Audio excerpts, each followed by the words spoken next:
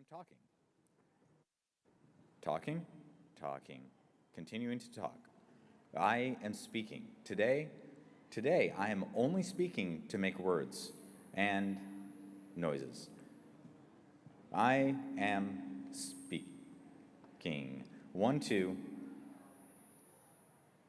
1, 2. This is a lectern. This is not a podium. This is a podium.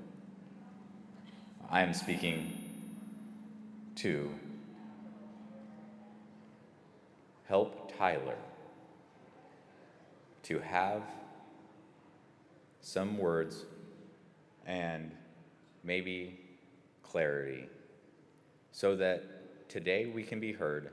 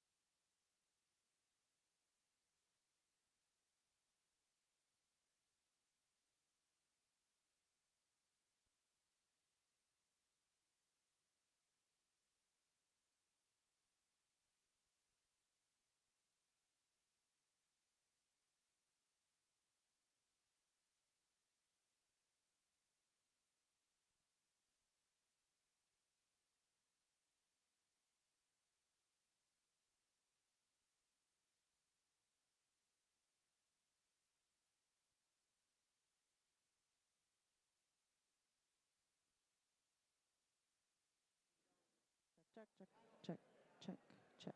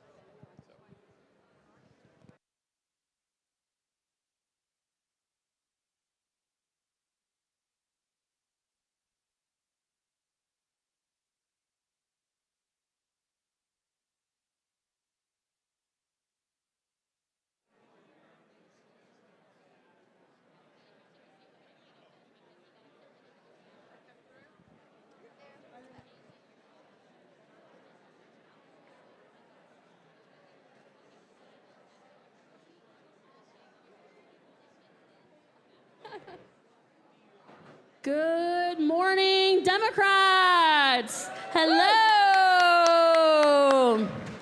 Welcome to our official first day of the convention. I want to welcome everybody and say thank you so much for being here. I'm really excited about all of the programming and the trainings that we have for you today. And I'm really excited that we are kicking it off with this incredible leader and this really important topic. I had a chance to see the Vera Action's presentation at the DNC when I first became chair last year. And I was so impressed with the sort of boldness in talking about crime and public safety and the acknowledgement that we as Democrats are losing on this issue, but in part because we at times are sort of afraid to tackle it. And so this training here is going to help all of us be able to feel much more comfortable and confident in being able to talk about these issues, which are on the minds of voters in every part of our state.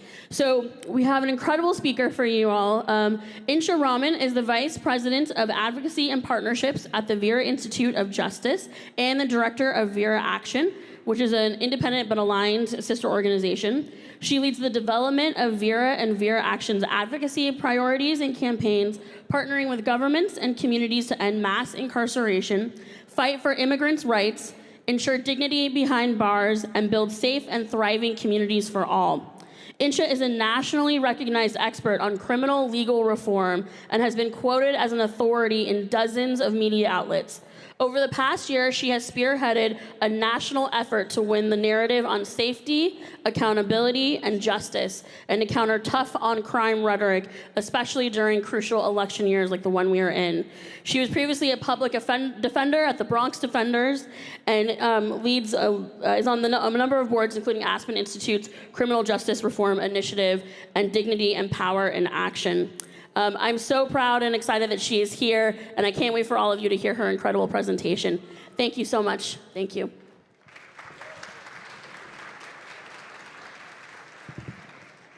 Thank you so much, Chair Conrad, for inviting me onto this stage to have a conversation that is often really difficult for Democrats to have, which is how do we counter tough on crime rhetoric and how do we actually turn the tables and own three values that we know voters across the political spectrum, doesn't matter where you live, the color of your skin, how much money is in your pocket, how old you are, we all want safety, we all want accountability, and we all want justice. So I'm going to put up a presentation. There you go. This is, if you learn nothing else from today, it's that there's actually a narrative that works really well to counter tough on crime. And that's to say we are serious about safety. So think about the last story you saw in the nightly news or in the headlines about crime, or the last ad you saw run by a candidate on crime. What was the emotion that it tapped into? All of us are different, right? We all have different reactions to things, but I think for most of us, the emotion that we felt was fear. And that is what the GOP taps into and drives whenever they go tough on crime, and we know they go tough on crime often. It's something we've all seen in recent election cycles, and it's something we're gonna see this year. So we know that voters, when they hear tough on crime, it taps into those fears, right?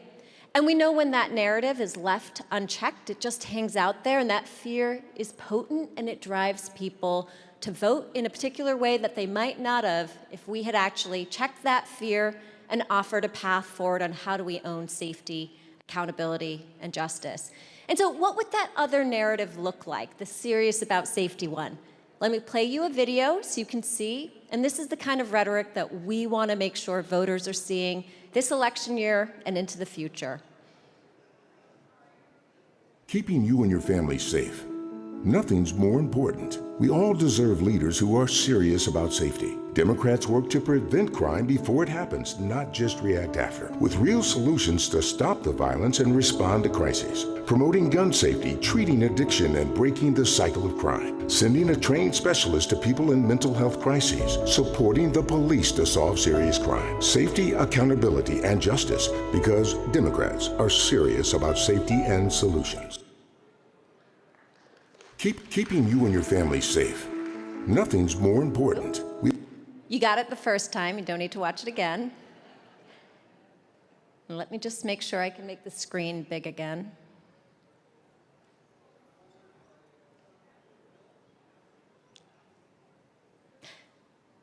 How many of you have heard an ad that sounds like that? Not many, right? Raise your hand if you have, or something that sounds like that. Well, I'm going to show you how those kinds of ads where we're owning, we can be serious about safety, we can have accountability, we can have justice, how that matches up to the tough on crime rhetoric that we see on the campaign trail in our day-to-day. And so in this slide, where there's a lot of information, let me tell you what you should get out of it. Just to give you a sense of how much money gets spent tapping into voters' fears about crime, put yourself back in late summer 2022. I mean, we are standing here today, 2 years after the Supreme Court decision on Dobbs. And we know that that energized and motivated and angered voters. And Democrats in July, August, into early September, they were up in the polls in the midterm election cycle, right? Voters were galvanized around the issue of abortion. And then what did we see from the GOP? We started to see attack after attack after attack, saying Democrats are soft on crime. And if you put yourself in Wisconsin or Pennsylvania or where I'm from, New York or Oregon, after voters saw those ads, you literally saw Democrats start to slip in the polls because those attacks were left unanswered. And so the GOP spent just in that election cycle, really from September, October until November 8th, 2022, $157 million on attack ads calling Democrats soft on crime. $157 million. That's a huge sum of money telling voters that Democrats don't handle crime well, that you should be afraid, that you shouldn't vote for them because you won't be safe. And look, in the polls, we know when voters are asked, they say, kitchen table issues like the economy, putting food on the table, a roof over my children's heads. Those are the things that are top voting issues. But so is safety, because everybody wants to be safe, and it sort of lurks under the surface as an incredibly important issue for voters at the polls, even if it doesn't show up in the polling. But yet what we saw, look after November 8th, 2022, is that that tough on crime playbook actually didn't land in lots of parts of the country. And you might ask yourself, well, why? 2 reasons. One is voters, even if the political playbook on crime is left over from 1988 and the infamous Willie Horton playbook, that's not where voters are. Our voters have seen what mass incarceration has done to this country and to families. 1 in 2 Americans has either experienced a jail or prison cell themselves or through a loved one. They've also seen the promise of reform, that we can actually reduce the number of people getting arrested, going to jail or prison, and we can have public safety. And they've also heard tough on crime for over 3 decades, and they're like, well, this doesn't really work because I'm not really seeing my community or my neighborhood feel safer. And so what we saw is there's a number of candidates back in 2022, Senator John Fetterman in his US Senate race, a number of other folks into 2023, mayors in Jacksonville, Florida, Chicago, Illinois, saying we can own being serious about safety, we can counter tough on crime with serious about safety. So let's talk about what a serious about safety message looks like. 3 parts, 3 values that we've found from our research voters care about across the political spectrum. Some voters care about one value more than the other, but all voters care about all 3, which is safety. It's solutions that work to prevent crime, respond to crisis, stop violence. I see people taking pictures of the slides. Absolutely, we'll send them around, so you don't have to. We will send this around. It's available for everybody. We want people to take this in. Accountability. So we know people want to make sure that there is personal accountability if somebody does break the law, right? And what we found works really well to talk to voters is that accountability is not more punishment, but actually repairing and changing behavior to break the cycle of crime. And justice. People care about justice. They do, and that often gets lost in the political rhetoric and the election cycle, but voters care about justice. And justice is a system that works for all by relying less on incarceration and more on the things proven to help communities thrive. So I'm going to share 5 takeaways from our research, and we've been at this for about 2 years since the 2022 midterm cycle, really trying to understand what voters across the political spectrum are bringing to the ballot box when it comes to issues of crime and safety. And that's where our findings really tell us tough on crime isn't where we need to go. It actually doesn't work well. So what Democrats have currently, by and large, been doing, which is either doing nothing and sort of ducking and pivoting to talking more about abortion or democracy, not a winning strategy. Democrats also don't need to go, I too am tough on crime, which, let's be real, we've all seen that, right? I get the instinct. It actually doesn't work with voters either because they don't really think tough on crime works. And if you're going to vote for a tough on crime candidate, why wouldn't you vote for the original tough on crime candidate and not a poor facsimile, right? So 5 takeaways from our national research as well as state-specific research about how do we own safety, accountability, and justice, and a serious about safety message. So takeaway number 1 is we can't let ourselves be defined as soft on crime by the opposition, and that's what happens when we're silent on this. We can literally make safety part of the kitchen table litany of the freedoms we care about by saying just one sentence, I am serious about safety. Democrats are serious about safety, and add that in addition to protecting your personal freedoms, your right to abortion, democracy, all of those things, put in a little word about serious about safety, get out in front of the soft on crime attacks with a strong message that we have the solutions that work to prevent crime, respond to crisis, and stop violence. Here's how we know that this works. So in a national survey, we asked voters across the political spectrum, when it comes to an approach to dealing with crime and safety, do you prefer a tough on crime approach, which is having tougher sentences for people convicted of violent crimes, maintaining strong bail laws to keep dangerous people in jail, and providing police more support and resources?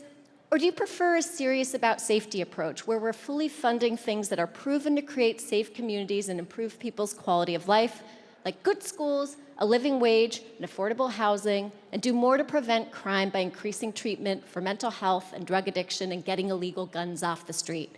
So overall, nationally, and this includes everybody from liberal voters to independent moderate voters and even registered Republicans, 56% of Americans say, I want a serious about safety approach.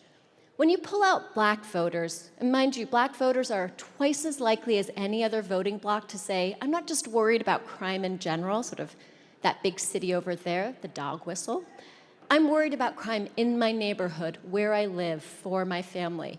Despite black Americans being more worried about crime than any other voting bloc, 72% say a serious about safety approach resonates with my values. That's the approach I want to hear politicians taking. We oversampled AAPI voters, Latino voters, same thing, 60 to 40. And even white voters, which includes a lot of conservative Trump voters, you can still see 52 to 47 prefer a serious about safety approach. We've tested this in the battleground states, 55 to 45 in Michigan, Pennsylvania. The trend holds true. If we were to test that in Washington, I am certain that trend would hold true. So the second takeaway is this, you might be wondering, well, this serious about safety message, it sounds kind of like lefty liberal. Is it a little bit too soft? Turns out it's not. It's actually a message that holds white and independent voters, and it galvanizes the base of black voters and young voters to actually turn out and vote. And here's how we tested this. So remember the ad we just saw, the serious about safety ad? So put yourself in Virginia back in the last election cycle, November 2023. Huge election year for Virginia, off-year elections, the biggest ones in the country. Everybody was up for re-election or election in the state legislature. And again, the GOP went hard that cycle on crime. And just in one election cycle, just in one state in Virginia, the GOP spent $25 million on ads attacking Democrats for being soft on crime. And what we did is an exit survey after the elections, and mind you, Democrats did fine. Abortion is a galvanizing issue. The fact that Democrats stand for democracy and freedoms is a galvanizing issue, even in a very purple state like Virginia. But what we did was an exit survey of Virginia voters, and we asked them, after seeing $25 million worth of ads attacking Democrats for being soft on crime, what's the approach to crime and safety you prefer? And we showed these actual voters 3 different ads. One of them was a GOP candidate touting a tough-on-crime approach and funding for law enforcement and law enforcement endorsements. We've all seen that ad, right? It's your typical GOP tough-on-crime ad. The second was we showed a Democrat, a black Democrat, who was being attacked as the defund candidate, the candidate who's soft on crime. And he did what Democrats often do, which is say, no, I too am tough on crime. And so he had a bunch of police endorsements and talked about gun safety and gun control. Then we showed voters the serious about safety ad. And we asked those voters, of these 3 ads, even if none is exactly right, which of them is most aligned with your views? And the results are pretty remarkable. Real ads, real voters who just came out of hearing a lot of tough on crime and seeing a lot of ads peddling tough on crime rhetoric. So you can see overall, 34% of Virginia voters preferred the serious about safety ad and said it most resonated with their views. So that's by a margin of over 10%, or about 10% compared to the other 2 ads. With independent voters, came neck and neck with the Democrat talking about gun safety. 29% said that's the ad I prefer. And then with registered Democrats, 54% said that serious about safety ad is the one that I agree with. Black voters, 47%, Gen Z voters, 37%. And there are arrows next to the black voters and Gen Z voters because we actually asked an open-ended question of why does this ad resonate with your views? And what black voters and Gen Z voters said is, if I heard a candidate talking like this about this issue, about talking about safety and justice, I'd be more likely to get out and vote. I'd be more likely to vote for them. So that's concrete proof that this is actually galvanizing, as well holds the more moderate and independent voters that we're all looking to win over and bring to the Democratic side. So the third takeaway is focusing specifically on independent voters, because we know we've got lots of them, even in this state that people think of as very blue. We know there's always independents or people who are just looking for a different approach, aren't sure about either party. And so what we did in the Virginia research, and we've done this nationally as well, we actually asked a bunch of questions and pulled out what independent voters preferred. And what we found is, overall, independent voters are more likely to trust the GOP on the issue of crime. As Chair Conrad said, Democrats are lagging on this issue, especially in voter trust. And yet, despite lagging behind in terms of trust, the serious about safety message wins over those independent voters. And so, again, we asked, which party do you trust more on issues of crime and safety? We've all seen this data nationally, here in Washington, everywhere else. By and large, the GOP has an advantage over Democrats. That's true, too, with independent voters in Virginia. By about 10 percentage points, they said, I trust the GOP more than Democrats on issues of crime and safety. Yet when we asked them that same serious about safety versus tough on crime approach, look at the middle bars. You can see independent voters, by a measure of over 20%, said, even though I trust the GOP more, even though I have concerns about crime, I prefer a serious about safety approach to a tough on crime one.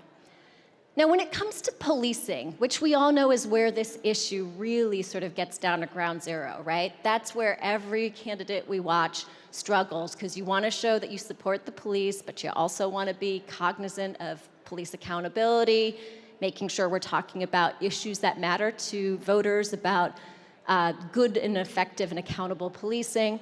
We asked this question, all of our national research, as well as state-specific research, what do you want to hear from candidates when it comes to policing? So often, all we hear from candidates is, I'll fund the police, or we'll put more police on the streets. You're actually missing the conversation that voters want to hear. The top performing message, and this is true for Democratic voters, independent voters, and Republican voters, is we can support the police to do the difficult jobs they're tasked to do, and we can hold them accountable if they abuse their power or break the law.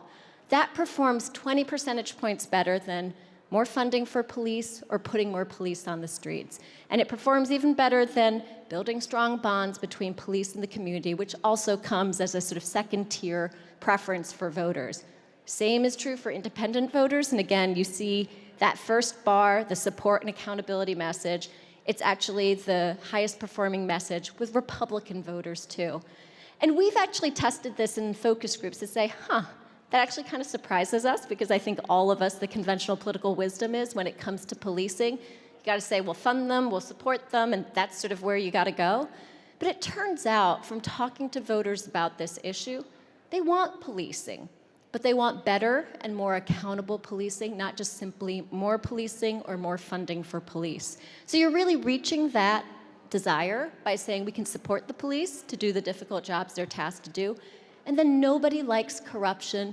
Nobody likes people who break the law, including when police officers do. And so that message of, and we can have accountability if they abuse their power, break the law, is the winning message.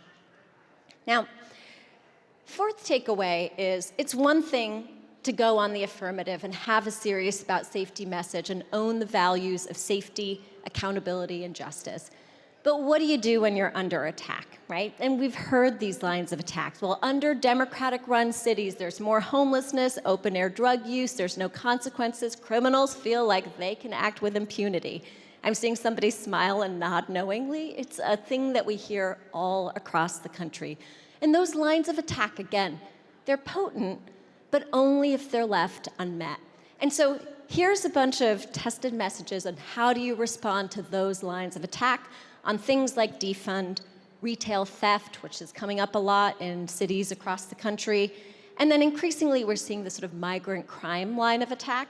We've got a tested message for that, too. So there's a lot of text on this page, and again, we'll send these slides around. But here's your typical defund attack.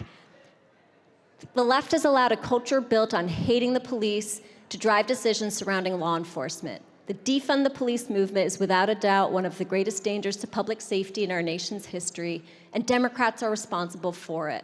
The hostile climate for police has discouraged proactive police work. We can't expect the police to keep us safe if we aren't willing to keep them safe. We've all heard some version of this, right? And we've actually heard it from Democrats as well.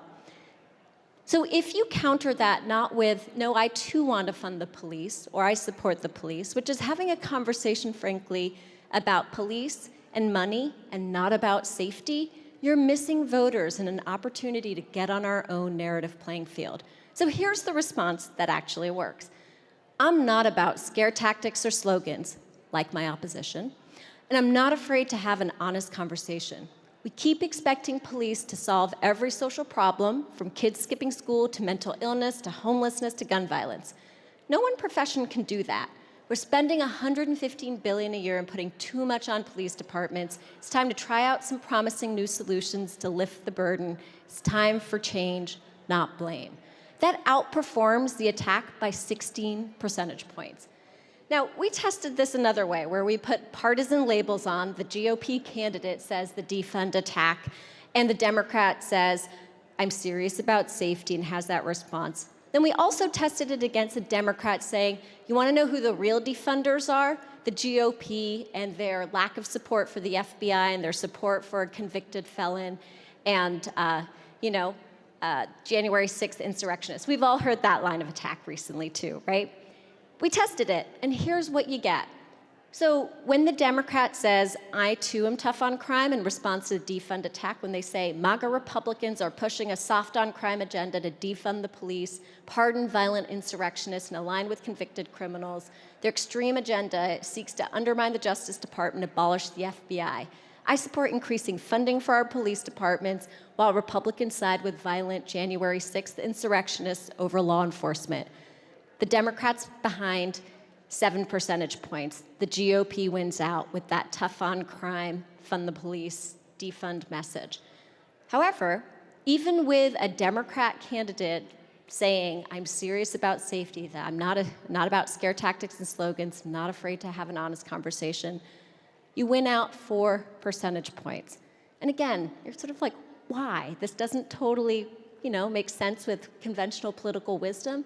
It's because voters want to hear Democrats on their own narrative playing field with an affirmative message about safety, accountability, and justice, not about funding or defunding the police, not about tough or soft on crime, but serious about safety.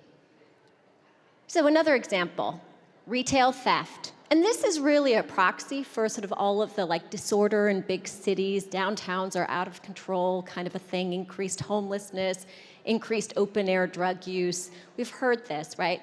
In Seattle, Portland, San Francisco, LA, where I live in New York City. And so what we did was test, again, that split head-to-head message test of here's the attack from a conservative or a GOP. And when it comes to retail theft, it sounds something like this. We can thank woke prosecutors for letting American cities spiral out of control. People are scared to go into stores because of theft and looting. Hardworking employees and business owners are traumatized and scared to go to work.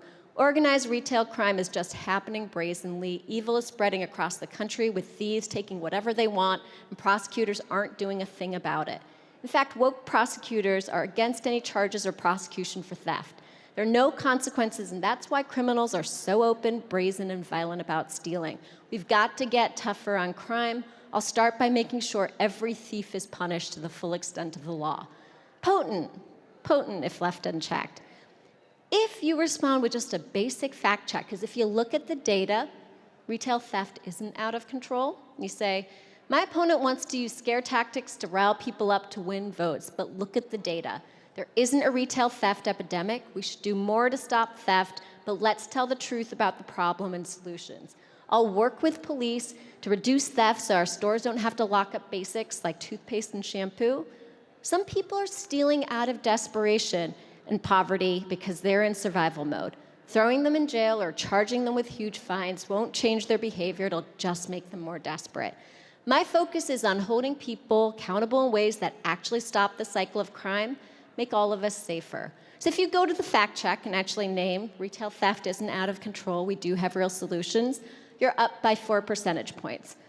If you go serious about safety, you start with the value that people care about, which is we all deserve to be safe, you do even better. So here's how you do it. My opponent wants to use scare tactics to rile people up to win votes, but here's what I can tell you. We all deserve to live in safe neighborhoods and shop at places in peace. And you go right to, I'll work with police. Some people are stealing out of desperation, locking them up isn't gonna help. We wanna actually have Solutions that hold people accountable in ways that stop the cycle of crime, make all of us safer. You beat the attack 14 percentage points, 43 to 57. Again, getting on our own narrative playing field is the best thing we can do to own this issue and not lag behind the GOP in terms of voter confidence and trust that Democrats have real solutions that work for safety, accountability, and justice. So one more, and I know that this is a ton of text, it's hard to read, so I'm reading it aloud to you, and again, we'll send the slides around. But we've seen this idea of migrant crime and Biden migrant crime sort of coming up again and again. It's going to continue to come up, even in places that really aren't experiencing a lot of immigration or newly arrived migrants. We're still seeing this line of attack. Again, only potent if left unchecked. So here's your typical GOP attack on this. Cities are being overrun by an influx of new migrants causing chaos and crime. Democrats like New York City Mayor Adams are spending billions in taxpayer money to feed, clothe, and shelter illegal migrants, many of them criminals. Meanwhile, ordinary Americans are struggling just to pay bills under Biden's inflation. I'll deport criminals who come here illegally, and I'll use our military and police forces to do it. It's time to secure our borders, put an end to Biden's migrant crime, put Americans first. Now, that's actually playing into a number of different fears that everyday voters have who don't consider themselves and aren't racist or xenophobic, but they are like, well, I feel like I'm struggling, so why are we spending this much money on people who have just gotten here? Or, I don't think that I feel safe or my kids feel safe, why are we spending resources housing and feeding newly arrived migrants? So it's really tapping into, very cleverly, some of those fears. If you go tough on crime as a Democrat and basically say, I know we can't handle this influx, have a message something like this. The influx of asylum seekers is overwhelming places like New York and Chicago. New migrants are taking up resources and monies our state can't afford. We don't have the infrastructure to deal with them. We need urgent help from community partners and government leaders to make sure that these families have the tools to work and contribute to our communities. But we also need the federal government to take action now to increase border security, stop the influx of migrants. That's a very common Democrat response to this issue that we keep hearing again and again. We tested it. Turns out the Democrat loses 2 percentage points, 51 to 49. Basically, when you take elements and sort of play into, yes, we can't handle this, and allow that fear to continue that this is going to overwhelm us and we can't manage. If instead you say, we're serious about safety, and importantly, when it comes to immigration and migration, serious about safety, stability, and security is the message that works beautifully. Here's what it sounds like. My opponent uses lies and hate for political gain. Our forefathers would be ashamed of policies like family separation and mass deportation. Let's focus on solutions that live up to our values and make us safer. Let's secure our border and create a pathway to citizenship for immigrants who have lived here for many years. Let's fully fund things proven to improve safety and improve everybody's quality of life, like good schools, good paying jobs, healthcare, and affordable housing. I'm focused on making life safer, more stable, and more secure for all of us. It beats the attack 47 to 53, 6 percentage points. And here's why. Again, we tested what is it about this message. For one thing, it addresses the fear of, well, we need to put Americans first because we don't have enough to take care of everyone. So it actually gets at that. And then it makes the case that we can lift all boats. Everybody deserves to be safe, to live secure lives, to live stable lives. And that helps to, again, diffuse this us versus them dynamic that rhetoric around migration and especially migrant crime taps into. So let me just say, and I don't know how much migration and immigration is coming up in Washington, but it's coming up everywhere in terms of the national stage and national races. There are a couple of congressional races that really matter here in this state, so you'll probably hear it there.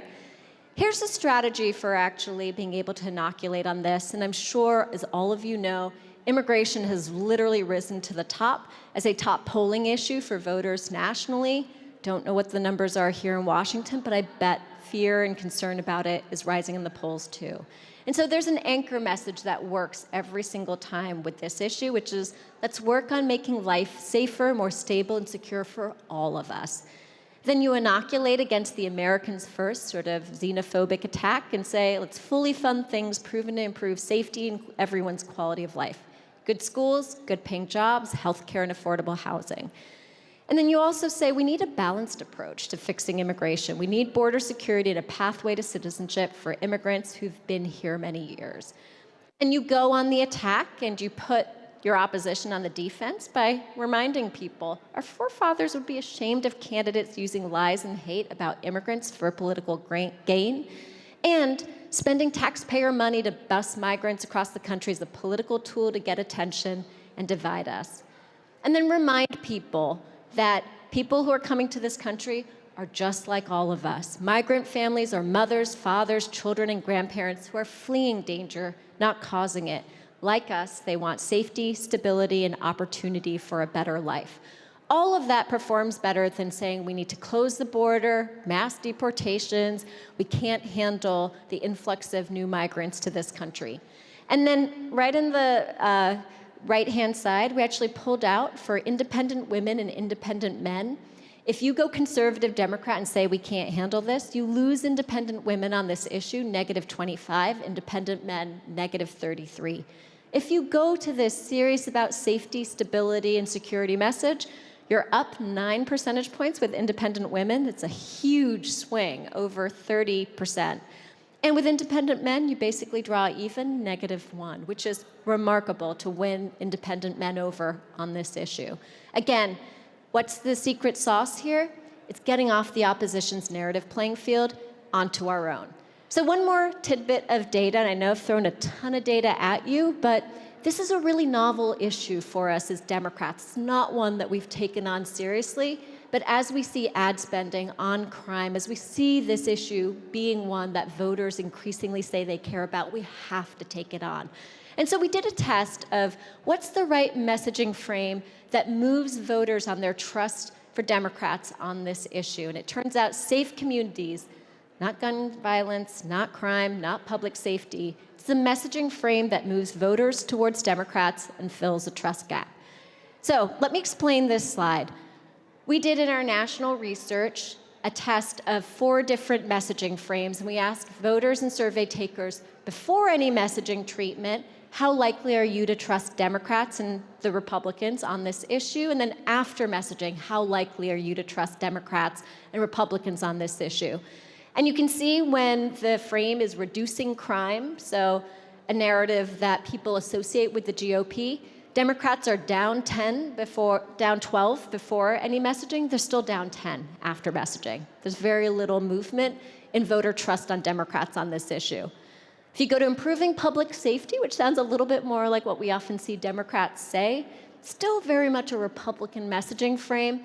Democrats are down 6 before any messaging treatment. They're still down 6 after. If Democrats go to reducing gun violence, which we know is a really important issue for voters, very important for Democratic registered voters, for independent voters too. Turns out Democrats already have an advantage here. Voters are more likely to think Democrats are good on this issue than Republicans, no surprise. So Democrats are already up 10 percentage points.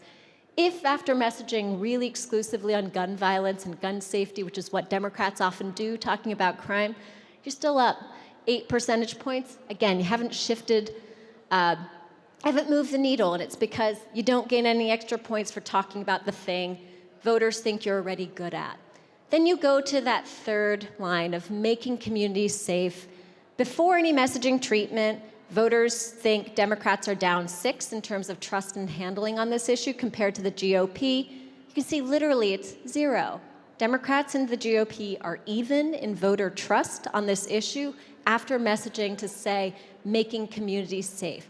So this might not be the winning issue, at least not yet, because we're early on in figuring out how did Democrats own this and own a narrative around safety, accountability, and justice. But it's an issue that we can at least inoculate on in this cycle if we actually take this advice, take it on, and start owning being serious about safety. And so when it comes to basic policies, again, driving this point home, maybe beating a dead horse, you can see when we ask policy-wise, which policies do voters think are more effective to improve crime and safety in communities? Putting 100,000 more police on the ground to improve safety, which is currently President Biden's planned policy for this issue, only 43% say, I think that that is effective. Harsher sentences, mandatory minimums to keep people in prison, only 38% of voters say, I think that's effective. What's seen as more likely to be effective? Working across party lines towards a common goal of safe communities, 63%. People are really tired of the divisive rhetoric on this issue. Safety matters for everybody. It's a kitchen table issue. And they want to see candidates, elected leaders come together and just solve the problem and make communities safe. And people understand that increasing access to mental health care is a big part of getting safer. 61% say that. Building trust between police and the community, 61% say that too. Making sure safety, not wealth, determines who stays in jail pending trial. That's bail reform, right? To take money out of the equation and make sure public safety is what judges consider. 57% say, I think that that would be an effective approach to addressing issues of crime and safety. Likewise, addressing people's underlying economic conditions, addressing poverty, mental health, substance abuse, 56% say that would be an effective policy solution. So now I'm going to turn to real-life examples of how this works. That's a lot of data, and if you are maybe thinking, well, that's the test tube of data, that feels right in a lab, I don't know how this plays out in the real world. Well, let me give you some examples. So first of all, I know all of you remember the New York 3 special election, the empty George Santos race, right? Happened in February of this year. And I know, great, you should absolutely clap. It was an incredible victory for Democrats, incredible victory. Very, very purple district in Long Island. I live 20 miles away from there in Brooklyn. And it's an issue, it's a race where the issues of crime and immigration were the top issues for voters. It's actually a great race for Democrats to look across the country to be like, how do we win on this issue? And let me tell you something in this room. I think a lot of us who are reading the national papers and the headlines about this race, the story on Tom Suozzi is he ran like a Republican, right? How many of you saw that in the news? Speaker Mike Johnson actually said the day after Suozzi won, well, of course he won. He ran like a Republican. That's actually not true, and Democrats shouldn't let that narrative stand. What Tom Suozzi did is he ran like a really smart Democrat who's listening to voters. And what he did at each and every turn was not let himself get out-talked. The volume issue matters, right, to voters. He talked about immigration. He talked about crime. He owned the issues that mattered to voters in that district. And he owned a Democratic message that was on his own narrative playing field about being serious about safety, stability, and security. And so you can see in this research, we did an exit poll of New York 3 voters. We asked Suozzi voters, voters who consider both Suozzi and Mazi Pilip, and Pilip voters, what are the top issues for you? Abortion, immigration, guns, inflation, cost of living, crime. That was it for all of these voters. And then we asked them, what were your 2 top voting issues, and then how much should each candidate make it a priority? And you can see Suozzi actually closed the trust gap and the volume gap. He was behind Mazi Pilip on immigration, about 20 percentage points, which, considering she talked about nothing else on the campaign trail, that's pretty remarkable when he talked about abortion, democracy, immigration and crime, and how to make communities safe. And then you can see on crime, he literally closed the gap within 10 percentage points, which again, pretty remarkable for a Democrat. And then we asked voters in that district, when it comes to immigration and crime, what are the policies you favor?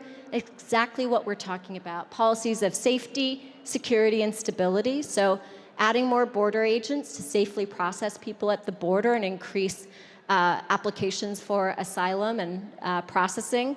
Add more immigration judges, and also have a pathway to citizenship for people who are here.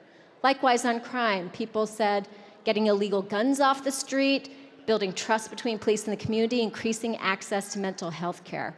And on both immigration and crime, we can see that policies like deporting everybody, closing the border, or getting tough on crime, putting 100,000 more police on the streets, all performed less well with those voters than actually the safety, security, and stability proposals and that approach. So again, real life example, really hard fought race, and really important to learn the right lessons and tell the right story for Democrats in it.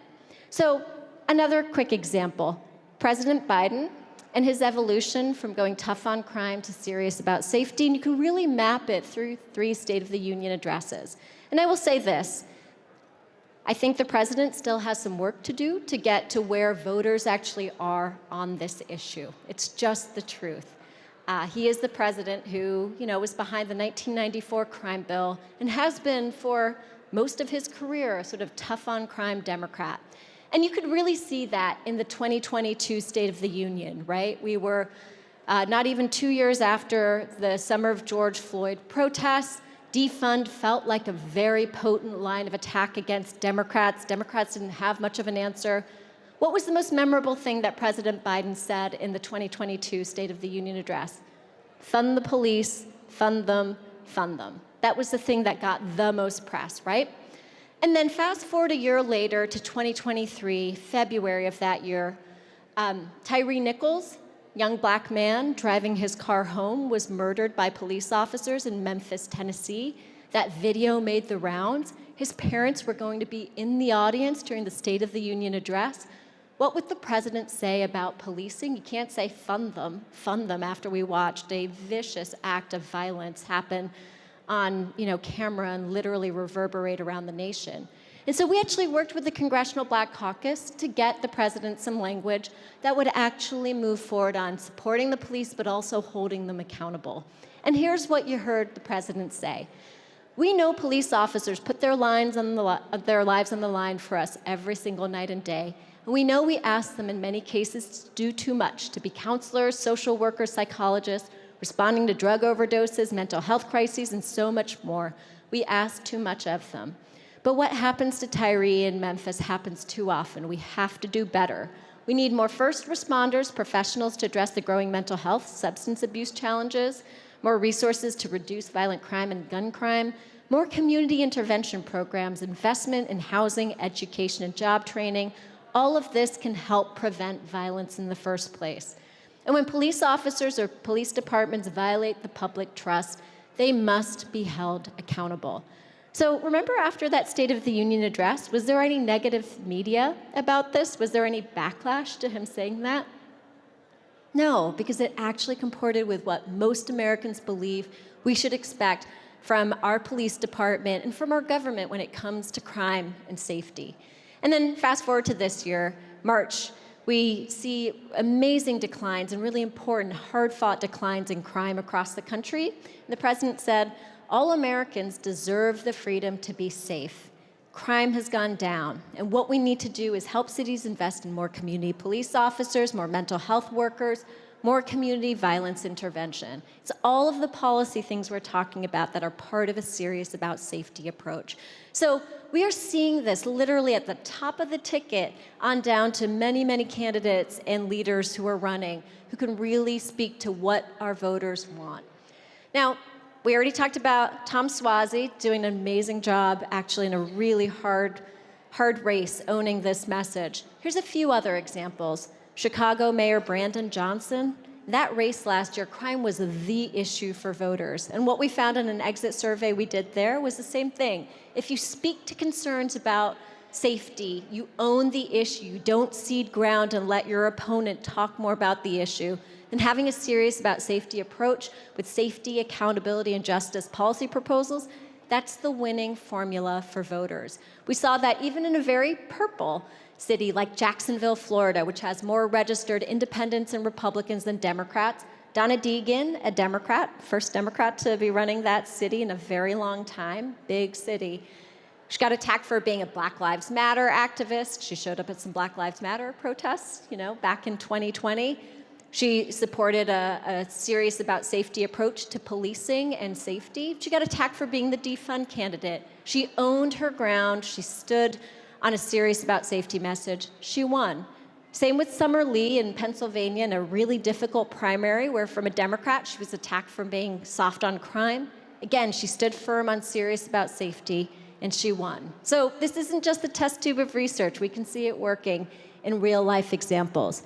So I know many of you here are gonna be on the doors, you're gonna be talking to voters, you're gonna be engaging in this issue, and I hope that this has been helpful so that when the issue around, well, crime seems like it's going up and I don't think Democrats are doing anything about it, you have something to say. You can lean into the issue.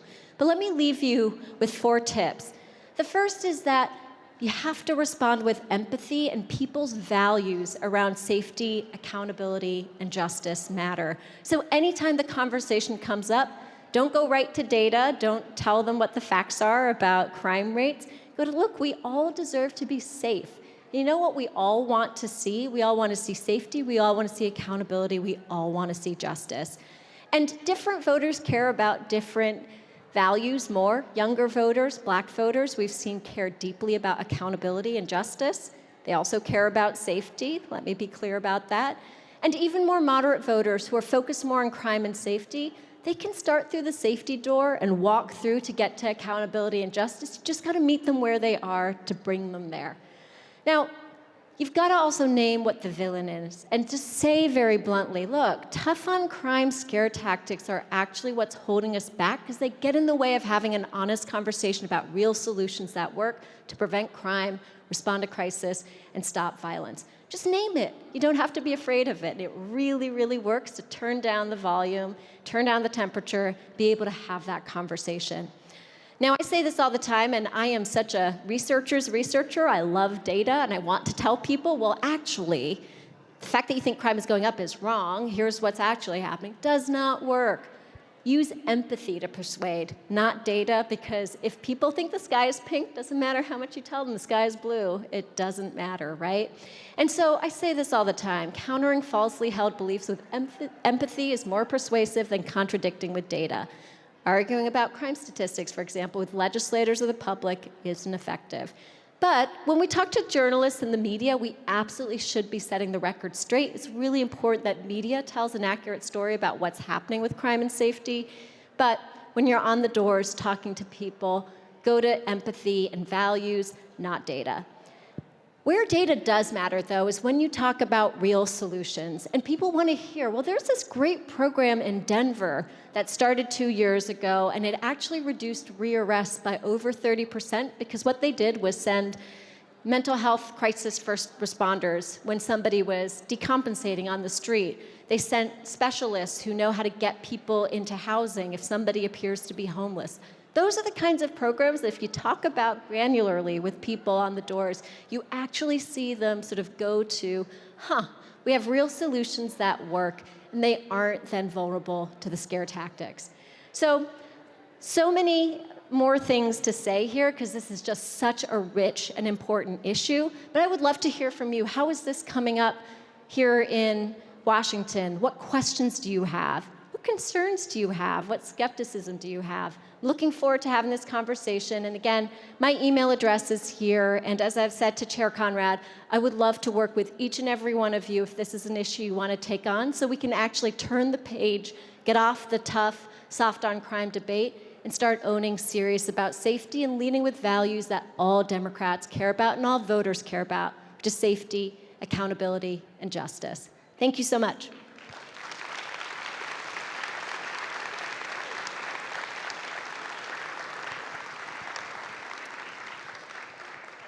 If people have questions or reactions, comments, I know that there are mics here. Maybe people are running them around. Come on up. Please share.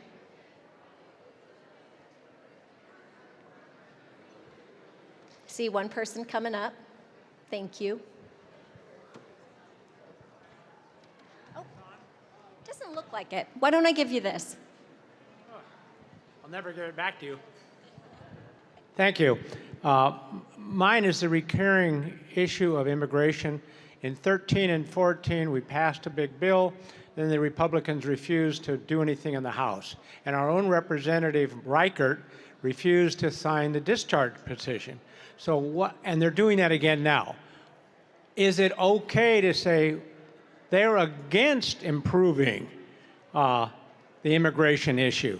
How do we deal with that? It's such a great question. So we've been testing this since, the new way of the immigration sort of fear-mongering, I would call it fear-mongering. It's just crime dressed up as immigration. It's tapping into all the same fears.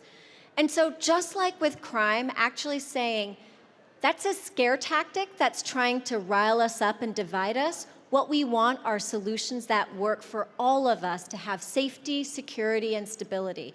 What we need our Democrats to do, and then you finish the sentence of what you need them to do. But it works like a charm, because what you need to counter is when you're going tough on immigration and tough on the border, you're playing into people's fear. You just named that that's a scare tactic. And nobody likes to feel like they've been had, right? And so when you say, and what I'm here for are real solutions, what we need from our legislators are real solutions, that brings people along to hear you on exactly what it is that we want to see happen that isn't the sort of tough on crime, tough on the border stuff that we're seeing right now. I think we're trying to get it turned on. Thank you. Very good. Well, can you hear me? Yeah. Yep, we can hear you. I want to thank you very much. You did a superb presentation, one of the best I've ever seen. Oh, thank you so much. Thank you. I'm an expert in my own mind. Okay. I want to succinctly put, safety is proactive. Tough is reactive. Mm-hmm. And like my wise Sicilian mother said, a stitch in time saves 9. Mm-hmm. Thanks again. Thank you. One of the messages that we've found so effective is we want to prevent crime before it happens and not just react after. It goes right to your point about what safety is. It's proactive. Crime is reactive. I appreciate that. Is it all right if we rotate mics? I think we've got. Oh, sure, yes. Sorry, I didn't even see you. I'm glad you said something. That's all right. I just want to echo the last speaker. I mean, thank you for the presentation. It's really clear how you're taking the approach of treating the cause versus necessarily the symptom, proactive versus reactive. I'm curious from a messaging standpoint we're serious about safety or we're tough on crime. I'm just curious if if it has to be either or if it can be an and. Because when you're showing the attacks that Republicans are providing and then the various responses that we can see and then seeing how voters respond to it, it seems like it is short-term and tangible for being tough on crime, yep. But then also serious on safety seems long-term and aspirational. Yep. So for voters, I'm just thinking, what is going to be more the short-term need that they have? How are they going to vote? But then also taking on experiences I have, like lived in Singapore for 3 years, yep. Right? And they're extremely safe. I'm sure a lot of this audience has heard the stories about it where, no gum, people are caned, no graffiti, right? But they're serious on crime as well. They're very tough. So I'm just curious if there is that kind of blend, how we incorporate that in the messaging, maybe versus making the voter think it's either or. Yep. So one of the things that's really important to do is when we say, I'm not about scare tactics, I'm about solutions, both immediate and long-term. That's what actually helps you get to the serious about safety thing isn't some aspirational dream that might come to fruition 10 years from now. The problem with going tough on crime or even using that rhetoric is that you're just reinforcing your opposition's narrative. And so if you even repeat that or say smart on crime or tough on the root causes of crime, we've heard Democrats try all of these, we've tested them out, it still keeps the voter, the person you're speaking to, in favor of the candidate who sounds like that. It's why doing a hard pivot and saying we're serious about safety, here's what that means. No more tough on crime scare tactics, no more trying to rile up fear. What I'm here for is real solutions, both for immediately addressing with urgency the issues that are plaguing our communities and to invest in the long-term things that we know actually improve everyone's quality of life. People love that because they're like, great, I get it. I am more than happy to invest in long-term things if I feel like you're hearing me on the immediate as well. So it's a really good point you raised because it is the skepticism I hear when I do this presentation to folks. They're like, that sounds a little bit like off in the distance. But actually just naming solutions are both immediate and long-term takes care of that problem. Thank you. Yeah, it's a great question. Okay. Sorry, we only have time for one more question, but I will be here milling around in the back if folks want to continue talking. I also wanted to thank you. This is very exciting. Have you done any analysis on how this interacts with libertarian talking points about reducing the scope of what the police are doing and how that was affected? Was there any analysis on how this message interacts with that one? So in some of our national research, we actually pulled out different voting blocks, including political affiliations like libertarians. This messaging performs incredibly well with libertarian sort of independents and conservatives. I don't know if that's a great thing for you, but it works great. And we haven't tested necessarily libertarian talking points on this, but again, like I said, this is a big tent message. The idea is we hold independent and even soft conservative voters, and we really motivate Democrats as well as black voters and young voters. So it's a big tent message on purpose, and yes, it works great with libertarians as well. So thank you again. I'll be around. Please feel free to come talk some more. I welcome it. Thank you so much for having me here.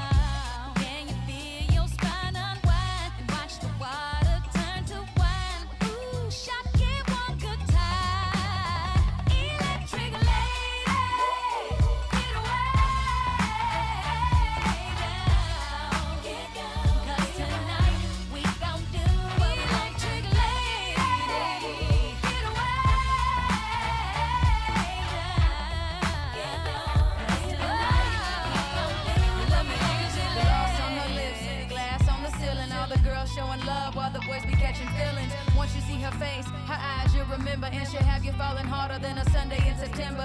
Whether in Savannah, Kansas, or in Atlanta, she'll walk in any room, have you raising up your antennas.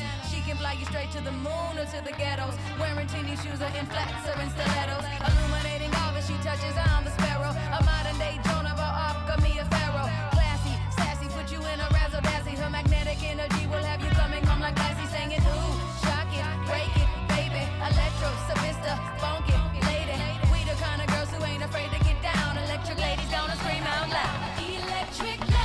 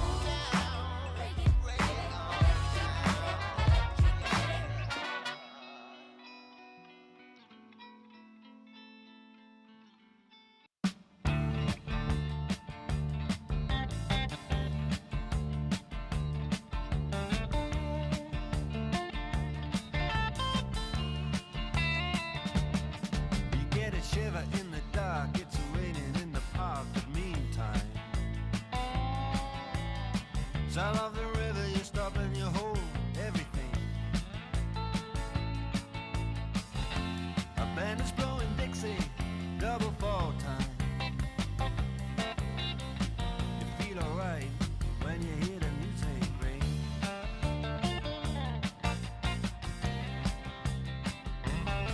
Well, now you step inside, but you don't see too many faces. Coming in out of the rain, they hear the jazz go down. Competition in other places,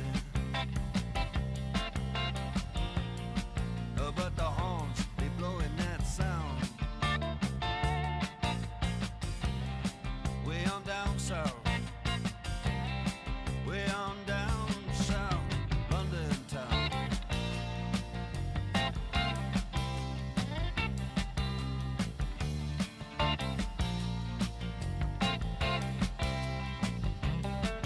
Check out Guitar George, he knows all the chords. But it's strictly rhythm, he doesn't want to make it cry or sing. If then an old guitar is all he can afford, when he gets up under the lights to play his thing.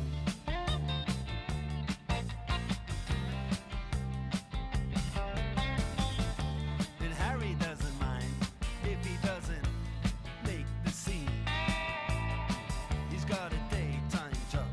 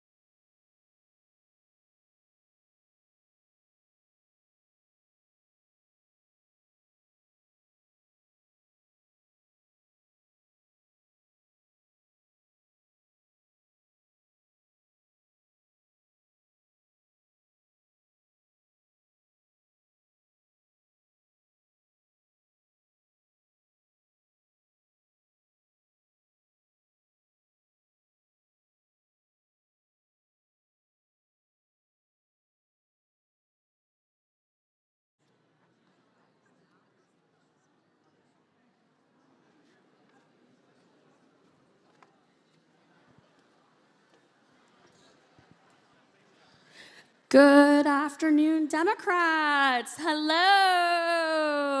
Welcome.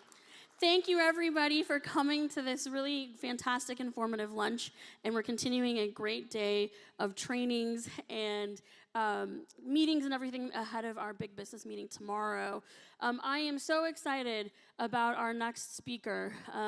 She is an incredible political strategist, political scientist. She's been featured in major media outlets all over the country. Her new book, which we're going to hear about, is called Hit 'em Where It Hurts: How to Save Democracy by Beating Republicans at Their Own Game.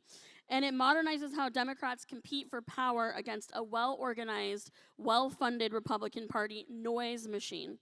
DNC Chair Jamie Harrison describes the book as straight up with no chaser, and anyone knows Rachel, that is exactly how I would describe her. This book is a must-read for any Democratic Party official or consultant. Rachel Boffer has her fingers on the pulse of how Democratic Party campaigns must evolve to respond forcefully to this era of hyper-partisanship. To protect democracy and elect pro-democracy candidates, we must go on the offense. And this book is the guide for just that. So it's going to be a fantastic hour. We're so excited for y'all being here. And welcome to the stage, Rachel Boffer.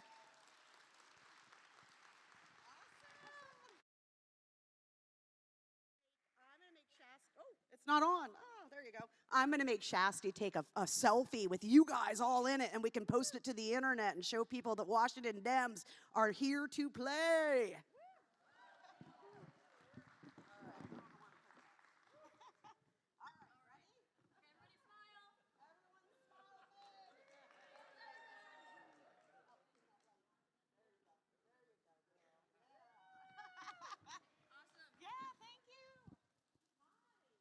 Going to turn on. There we go. Hi, Washington Democrats. Woo!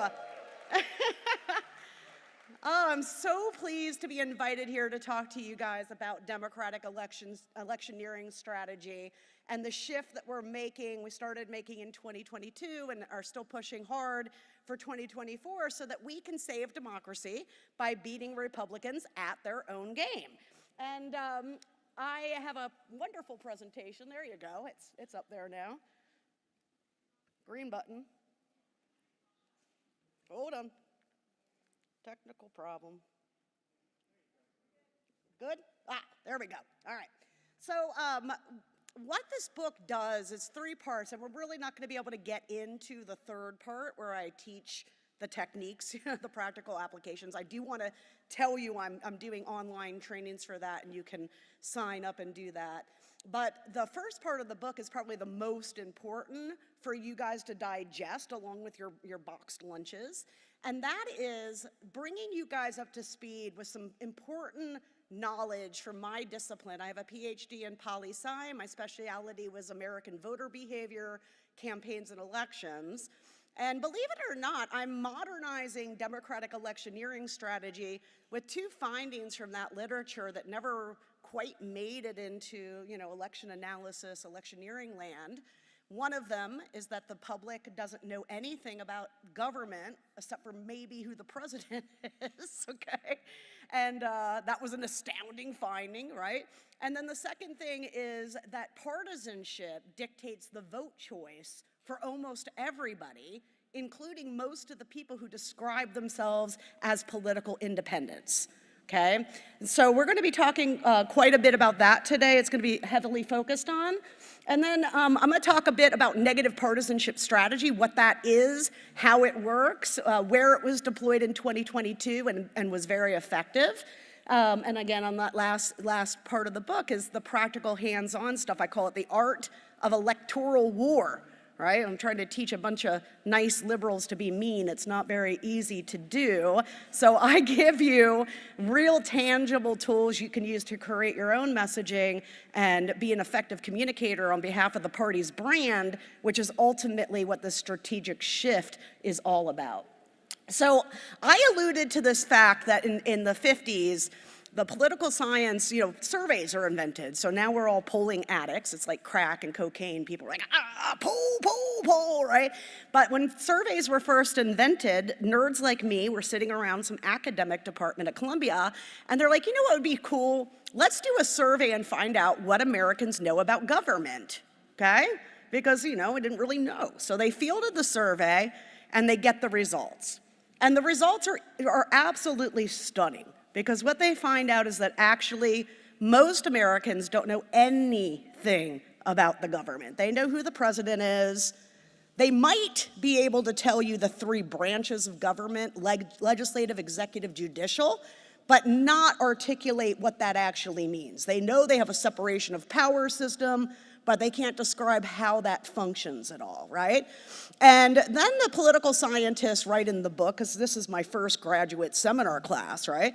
And they were, don't worry, because the people have a cheat code that they can use to determine who they're gonna vote for.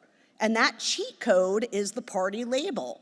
And they go on to write, wouldn't it be great if we had 2 parties that were so distinct and different that people could easily sort which one they want to belong to, right?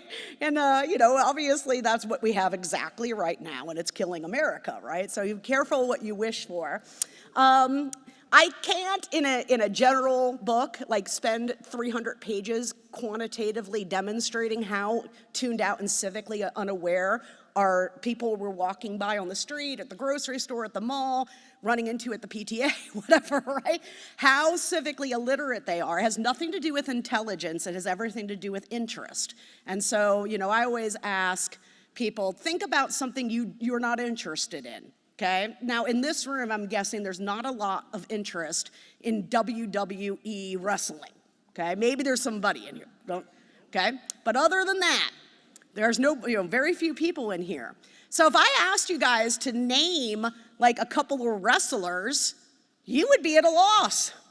You'd be like, who? I don't know. Mike Johnson, isn't that guy a basketball player?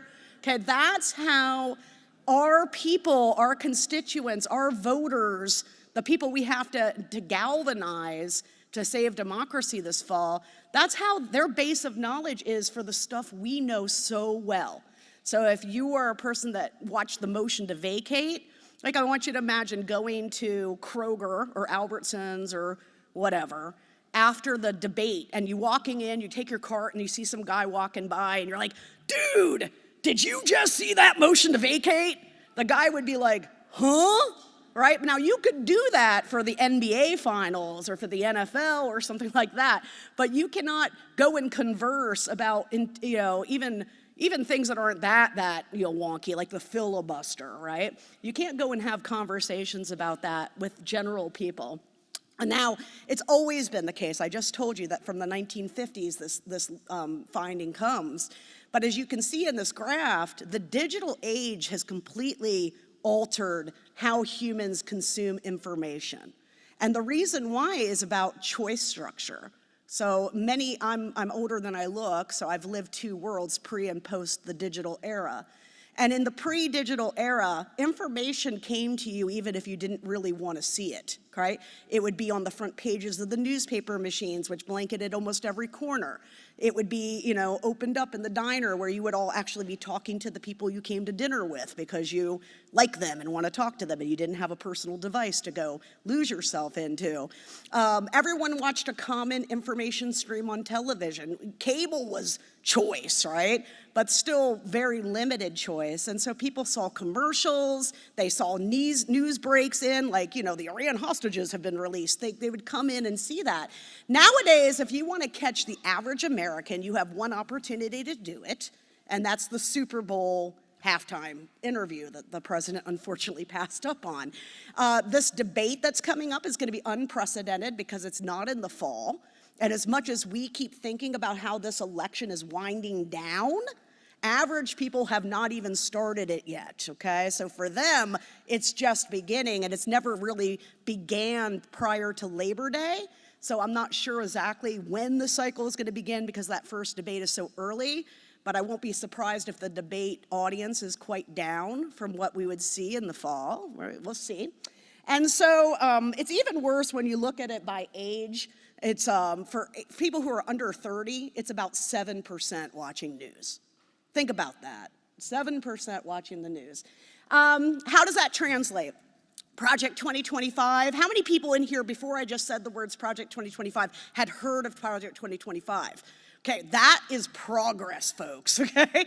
Because 8 months ago, it would have been maybe 1 or 2 hands and only journalists, okay? So we're pounding it really hard, trying to get it on the radar. Hopefully the president's gonna make this a point at the debate.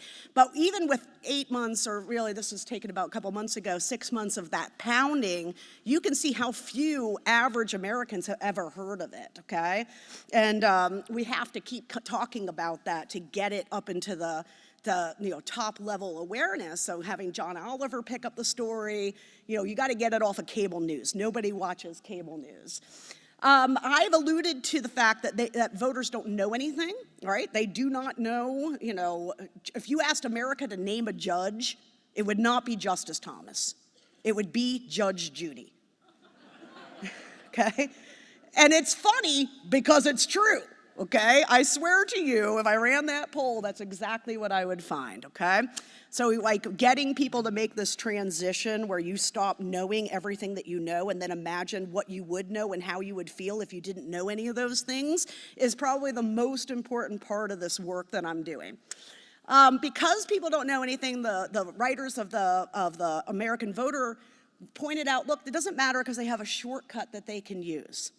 That shortcut is so profoundly powerful that although the media commentariat, because a lot of the people who do election analysis are not trained in elections, right? Or maybe they're practitioners or they covered it as a journalist, but they haven't studied it systemically. Most independents are not independent, and political science figured this out a long time ago. Now when I do a poll, I ask people who say they're independent, do you lean towards the Republican Party or the Democratic Party? And if they say they lean, they get sorted right into the Republican or Democratic bucket. And the reason pollsters started doing that, folks, is because their behavior, their vote choice, their issue positions, no different than out of the closet partisans, okay? So what that does is it means that our independent or swing bucket is very, very narrow. Of what we call pure independence. And also, those are folks that were socialized into voting, into the civic responsibility of voting, but don't have any of the passion or interest that we have that forces them to lean one way or the other. What I mean to say is, as I told Desi Leidick for The Daily Show, I did a skit with them once about their focus panel of swing voters, of undecideds. And I'm like, none of them are undecided. Go ask them. And she did. And they're all like, yeah, I know who I'm voting for. It was really funny. But anyway, so we have this very small band in a swing contest, like, let's say Michigan or Arizona, of people who are pure independents, and what moves them is top-line narrative, right? Right now, that top-line narrative before the election starts and over the time that Joe Biden has been president is that Joe Biden is old and has dementia because Republicans have been so effective at flooding the zone, and they have their media system, as I point out. They use our media system to their benefit as well in the book. So top-level awareness in that bucket becomes very, very important. Okay, and we're going to come back to that in just a minute. Just to show you guys what that means when I say that you can sort leaners into a party camp and predict how they're going to vote. This is just a graph I made that shows in 2020, the percent of Democrats that voted for Biden, the percent of Republicans that voted for Trump, the percent of Democrats that voted for Herschel Walker, who, by the way, was the most flawed Republican nominee you could have because he paid for abortions on top of all the other issues he had. That's like the cardinal sin, right? And yet you can see 96, 95% of Republicans and leaners voted still for Herschel Walker, okay? The reason Warnock won was because the Democrats, of course, did the same thing, and then the independents broke for the Rev.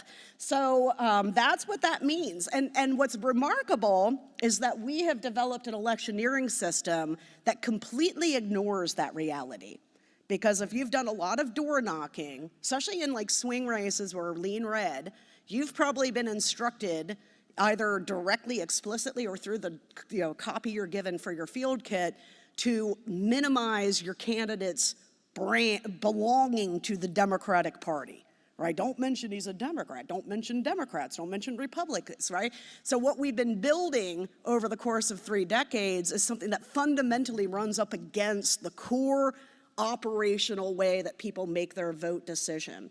Republicans figured that out, and they started to insert partisanship into their messaging. Starting in the mid-2000s, I talk about the Swift Vote Veterans for Truth campaign, okay? And it's so important for you guys who are old enough to remember that John Kerry was a Vietnam War hero, okay? Had gone and rescued people on a boat.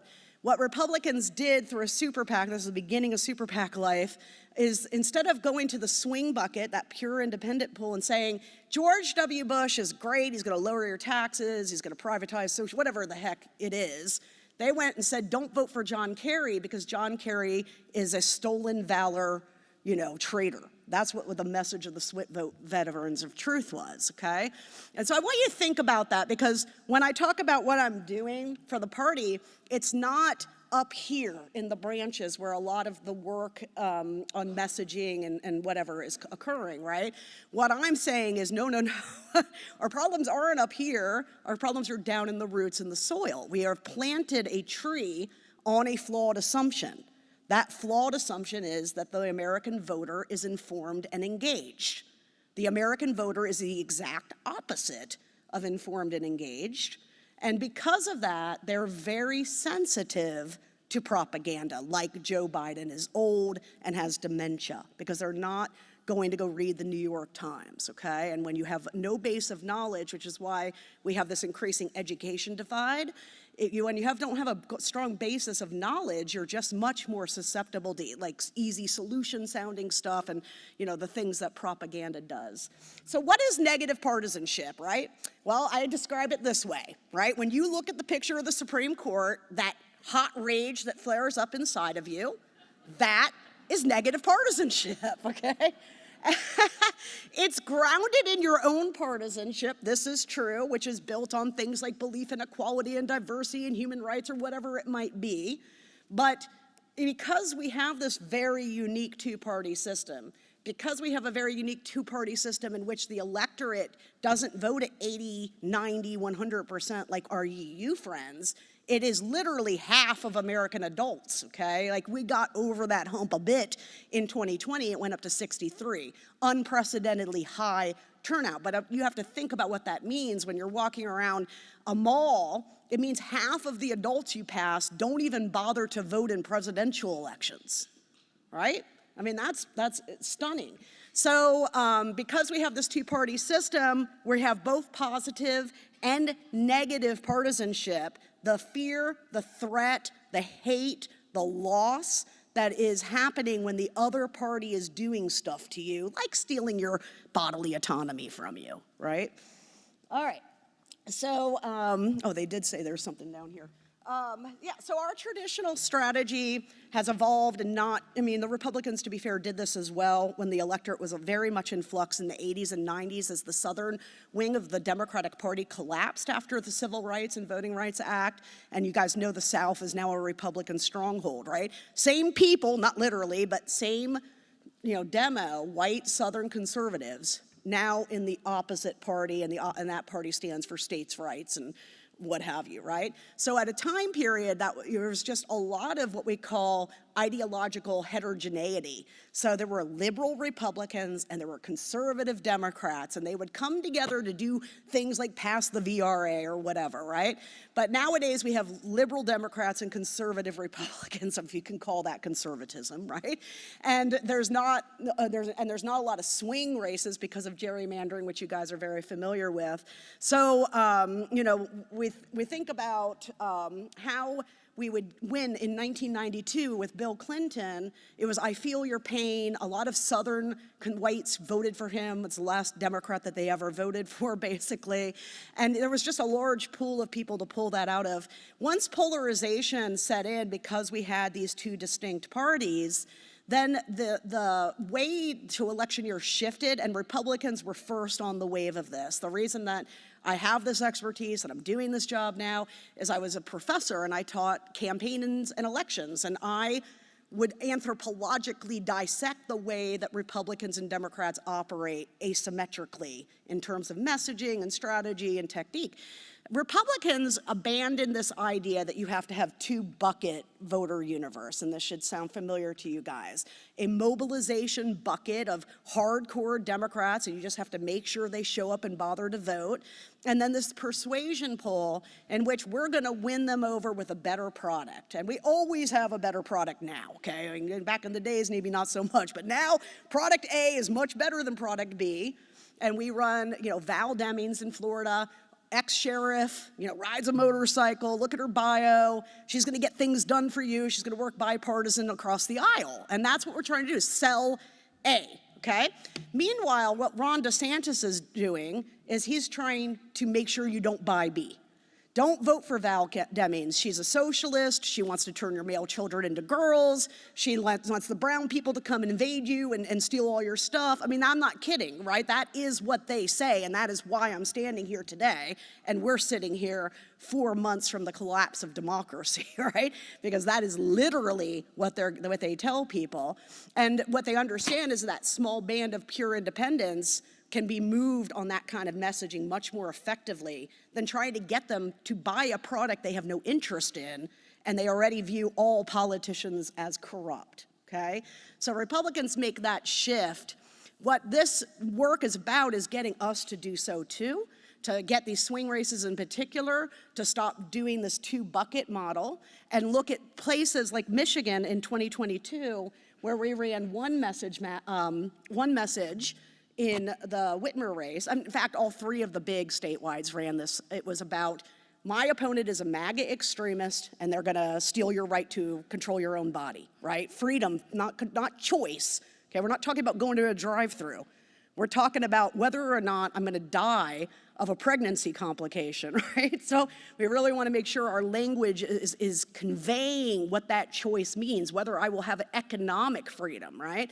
And what that strategy does, what that message did, A, it accepts the assumption that I'm trying so hard to get people like you in this room to accept.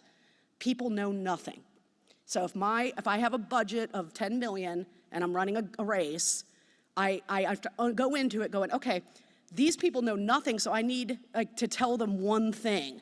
And that means I have to repeat that one thing ad nauseum, spend all the money on it, hammer it like CRT in Virginia. So when you read the book, you're gonna see how I lay out how they do that, right? Glenn Youngkin doesn't give two shits about public education, right? He doesn't care at all about public education, let alone the curriculum that deals with slavery or segregation, okay? Glenn is a business guy. Glenn Youngkin cares about money, and money. But a strategist like me sat down with him and said, Glenn, you could run on that business background, or you could tell white people that Democrats want to make them feel bad about being white. And if you do that, and your attorney general does that, and the secretary of state does that, and all the state legislative races in 2021 do that, the media will treat it seriously and pick it up as a cacophony. And of course, we go in 10 months, I had never heard of CRT, and I'm like the person that knows literally everything, okay? Never had heard of it. Household name by November in Virginia, the #1 issue of the cycle. And so it's about understanding we are mixing two things together that necessarily shouldn't be mixed, okay? We're focused on designing campaigns that are representative, that encourage diversity, that are inclusive, that say pregnant women instead of pregnant people instead of pregnant women, that check all these boxes, okay? And when if I go into an RNC meeting to win Michigan, it's one strategic objective: maximize the probability of winning, period, okay? There's not, and do it with these vendors, do it with this kind of representation, make sure you talk about every issue under the sun, because we are not an ideological movement. This party is a group interest collaboration. Women's rights, gay rights, climate change, environmentalism, whatever it is, labor, it is all group interest oriented under this big tent party. And that has led us to want to kind of micro down on the things that we're interested in. So we are messaging a ton on trees, but we've skipped the forest, the values forest, right? There's other people talking about values, right? That narrative forest has gotten stripped. And what I tell people is this, look, I want you guys to wedge the Dobbs decision in freedom. I want you to do it in Arizona where there's an initiative, in Florida where there's an initiative, but I want you to do it here in Washington State too. Because the complacency up here, if you think you're safe, if Donald Trump wins, is completely erroneous, okay? I've been studying the rise of the Third Reich. The Germans had federalism. They had all the things that we think we have. Parchment paper will only protect you when the people who control it decide to abide by it. Donald Trump, A, is willing to not abide by it. He's got the other thing he needs, which is a supporting cast, the Republican Party, right? So we know that we're at this cusp. So I want everybody to run on freedom, threat to democracy, MAGA extremism. If you're going to accept that your voters know nothing, make sure in your swing races they know one thing. This guy or this girl, this Republican, MAGA is a MAGA extremist who's going to steal your freedom, right? And you have to bring it back into the forest, right, instead of all these issues. Here's the good part, guys. If I run all these swing races on Roe and freedom, I can use the power I get with it to do other things, like help the environment, protect unions, protect trans rights, whatever it is, okay? So we're conflating politicking with governing, and it has cost us a lot of winnable races when we should be picking one wedge issue, defining the Republican Party around it, and nailing them to the wall. One example, I can't play these videos, unfortunately, but you guys probably followed Tim Ryan's race in Ohio in 2022, about the time that the national media started writing glowing articles about how great his strategy was. If you follow me on Twitter, you would have said, I posted the article and I'm like, there's nothing, this is not new strategy. This is the thing that I was created to stop. Like, you are never gonna win if you're out there and your opponent's argument is, don't vote for Tim Ryan. Tim Ryan's a Democrat and all Democrats are bad. And then Tim Ryan's argument is, yeah, but I'm not one of those Democrats, right? So not only is that an ineffectual weakness, especially in that swing voter pool, which really likes certainty, strongman certainty, okay? But it also is reinforcing their argument about us, that there's something inherently wrong with Democrats. Now, that wouldn't be so bad, guys, if we got the party identifications off the ballot. But if that party ID allows me to predict a year out who's gonna win an election, which it does, I don't even need candidates, okay? Then obviously bleaching it out and ignoring it's bad. And so what we have is one side talking about how bad we are, and another side that's either silent about the other side's bad things, not only silent about that, but in addition, reaffirming this idea that there's something inherently wrong with the Democratic Party. So in 2022, when we made the shift, it was not universal. I talk about in the book how we left 4 swing race Senate races on the map in 2022, Ohio, Wisconsin, Florida, and North Carolina. I feel very proud about the work we did in 2022. On election night 2020, I knew we were gonna get hammered by this thing called the midterm effect, which is not something the media makes up. It's a real thing that, you get punished in the preceding midterm. And, my goal being, okay, how many Democrats can I get to not run the old strategy, right? And so it wasn't imperfect because I'm starting from zero. I didn't come up through the farm system of the Democratic Party. I don't know you guys. I'm coming from the outside, and if you think about my messages at its very core is, hi, this thing that you've been doing professionally for 20 years, you're doing it wrong. Okay, that's not exactly an easy message to go take to people and have them be receptive, but we did make progress. And right before Election Day, you guys will remember that the Republicans were flooding the zone with all those polls, right? And, the red wave's coming. And some of us were looking at other data points going, I don't really see the 2010, red wave in this data, right? And the reason is because we ran and wedged Freedom and Roe in certain places. Freedom in particular in Arizona and the Adrian Fontes race down there.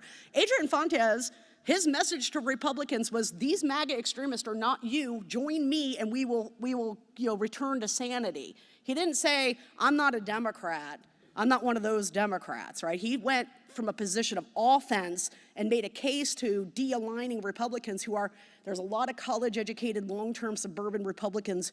This is why you guys are living in a blue place 20 years after 2002, okay? Realignment, de-alignment. But we have never gone in there and wedged their brand allegiance, right? So going in there and telling them, MAGA extremists are coming for your Social Security, your freedom, whatever it is, we haven't pushed them, right? They've kind of naturally articulated our way because they're like, ooh, those people look crazy and I don't want to be with them. But we need to do that next step, which is to sell the brand of the Democratic Party. Our brand up, their brand down, to put it into Donnie Dutch vernacular. We got hammered the last couple of weeks. Oh, Democrats aren't talking about the economy, they're gonna lose. Well, none of my effects work, I'm sorry. Anyway, losers. Okay, it's supposed to be like that. Luckily, nobody pivoted that was already doing the right strategy, and we still won, and we beat back a midterm effect. What we want to make sure, though, is that, going forward, more and more people like you who have influence and access to other activists and grassroots people and other consultants and candidates and whoever, to understand how to make the transition of one message that both drives mobilizes your base, but also pushes swing voters to the Democrats and away from Republicans. It's a very different persuasion model, as I said. It's not selling, it's discounting the other choice, right? And one message does that. So if you think about how much you spend between content on all these various things, right? You save a ton of production, and distribution is really what matters on messaging. You can have the greatest message in the world, as I learned with Strike Pack, but if you don't have a distribution budget, no one will ever see the message, right? So we're spending a lot of time on testing and ads and all this stuff, and very little on getting it in front of the people that we need to move opinion for. So in the book, I talk about how important it is to ride for the brand. Now, it's very easy in Washington State to convince you guys of that. It's a lot harder to convince Democrats in Montana that actually the reason your state is shifting away from you is because you are not riding for the brand. You're letting people get wedged off the Democratic brand, and there's no one around to tell them different or to show them the alternative. Once people see what the Republican Party of today is all about, in their mind, it's low taxes, good on national security, okay? If you can see this in data all the time, then in their minds, it's good on taxes, national security, and we know that that's not the modern Republican Party at all. I mean, they're trying to give Eastern Europe to Putin, right?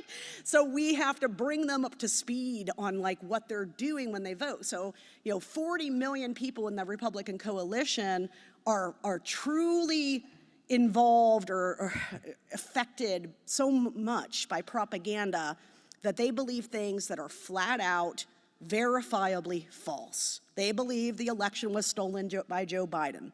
They believe Joe Biden is a master of corruption and family dealing, right? But he's also demented and can't utter a sentence together, so keep those things straight. In this 40 million person pool, the COVID vaccine killed more people than COVID. Dr. Fauci is not a national hero. He should be in prison, okay? It's not just that they don't think Trump should be prosecuted or it's political or whatever. Their assertion is Donald Trump did nothing wrong, right? I mean, we all saw what he did, so nothing wrong. That's what we're against, but the other part of that coalition are leaners or swing voters that have a brand conception of Republicans that's outdated.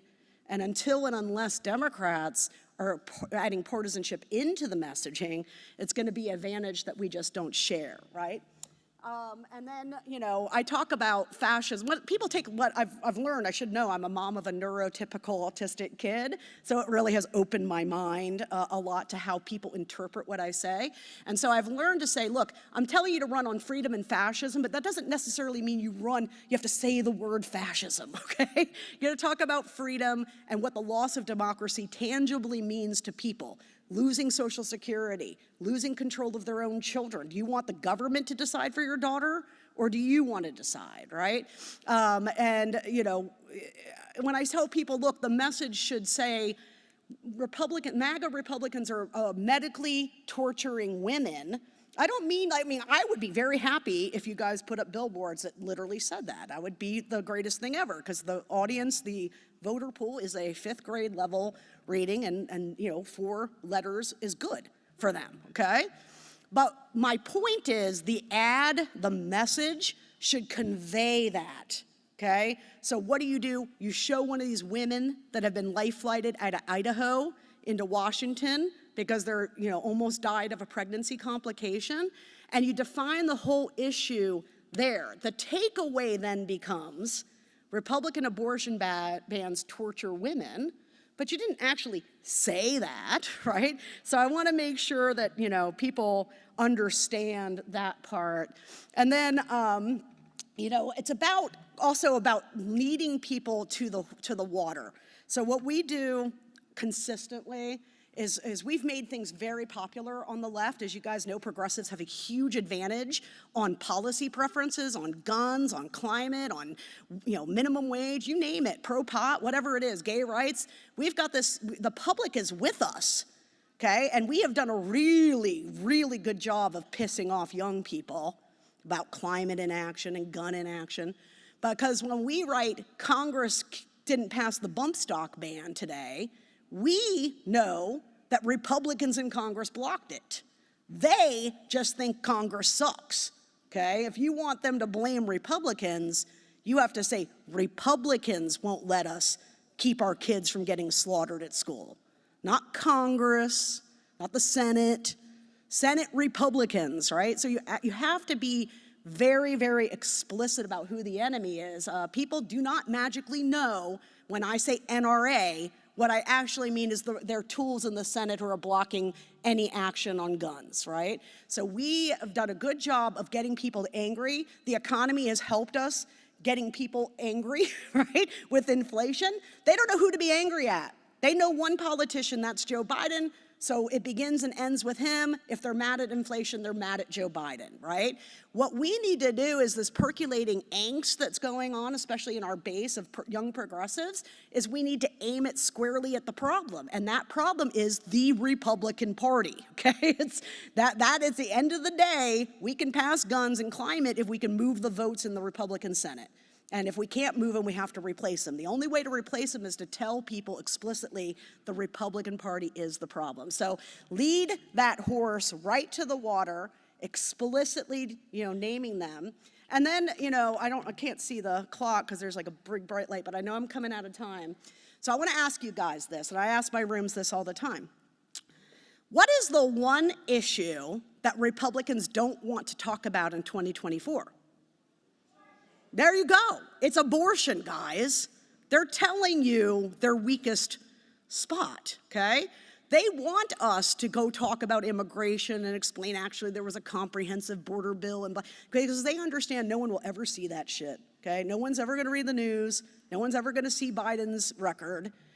They want us to do that, and what we should be doing is resisting that temptation and forcing them on defense by talking about the one thing that they know is political kryptonite to them. And it's kryptonite everywhere, because if they win, they're going to ban abortion nationally. So you aren't safe in Washington, you aren't safe in California. Imagine, by the way, going through the next 4 months in Arkansas or Alabama or Texas, right? Or Louisiana.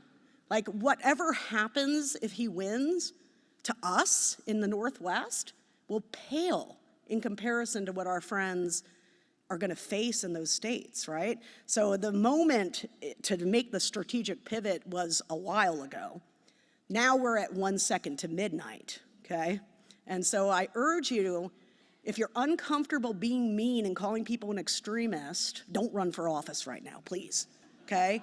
Because people are going to die if we do not win, right?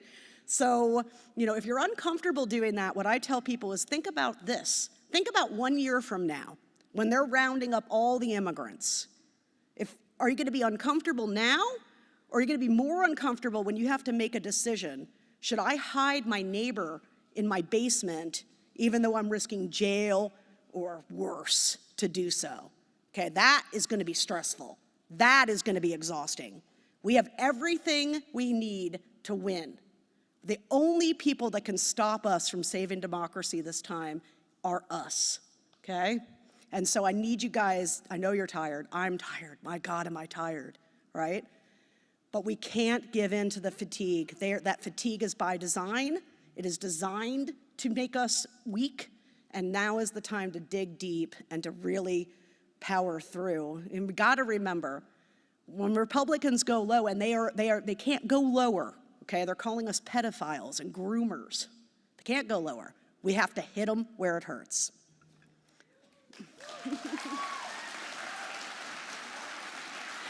Thank you.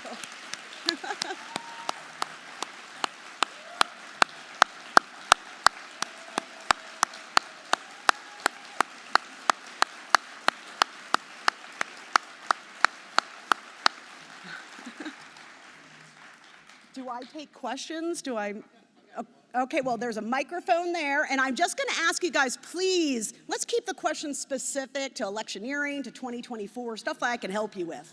My name is Azim Underwood, Azim the Dream. My question is, when you update your graphs, are you going to show us how many Republicans voted for a convicted felon? Yes, I will show you guys that, hopefully not from Canada in exile, okay? And I'm going to tell you right now, it's going to be 96% of Republicans and those who lean Republican will vote for a convicted felon. That's what it's going to be. They did it for Roy Moore down in Alabama, known child pedophile, right? They did it for Herschel Walker, who I've already kind of illustrated. It will be 96%. If you're hoping for some surge of democracy where the American public shows up and rejects Trumpism, I'm here to tell you that will not happen. It is going to come down to 6 or 7 states and 100,000 votes. So and there's nothing I can do to relieve that stress for you. I know people want me to say something else. It's a toss-up. It's going to be a toss-up all the way through. And at the end of the day, about 60-something million Americans are going to vote for fascism. Is he next? Oh, yeah, there we go. Hey.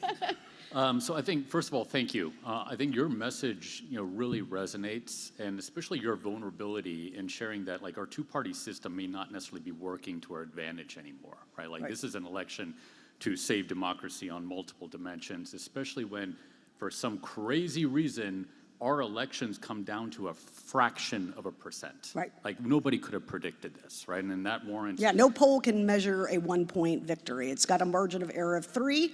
And so all a poll can tell you is a race is one way or the other, or it's a toss-up. Yeah, Go ahead. Exactly. So it almost invites this distrust in our system, right? So then how do we kind of weaponize that, to our advantage? And, I'm curious, since, the average voter is not informed or engaged, as you mentioned, and for this informed voter group, and I realize this may be a little controversial, but kind of getting away from the old strategy and waging the current electoral war that you're stating, what's your perspective on line item voting? And I'll give you an example. Like, are we just going to vote D all the way down, or are we going to take into account all the various aspects of what we're being told, or even like thinking of how to play chess versus checkers? Because going back to 2012, knowing what I know now, I may have voted for Romney just to avoid this crazy person, this psychotic who is going to introduce a potential dictator and destroy our democracy. So how do we start playing chess versus checkers to wage a new front in this electoral war? Yeah, I mean, at the end of the day, yes, you're going to vote on the party label, right? So maybe you won't. Maybe my mother-in-law is one of these people. She'll go and look at actually the websites and the positions of people. But as I just, informed you guys, that's not how average people are going to do it. And that's why, if you guys ever wondered why nobody votes in primaries, right? Do you want to know why nobody votes in primaries? because there's no heuristic. You get a ballot with 6 names. There's no D or R. So if you want to make an educated vote, you have to look up and decide. So you know what name, that's why people who are famous are going to always have an advantage because they are known. So if I walk in a ballot and there's 6 names and there's one I recognize, I'm going to vote for that one, right? So the answer to your question, and I don't know, I feel like you're kind of leaning towards like, why can't we get off this 2-party model? In reality, it's because of the Electoral College. The Electoral College means Ross Perot got 19% of the vote in 1996. 19, I mean, that's humongous for third-party voting. 0 Electoral College votes, okay? So the Electoral College, even though that's at the presidential level, is really what structures that 2-party system. All righty. Hi, thank you so much. This was so fascinating. My name's Mary Beckler. I'm actually running for Congress in the 4th Congressional District. Yay! And I was kind of brave against all advice. I put as my number 1 thing climate change and number 2 women's right for reproductive freedom, so I will switch that. But I like it. I'll start working on the website right now. But you said one thing. You said run on 3 things: run on freedom, democracy, and what was the 3rd thing? MAGA extremism, making sure people think the word Republican and scary should connect, right? And right now that does not happen. And that's the 4th Congressional District. Cool. Thanks. Nice to meet you. Hi. Hi. So first of all, could we get copies of your slides? Because they're really good information there. So I am doing a training. I don't tend to release this because I do like 80% of my work pro bono, and I am very poor. So.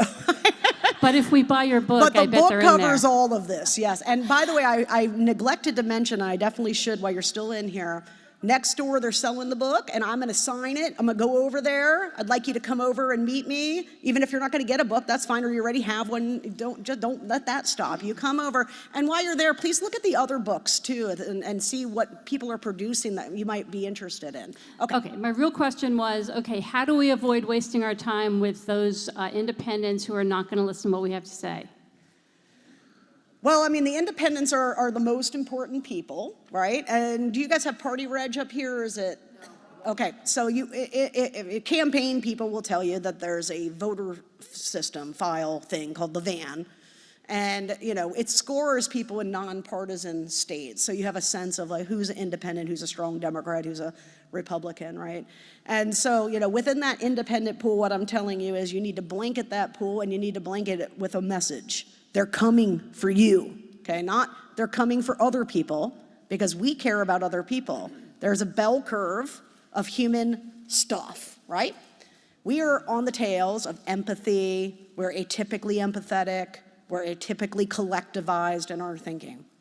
No one else is, okay? Most people are very in-group, out-group oriented. So when I say we've been making liberal messages for liberals by liberals, this is what I mean. What we should be doing is telling people, not they're coming for others, they're coming for you. So in Washington State, it's not, hey, Washington State, you need to vote because people in Alabama are going to die. What I want to tell you is, hey, Washington State, you better vote because they're going to have a national abortion ban and they're going to come for you, right? So it's individualized, right? And we have done a very good job of pretending we're psychologically special. When I first started this work, I'd come to a meeting and someone would say, well, we just had somebody last week who said that negative ads don't work on swing voters. And I'm like, really? Well, then why in the hell is Ron DeSantis sitting in the Florida governorship? Okay, because he didn't run any of the messaging. He ran one message. Charlie Crist is a socialist who's gonna, you know, whatever, right? And so, like, this idea that we're special, we're still humans. We still have in-group, out-group. We're more collective, but we're still individuals. So we have to make sure that we're making messages psychologically that resonate with regular people. Oh, last question. Wait, I'm sorry, I'm supposed to flip back and forth. I'm so sorry. Don't let me down. Oh, I'm not. Dude, don't let me down. All right. All right. So, what do you have to say to people that are progressives like myself that do start to tune into politics and then unfortunately do see that Democrats are the ones that are voting against their own platform sometimes? Well, I mean, when you say voting against their own platform. Like Kristen Sinema and Joe Manchin, as far as yes, yeah. or the other 8 Democrats that did vote against the minimum wage. Yeah. Joe Manchin and Kristen Sinema. Right. Even there are a couple people here in the state that. Yeah, have I would say values. it is misperceptions that come back to electioneering that dictate some of those vote decisions. Now, Kristen Sinema is an interesting cat, okay? It's like there's nothing she did that makes sense strategically. Joe Manchin, on the other hand, he's the last Democrat that's ever gonna serve. As you guys turned blue, right, the South turned red, and Joe Manchin is the last Democrat that will ever win a statewide race, only, maybe for 50 years, not necessarily forever, but for a long time. Democrats are dead there. His state went 73% Trump, right? And he was trying to maintain some electability, which I would have told him was pointless because he voted to impeach Donald Trump. And as soon as he did that, he was a dead man walking politically, right? So one of the best parts about shifting strategically, I'm not telling you guys, go run on niche issues that 10% of people support. And frankly, some of our base stuff is like that, okay? Like, I'm talking about guns and climate and abortion. These are issues that are polling 70, 80%. And we need our swing candidates to recognize that if you vote yes on minimum wage, it's a political asset, not a liability. Right? And so I do think that the strategic shift we're making in terms of electioneering is particularly powerful in terms of giving these senators the sense that politicians are just rational people, right? The first lesson we learn in poli-sci. Elected politicians are single-minded seekers of re-election or promotion. So it's not that they don't have ideology or proximate goals, they do.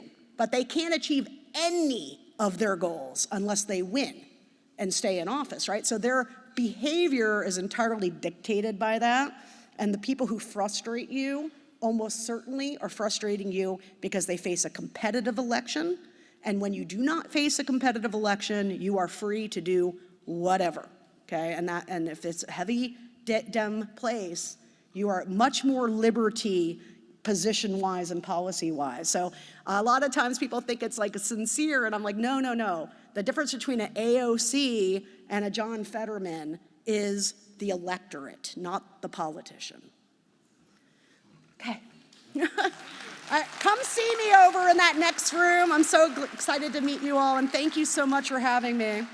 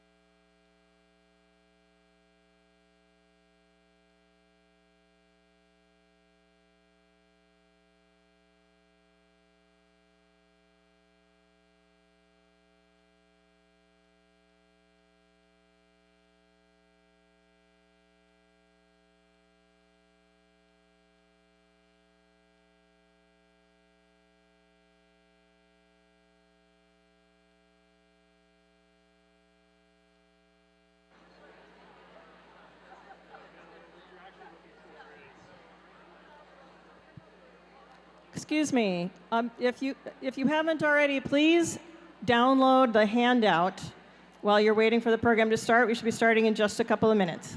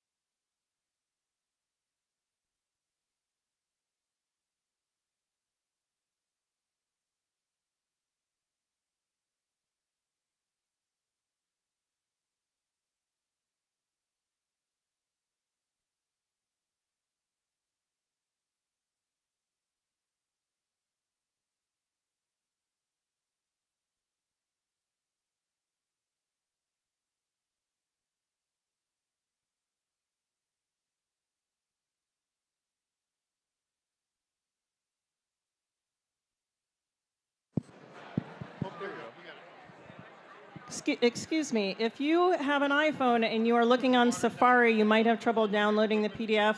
Try going through Google or Chrome or a different browser. Thank you.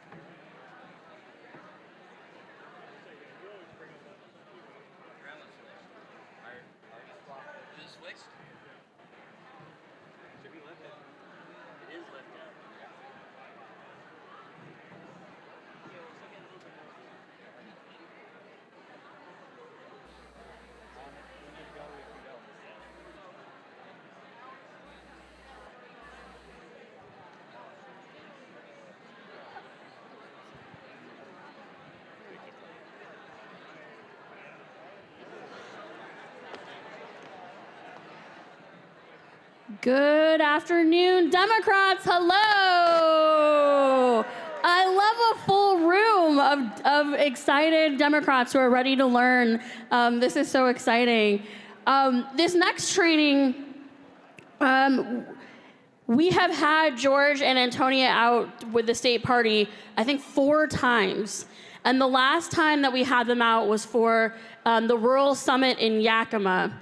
And the reviews that came out of that were that this was the best training that they had ever been to. And so we knew we needed to bring this particular training out to all of you so that you felt like you were fully prepared to go in and have conversations with our folks when you're outdoors on the phones and all of that. George and Antonia are trained in sort of a cognitive behavioral science that was really pioneered by George Lakoff. And George Lakoff wrote this book that I read when I was in college called Don't Think of an Elephant. And that book truly has led me through every part of my political career the last 15, 20 years. And it always stays with me. It's a 100-page book, and it is still one of the best books I have ever read. And so I'm so excited that all of you are going to get to hear from George and Antonia about how to frame the argument and how to change people's minds. So with that, I'm going to bring them up to the stage, and thank you so much. Thank you, George and Antonia.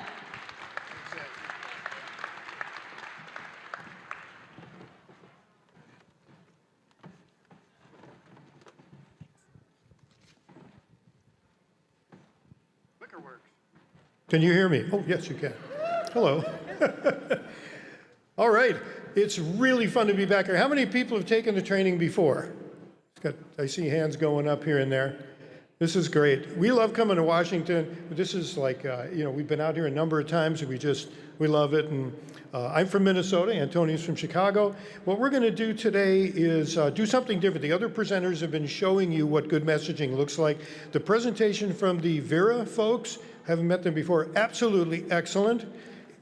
Great framing. So whatever they've got, download it and study it. And buy Rachel's book, because Rachel is a genius, and you need to see where she's coming from on that. Please do that. Today what we're going to do is we're going to kind of show you how the sausage is made. We're going to show you how a message gets made and how you approach messaging. And when you approach it with a process like we're going to be talking to you about, then you'll see that you're able to do this yourselves when you're out and, it takes practice. And you will develop a skill, but the more you do it, not only the better will you get, but also the Democratic message will get out to other people, and it'll do it in a fairly uniform way. So we encourage you to, you're not going to remember all of this after this, but I think you'll find that you'll want to know more about it, and that's what we're for. Antonia has a Substack with great reading, and then we do webinars, which are free. I know a number of people have attended the webinars. So there's that. And we're going to get going because there's not a lot of time, and we're going to go through an awful lot in a short amount of time. So don't try to remember it all. Just absorb what you can and think about what we're trying to do here and take this on. If you haven't already downloaded this, and some people are having problem downloading it. If you have a problem, try another browser. Otherwise, take a picture of it, go home and use another phone or something to make it work. All right, so, all right, next slide. This training is called How to Make More Democrats, because our goal is not just to persuade people in elections, but to turn people into Democrats for life. Every person we turn into a Democrat is a vote we don't have to fight for during the campaign cycle. We're going to start today with the science of language, and after that, we'll talk about democratic values, and then we'll talk about how to compete effectively in the public debate. If it feels like... Oh, sorry, yes.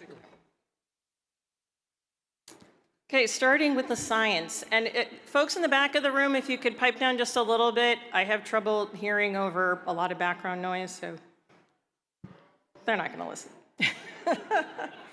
Okay, so if it feels like we're not even playing the same game as Republicans, it's because we're not. Republicans are communicating with people on a subconscious level while we're talking to people's conscious minds. Human beings react instantly and subconsciously. Only afterwards do we have these conscious reactions where things like logic and reason come in. And the political debate happens at the thinking fast level. And that is why, whether we're talking to somebody face to face or trying to influence the public debate, it always feels like Republicans got to them first. If we expect to win this game, we have to start competing at the subconscious level. So we're going to start with frames and verbal commands. Everybody talks about framing, but what actually is a frame? Everything we know, feel, or have ever experienced is stored in our brains in a vast neural network consisting of billions of interconnected neurons. A frame is the name we use for the network of neurons that contains everything we know about any particular topic. We have frames for everything: baseball, freedom, Italian restaurants, reality TV, Trump, Biden, hot dogs, math. If you can think about it, you have a frame for it. Brains store frames like computers store data. It's there, but you can't access it until it's powered up. So words, phrases, and images act as triggers that switch on or activate frames, sending an electrical current through that neural network and waking up everything in it. And here's what happens physically when we process language. A trigger word, such as elephant, arrives through your eyes or ears. It goes to your subconscious neural networks and activates the elephant frame. That switched on elephant frame then alerts your conscious mind. Because the frame is activated before we become conscious of it, there's no way to stop a trigger from activating a frame. The process is completely automatic, subconscious, and most importantly, involuntary. It's a lot like giving Siri or Alexa a verbal command. One person can activate a frame in someone else's brain just by exposing them to a trigger. So if I say baseball, it's like saying, "Hey Siri, open and run the baseball frame." If I say greed, it's like saying, "Hey voter, open and run the greed frame." The frame switches on whether they want it to or not. The fact that we trigger frames in other people's brains is not morally wrong. It's just a fact of life. It's literally how all communication works.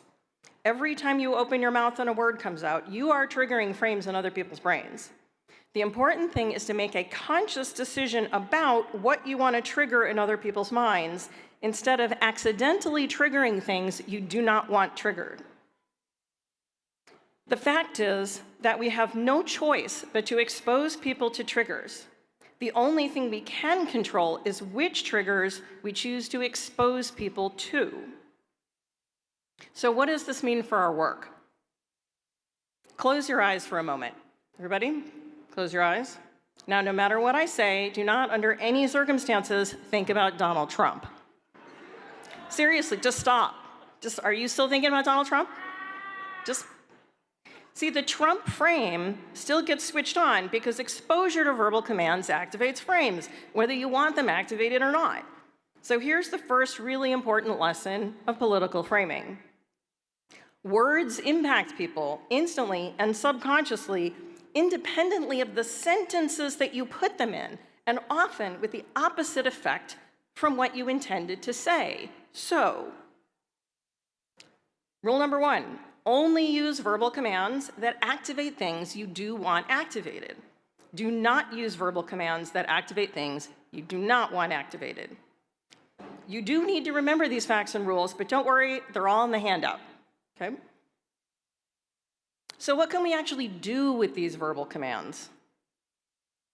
We can combine verbal commands to co-activate frames. If you use 2 verbal commands at the same time, either in the same sentence or the same conversation, 2 frames get switched on at the same time. An electrical current flows through both neural networks and they get connected into one circuit. We call this co-activation. When frames get co-activated, your mind associates the 2 concepts and your brain automatically thinks about how those 2 things relate. It's like putting 2 words into a Google search. When you put election and fraud into Google search, you don't get the top results for elections or fraud. You get the content that shows where those 2 things relate. So what happens if we use the verbal commands inflation and corporate greed in the same discussion? People's brains automatically co-activate what they know about inflation and what they know about corporate greed and subconsciously associate them with each other. So by framing the inflation debate in terms of corporate greed, we cause people to see inflation from a democratic point of view. So I'm going to play a quick round of a game I call red frame, blue frame. I'm going to name two things, an issue or an idea, and then a frame of reference. And I want you to tell me whether framing the issue in that way creates a mental association that we want people to make, or one that we don't want people to make. So just holler out yes or no. Okay? You ready? Said, are you ready? Yeah? Okay. For example, inflation and corporate greed. Yes. Inflation and government spending. No. Abortion access and freedom for women. Yes. Abortion access and murder. No. Social Security and Ponzi schemes. No. Renewable energy and good jobs. Yes. Public schools and pornography. No. Republicans and dictatorship. Yes. President Biden and old. Immigrants and vermin. No. Democrats and healthcare. Yes. So as you can see, association is the whole ballgame. This explains how framing is the key to winning the public debate. We use combinations of verbal commands to create a strategic association between two frames, one being the issue, the subject matter of the debate, and the other being the frame of reference, the perspective from which you want people to see that issue. So remember how words work independently of the sentences that you put them in? Every time we say, there's no pornography in our school libraries, we just switch on the pornography frame and the school libraries frame at the same time, causing people to associate them with each other. So rule number 2, do not use verbal commands together that associate things you do not want associated. Not even to argue that they should not be associated. So only use verbal commands together that associate things that you do want associated. Associating two frames makes people think about how they relate to each other, or to think of one frame in terms of the other. But how does it actually do that? You've heard of loaded words. Well, words have a lot of emotional baggage. When you activate a frame, you light up the whole neural network, including everything a person knows, or more importantly, feels about that topic. So we call all of that stuff the attributes of a frame. So when you co-activate two frames, you physically connect them, and that baggage gets transferred from one frame to the other. And this is critically important because which frames get associated and which attributes get transferred determines how people make subconscious political judgments. The most common type of attribute to be transferred is simply positive or negative feelings. Many words trigger frames that we automatically think of as good or bad in the context of politics. So we're going to play another game, a quick round of good frame, bad frame. I'm going to shout out some words, and I would like you to yell out as fast as you can whether this term is good or bad in the context of politics. You ready? Racism. Protect. Failure. Dream. Predator. Scheme. Fairness. Elitist. Brutality. Safety. Tyranny. Rights. Crooked, responsible, danger, fake, clean, truth. 34 years ago, Newt Gingrich circulated what is known as the Go Pack memo, produced by conservative messaging guru Frank Luntz. It's called Language, a Key Mechanism of Control. Language, a Key Mechanism of Control. It was a couple of page document. It was 2 lists of words, one of which had positive connotations and the other had negative attributes. And it allowed conservatives to associate themselves and their policies with good things and associate us and our policies with bad things. This was a major milestone in the 50-year campaign by conservatives to demonize the left and control the debate. This strategy is still being used. Listen to how one of these Fox newscasters is literally just reading off of a list of words obviously given to him by Republican strategists.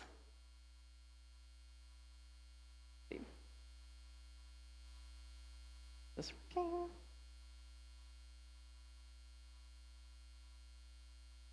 All right, I'm not getting any audio here. Hang on.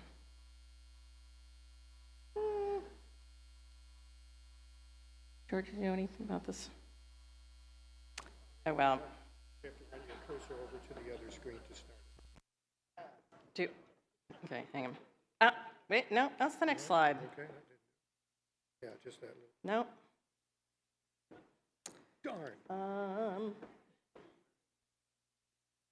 Wait, hang on. Try that. He's too old. He's out of touch, losing his marbles at an alarming rate. Man doesn't know where he's going. He doesn't know where the exit is. He's not sure how to get through a speech. Old, outdated, retired, elderly, aging, senile, dementia, slow, confused, idiot, ignorant, sleepy, gaff, bumbling, bad, terrible, disappointing, joke, profanity. Being corrupt is bad. Being corrupt and senile is even worse. So you can see, like literally reading a list of words. It's like he had a laminated card sitting on his desk. That is what they do. So their strategy is to associate those words with President Biden. And you can see just how successful they've been. But framing goes far beyond the transfer of positive and negative feelings.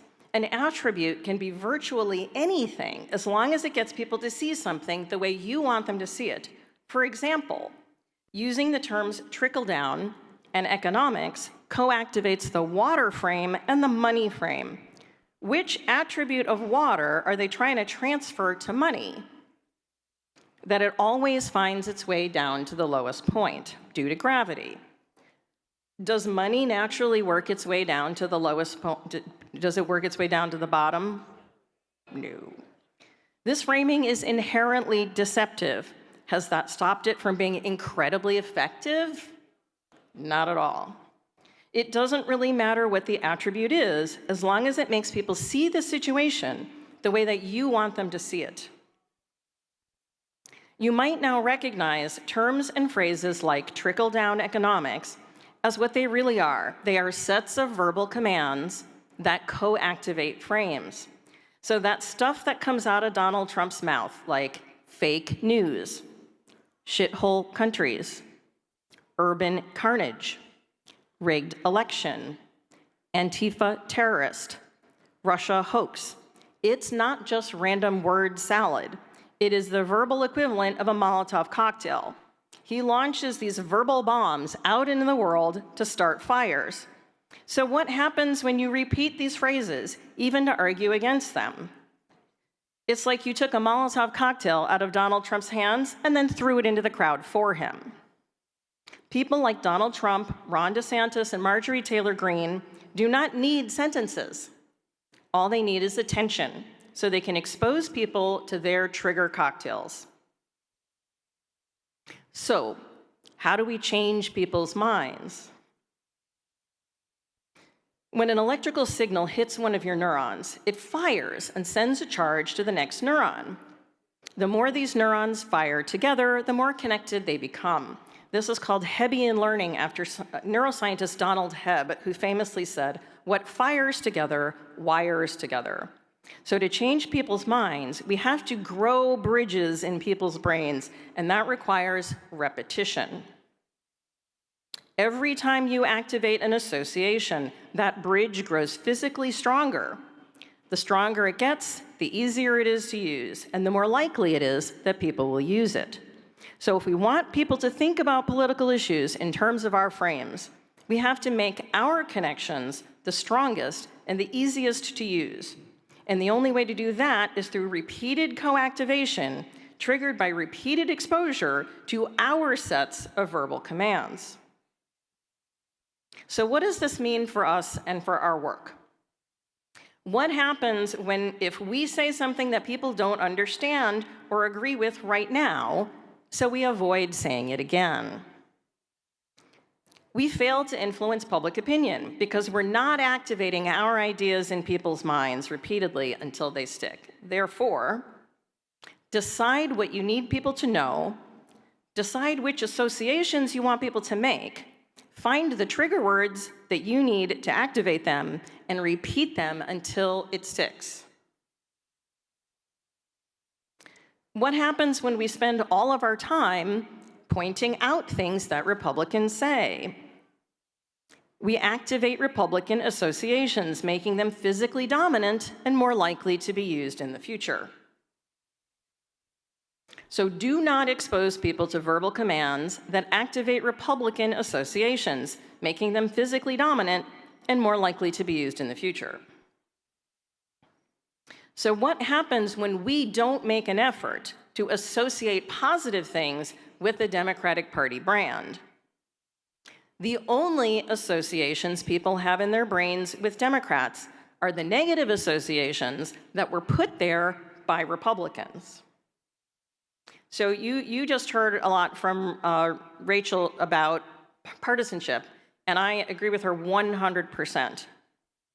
But we have to get out there and create positive branding for Democrats, because if we don't do it, they will. So do expose people to verbal commands that create Democratic associations.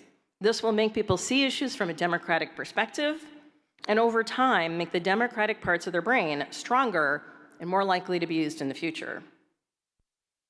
We wish the public debate was about reason and facts, but ultimately it boils down to this. Meet Persuadable Pete. The public debate is a competition between the red team and the blue team over whose neural networks get to dominate Persuadable Pete's brain. So our job is to get Persuadable Pete's attention so we can use blue trigger combos to push the blue button. George? Okay.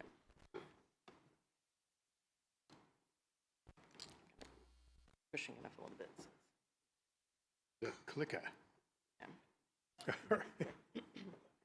Yeah. I have power now.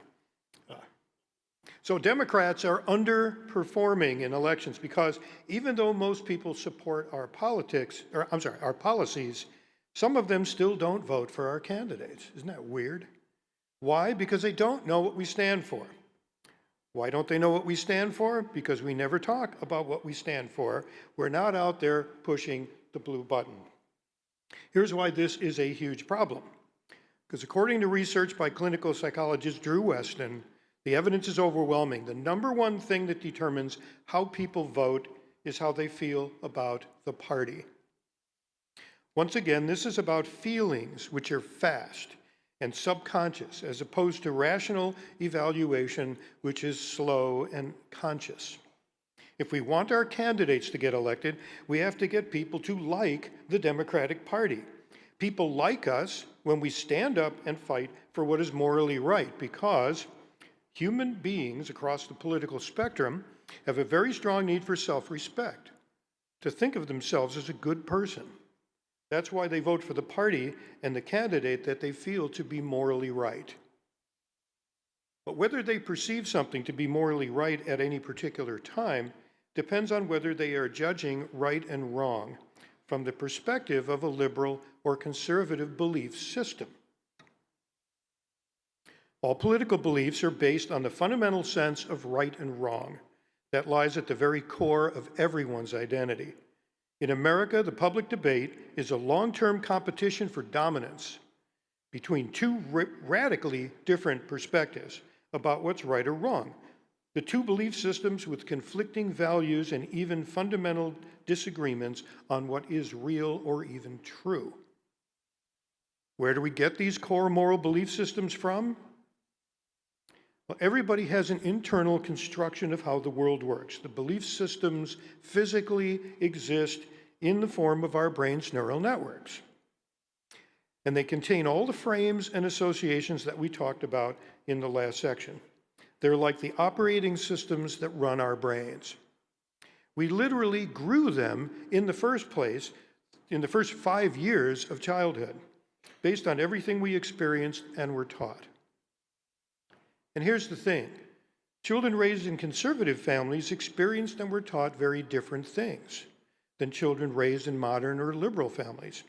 So we developed very different belief systems with conflicting ideas about right and wrong. These two moral operating systems are the raw material from which we form our political beliefs later in life. For example, if you were raised to fear and distrust people who are not like you, you might develop anti-immigrant beliefs as an adult. If you were raised to embrace people who are different from you, you might develop pro-immigration beliefs.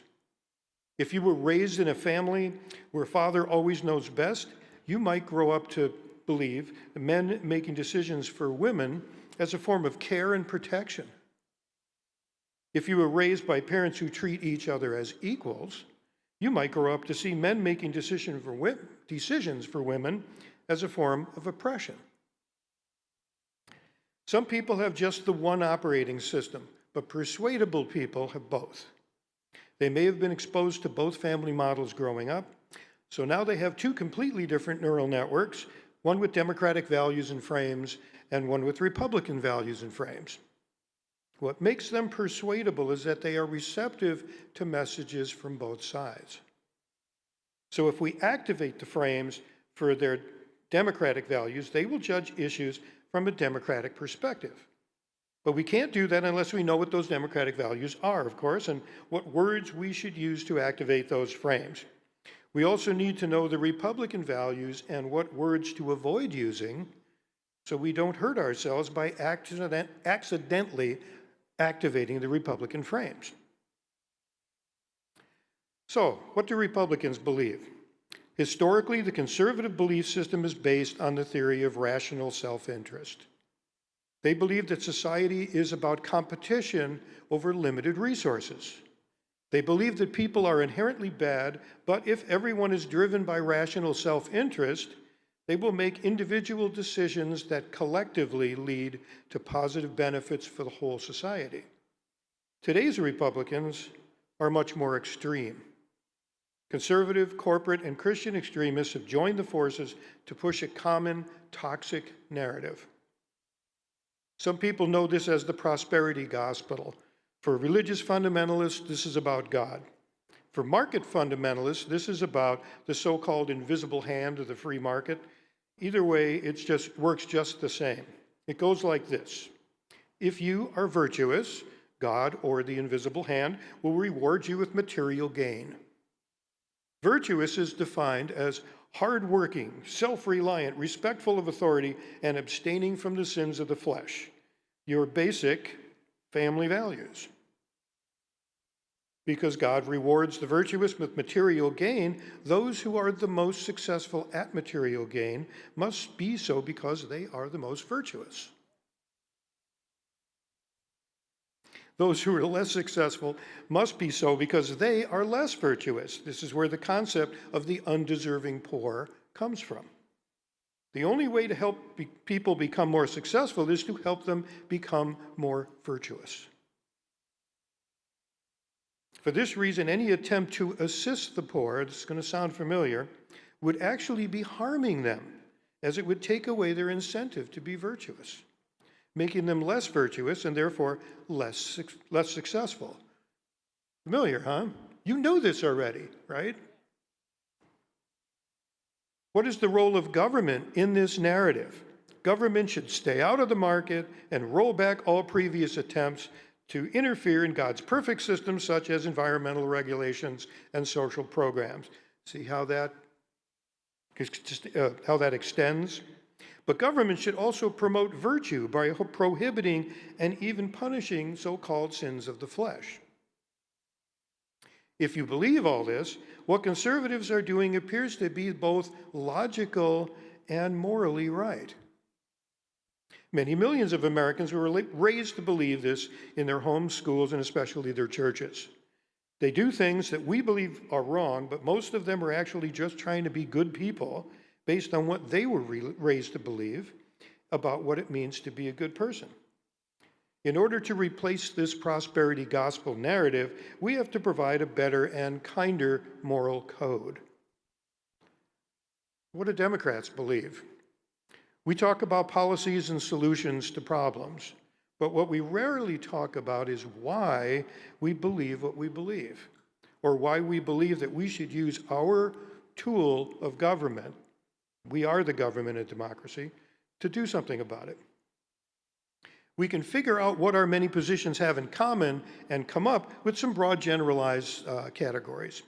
Republicans are superb at relating every issue back to a larger, overarching theme.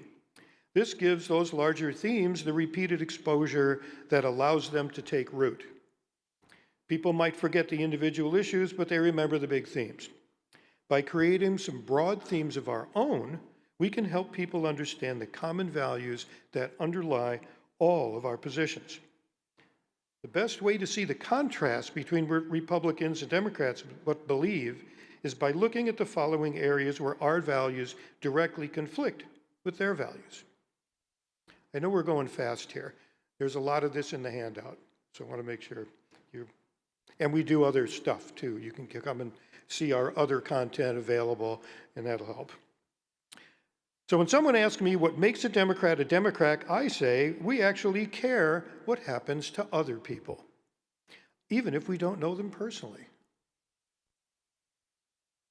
Our core value is empathy, and sometimes I say love, actually. Just go the extra step. We believe that everyone has inherent worth because each and every person matters. It would be wrong to leave anyone behind. Solidarity is the understanding that we're all in this together. Conservatives think that individual self-interest will collectively lead to what's best for the whole society. We believe that society only works when we work together. We believe in mutual responsibility. We take responsibility for the well-being of each other as individuals and for the shared prosperity of the community as a whole. Like the Musketeer says, all for one and one for all. Since human beings first formed families and tribes, they have depended on each other for survival and success. Self-reliance is actually a myth that denies this fact. It tells people that if they need any kind of help, they are a burden on society and a bad person. But depending on others is simply a reality. Think about what we learned from the pandemic about supply chains and what it means to be an essential worker. It is perfectly natural and good to rely on others because we all rely on each other all the time. The best way to be a good person is to be grateful for everything people do for you and strive to give back to the best of your ability. To Republicans, life is always a zero-sum game.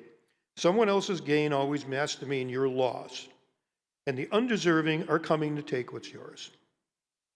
In their competition frame, there is a limited amount of stuff, and the only fair way to distribute the stuff is through competition. Winners deserve to win, losers deserve to lose.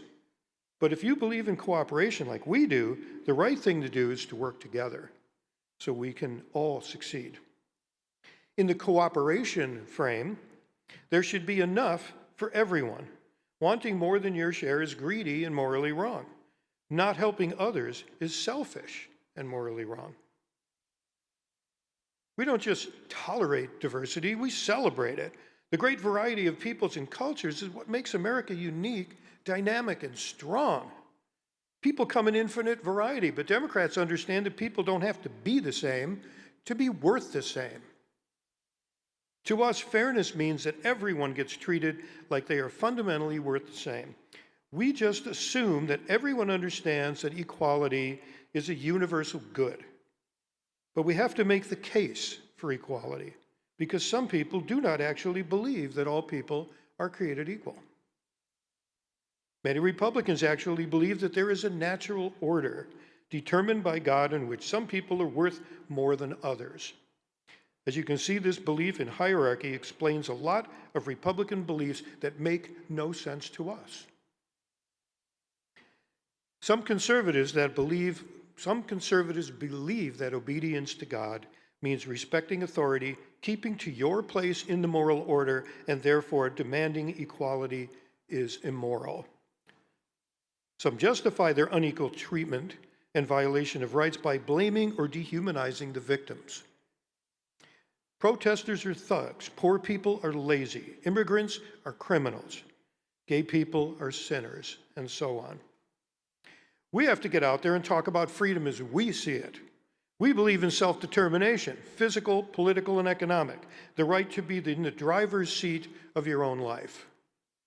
We believe that the right to have sole authority over your own body is an essential condition of being a free person. They believe in religious coercion. Self-governance is also an essential condition of freedom. We choose to have laws to make our society safe and fair. But we are still free because we get to choose the people who make those laws. We're in charge.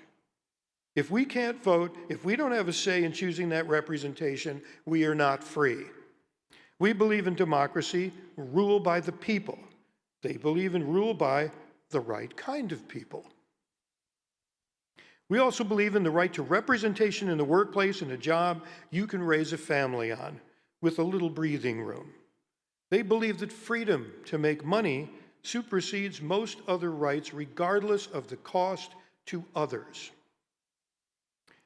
We believe that because people have inherent worth, we have fundamental rights, including the right to have our essential needs met, like air, water, food, shelter, health, safety, and freedom from poverty and oppression. Fundamental rights are things you don't have to earn. You don't have to compete for them. You just get them because you're a human being. We believe that we are responsible for how our actions impact others. Some conservatives want this so-called freedom to pollute, to discriminate, even to incite violence. That's not freedom, that's license. It's asking for a permission slip from the state to be excused from being held responsible for how their actions impact others. Okay, I'm going to read you a list of statements, and I want you to call out which of these values it represents. You can just pull from this list here, and just shout them out so everybody can hear them. We're not going to respond to each and every one. Okay. Life-saving drugs should be available to anyone who needs them, regardless of income.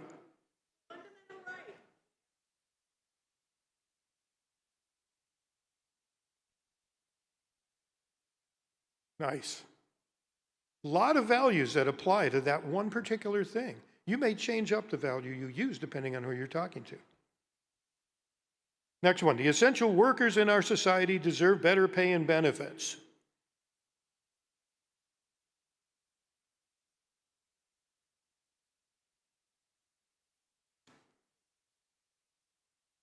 Yeah, say it, scream it out. Scream it out, you're a Democrat. I know we don't scream too much. We should scream more, just like Rachel said. Oh, Rachel didn't say that exactly. Sorry, Rachel. Okay, well, this is close to home. Minnesota protects women with legislation codifying a woman's right to control over her own body. Freedom, fundamental rights. Nice. Exactly. Let's see, let's do another. All legitimate authority comes from this consent of the governed.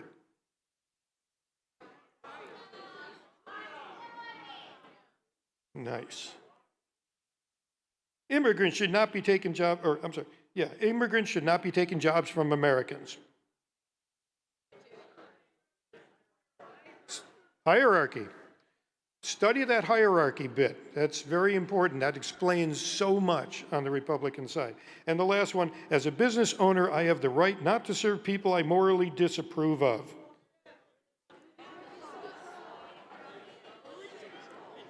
Yeah. This is fun, isn't it? You could do this in your local organization, right? Your local district organization. Sit down and do this every once in a while. It's a tremendous fun. And think about those values, the fact that you've used those values, you shouted them out.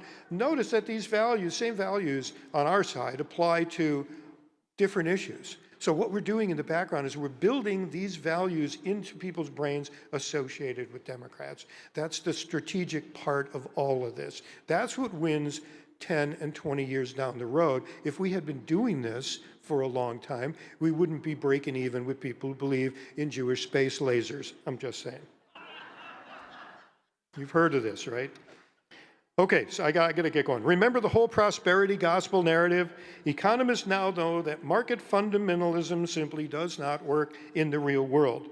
But the public debate does not deal in facts. It deals in perception and feelings about right and wrong, and that's why the narrative of the prosperity gospel just won't go away. We have seen time and time again that Democrats are better at handling the economy, but we are not getting that message across to people. We have to get people to see the economy from our perspective, give them another way to think about it. These are some of what we believe to be the real relations between society, economy, and our government. Conservatives say that what's important is how the economy itself is doing. How people are doing in that economy should be left up to the invisible hand. The reality is that we don't live in an economy, we live in a society. One that has an economic system, the purpose of which is to facilitate the well-being of the people. They serve us.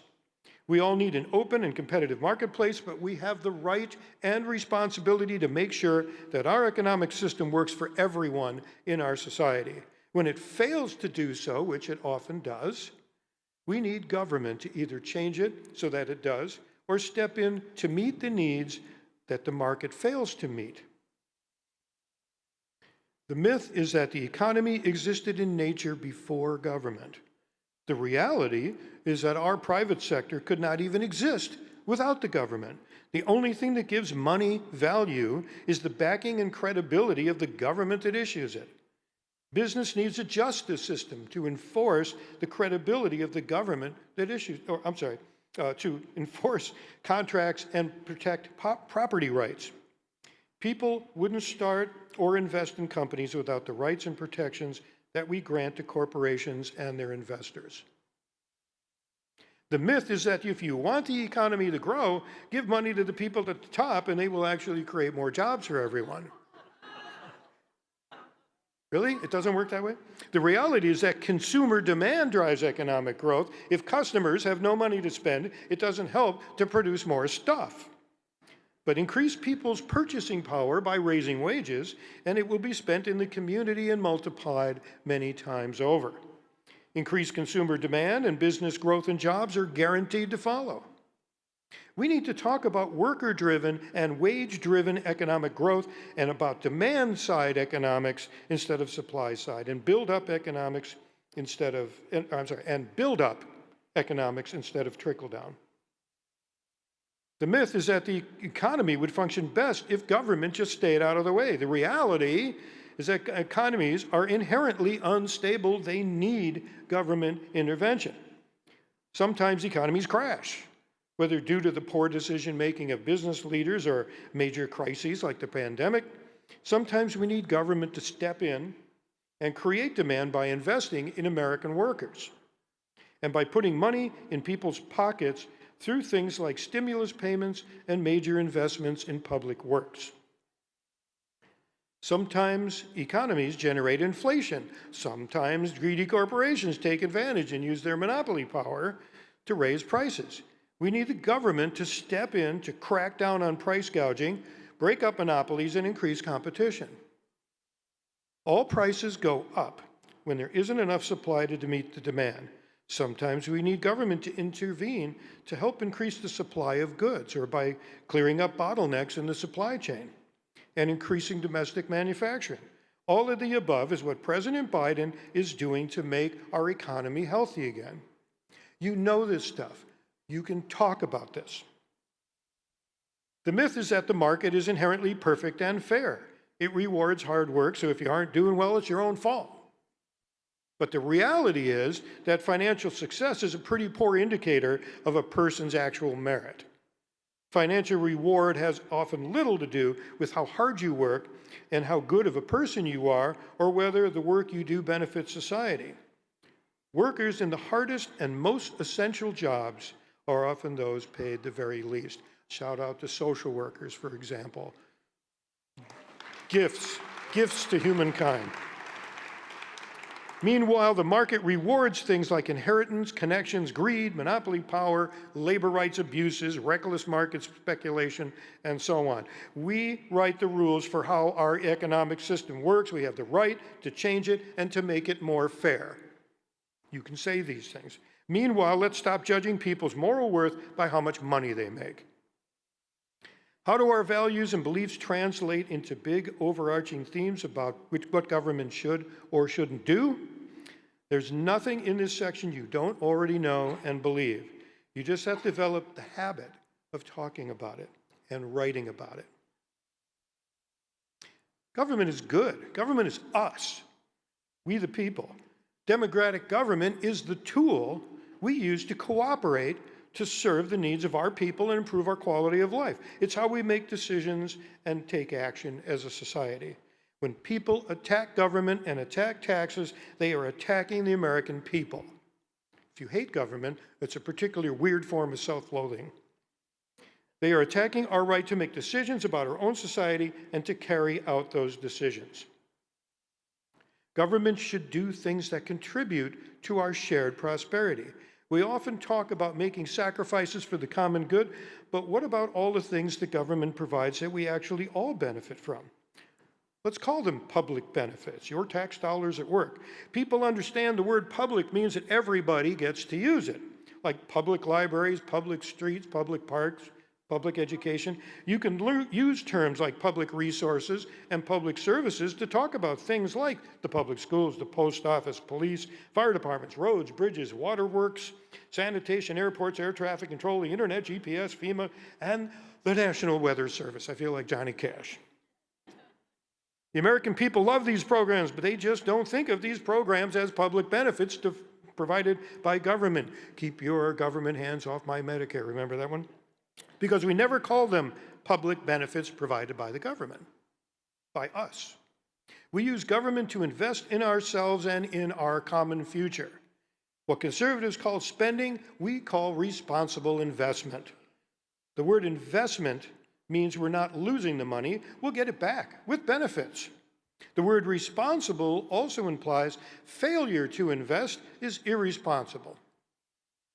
Basic science and medical research, support for new and small businesses, modernizing the power grid, converting to renewable energy, early child care and elder care, infrastructure and education, investments.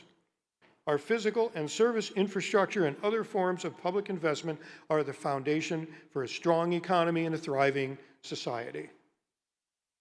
We use the government to do big things that only government can do, like coordinate between states and with other governments, create rapid increases in scale, like creating hydrogen hubs to accelerate the deployment of low-cost hydrogen. Remember, require universal participation like setting national auto emission standards. Only government can produce revenue to do big things like national defense, disaster response, economic stimulus, and large-scale infrastructure and public works. We have a moral obligation to our fellow Americans to keep each other safe from harm. There are different kinds of public protection. National security, including protection from cyber attacks or foreign and domestic terrorism. Public safety, like protection from violent crime, from lead in our water, collapsing buildings, airplane crashes, and defective drugs. Financial security, like protection from harm to our rights as workers and consumers, harm from economic instability and the abuse of monopoly power. Most of what we think of as regulations are actually public protections. Very important word. When people serve in our armed forces, inspect airplane engine, test sides of beef, enforce building safety rules, or investigate white-collar crime, it's all about government protecting the public. Or better yet, people protecting each other.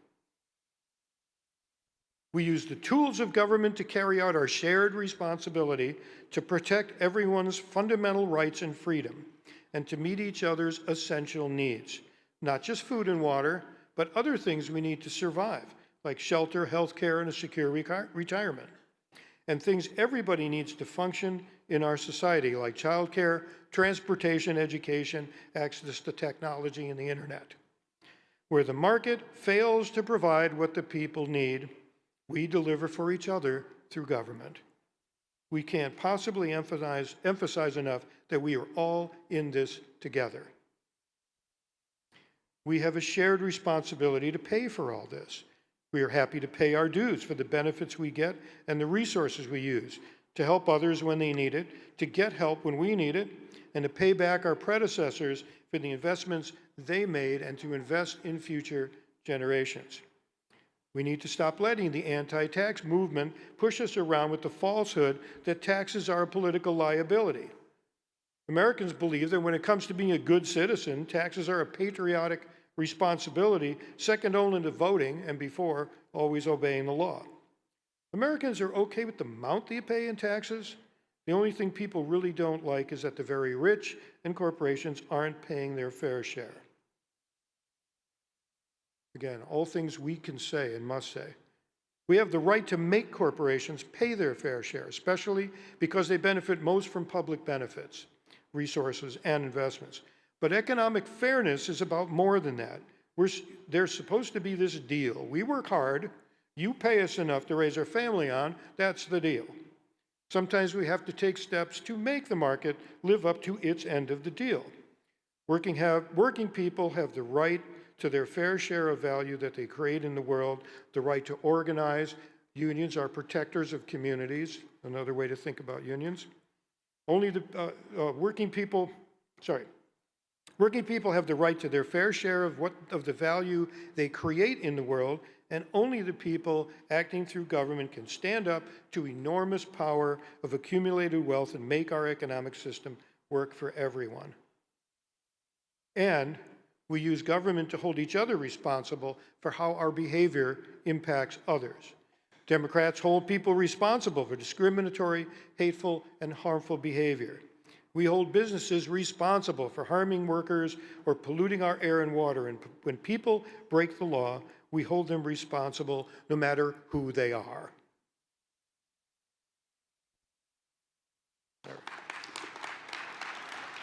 That was supposed to be an applause line. Yes, it was. I'm just watching the time here. Am I doing okay? Everything's good? Okay. Okay, I'm going to read you some policies. We get to do this again. I'm going to read you some policies, and I want you to call out which role of government is involved. Up there. The post office. Public benefits. Road construction and repair.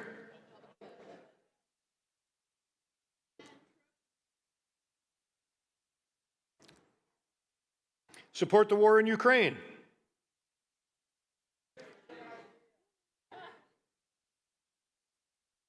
Auto emission standards. Protection.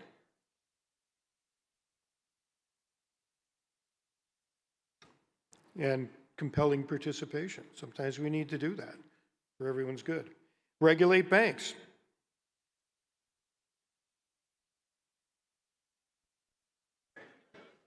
Fairness.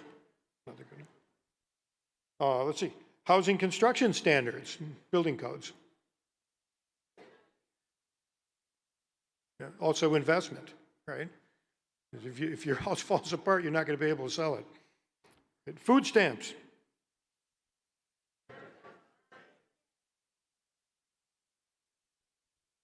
Two big things. Invest in renewable energy.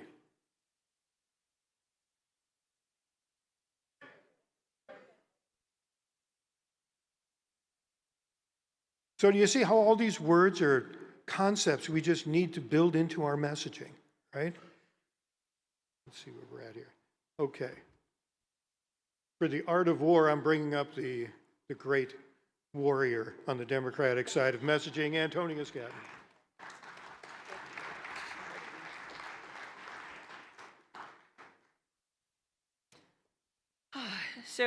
So you've just seen how people always say, well, they say, small government, low taxes. What's our version of that? Well, that's what we just saw. public protection, investing in our future, taking care of each other. We have that. Just got to talk about it. Okay, so in this section, we're going to talk about how the public debate operates at the subconscious level. We talk about the real rules of the game and how to get Republicans to fight on our terms. Republicans understand that politics works like reality TV. Whoever gets the most attention wins. Republicans do and say outrageous things. They know we can't resist the urge to attack them, to correct them, or to call them out. They do this because attack draws attention. When we attack them, it puts the spotlight on them, and they use that attention to frame the debate. In a recent workshop, someone asked me, what do I do when I'm working a booth at the county fair and some red hat guy comes up and screams at me? People think you only have two choices: ignore him or argue with him. But there's no point in trying to convince him that he's wrong and you're right. That guy is not ever going to buy what you're selling. You have a different mission. When somebody attacks you, your job is to use that spotlight to put on a show for everyone within earshot. Talk to all those people who are listening in to hear how you're going to deal with that guy. Because somewhere in that audience, the next table over, is our persuadable Pete's. Use the attention to present your best case to him. So just like in this situation, our mission in the public debate is not to defeat our opponents in a conscious, rational argument, but to expose observers to the language that will create the proper associations in their minds. They call the public debate a debate because it's always about something people are arguing about. You need attention to expose people to your triggers, and attention is always drawn to conflict and controversy. So whose triggers people get exposed to depends pretty much exclusively on this. Which question are people arguing about? The fact is, we have no choice but to engage in arguments. The only thing we can control is which arguments we choose to expose people to. So if we're arguing about the way they see it, what are people being exposed to? Well, the way they see it. If we're arguing about the way we see it, what are people being exposed to? The way we see it. During the debates over extending the debt ceiling, there were many different questions being debated. Which of the following arguments do we benefit from having? So question 1, should people have to prove that they deserve food stamps? Having this argument at all exposes people to the idea of the so-called undeserving poor, and that's the way our opponents see it.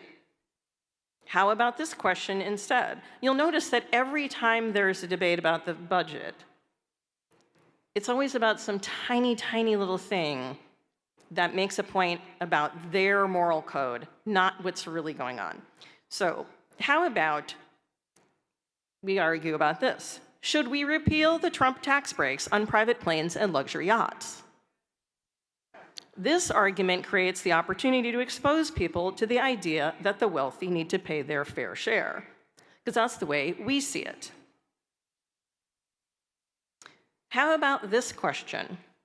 Which programs should we cut to balance the budget? That's always the debate we're having. Which programs should we cut? But this argument presumes that we should balance the budget by cutting programs. We don't see it that way. Our programs and investments all serve critically important needs. So what about this argument instead? Which tax breaks for billionaires, multinational conglomerates, hedge fund operators, and leverage buyout firms, aka private equity firms? Which of those tax breaks should we repeal to raise revenue to balance the budget? We should be looking into raising revenue as the solution to budget deficits. That's the way we see it. Let them argue with us about that. We win the public debate by getting people to only have the fights that we benefit from having. So we got another rule for you. Do not engage in arguments that expose people to Republican perspectives and values. Do engage in arguments that expose people to Democratic perspectives and values like the ones we discussed in the last section. But what does it actually mean to win the public debate? Many debates are happening at the same time. They stop and they start, but they never actually end. Each debate just remains in the spotlight until the next shiny object comes along. But remember, since our goal is not to win the rational argument, but to get the most exposure to our frames and values, the only real measure of success is airtime, also known as public attention share. We win by getting everyone to spend more of their time having the arguments that are beneficial to us and less time having the arguments that are beneficial to Republicans. That's how we expose people to our triggers and strengthen the blue networks in people's brains. You will notice this is what Republicans do all the time. They have, like every election cycle, immigration pops up again. Every election cycle, taxes pop up, crime, gay, trans, whatever it is. They've been having the same arguments for 50 years. So here's the question. Who gets to decide which argument we're going to have? Whoever starts a particular debate gets to set the terms of that debate. They get to pick the fight that they want to have. But if the public debate is in perpetual motion, where does any particular debate start? Well, the debate clock resets to 0 anytime you stop responding to the previous question and launch a new question into the media environment. So what does that mean for us? This is a pretty big revelation for Democrats, let me tell you. It means that we always have the power to set the agenda of the public debate. All we have to do is restart the debate clock. We shut down their argument by not responding to their bait. We grab control of that microphone, we start a new fight, and we keep that debate focused on the arguments that we want to have.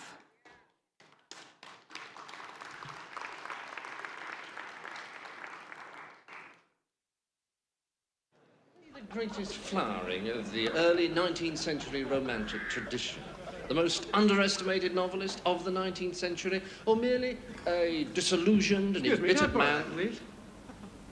Yes. Thank you.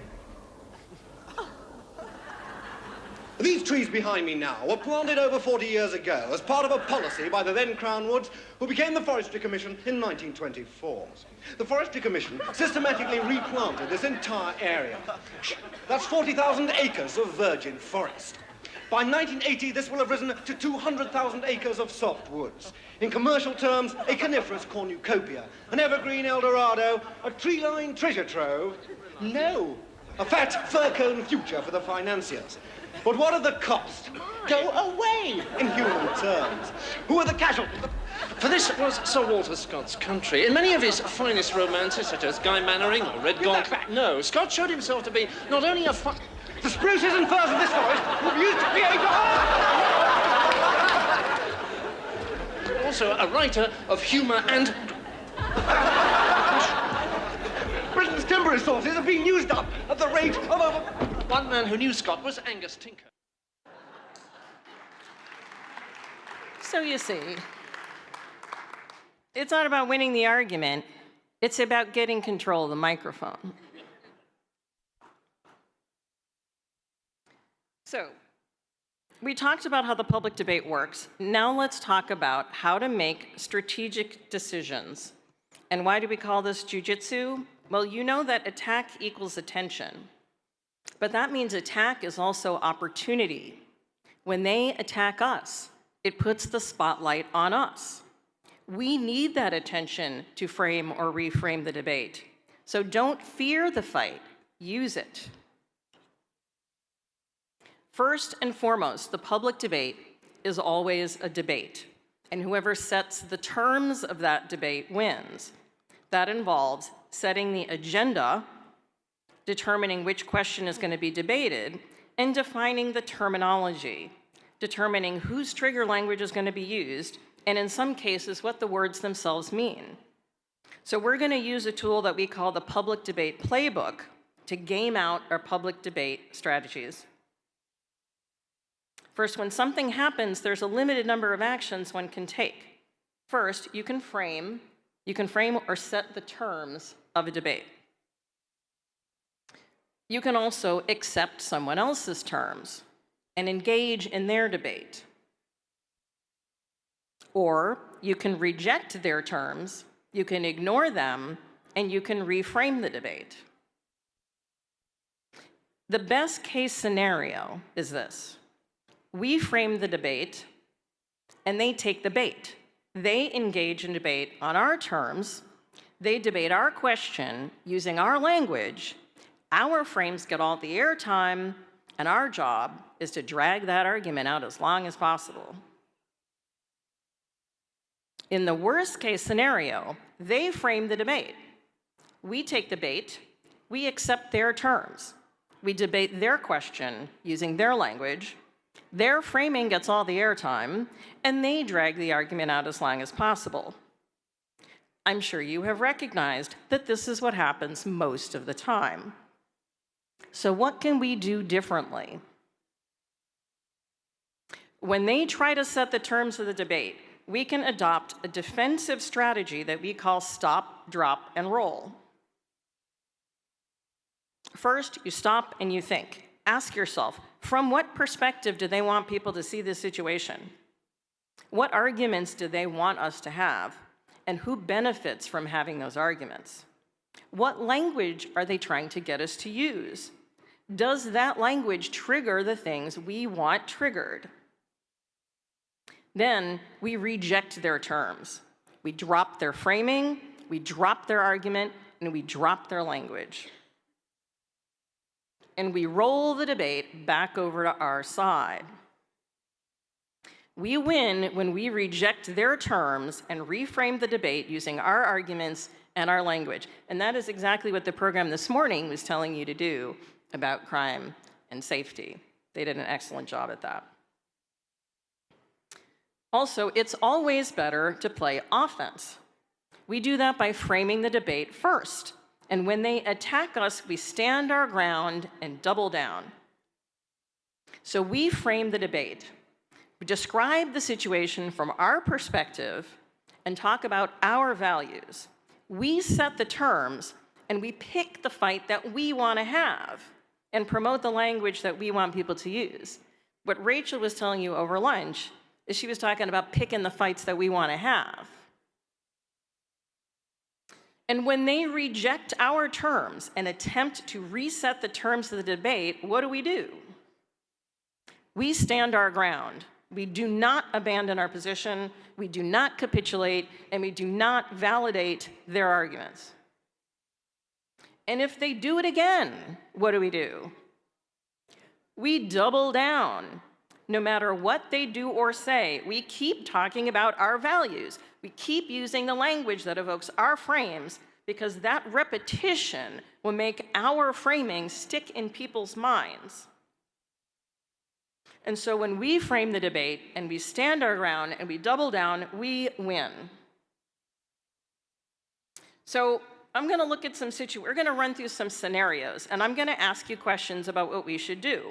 So there's only so many actions you can take at any given point. You can ignore or you can engage. You can frame the debate. You can reject their terms. We can reframe the debate. We can retreat when attacked, or we can stand our ground. So those are the options. So I'm going to read some things out, and I'm going to ask you just yell out the answer. So when Trump says something like, immigrants are poisoning the blood of our country, what do? Do we engage in the debate, or do we ignore him? What do you think? Engage or ignore? Well, let's look at the playbook. He is trying to set the terms of the debate, to call attention to his framing of the immigrant situation. Do we have to correct what he says? Why do we feel like we can't let that stand? What happens when we engage in fights that expose people to our opponent's trigger language? Ignore is our best play. In this situation, we stop and we drop. Remember how words work independently of the sentences that you use them in?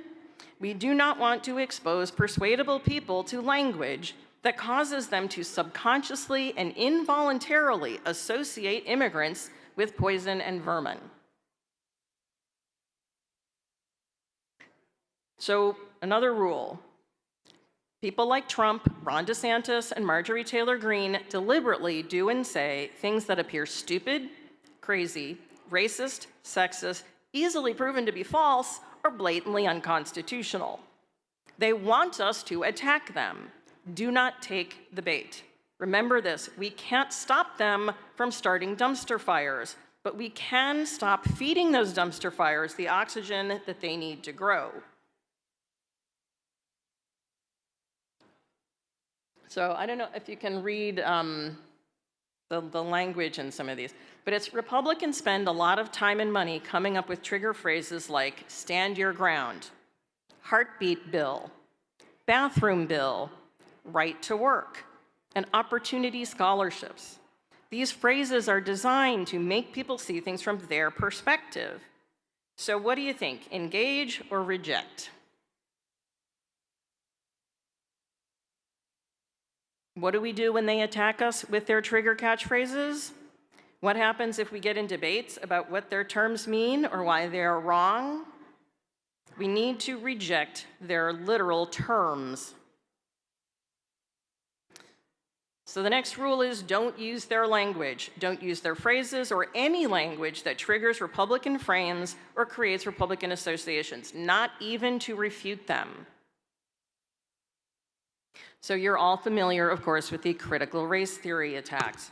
So what do we do when they attack us with their trigger catchphrases? We usually say something like, well, we don't even teach critical race theory in our schools.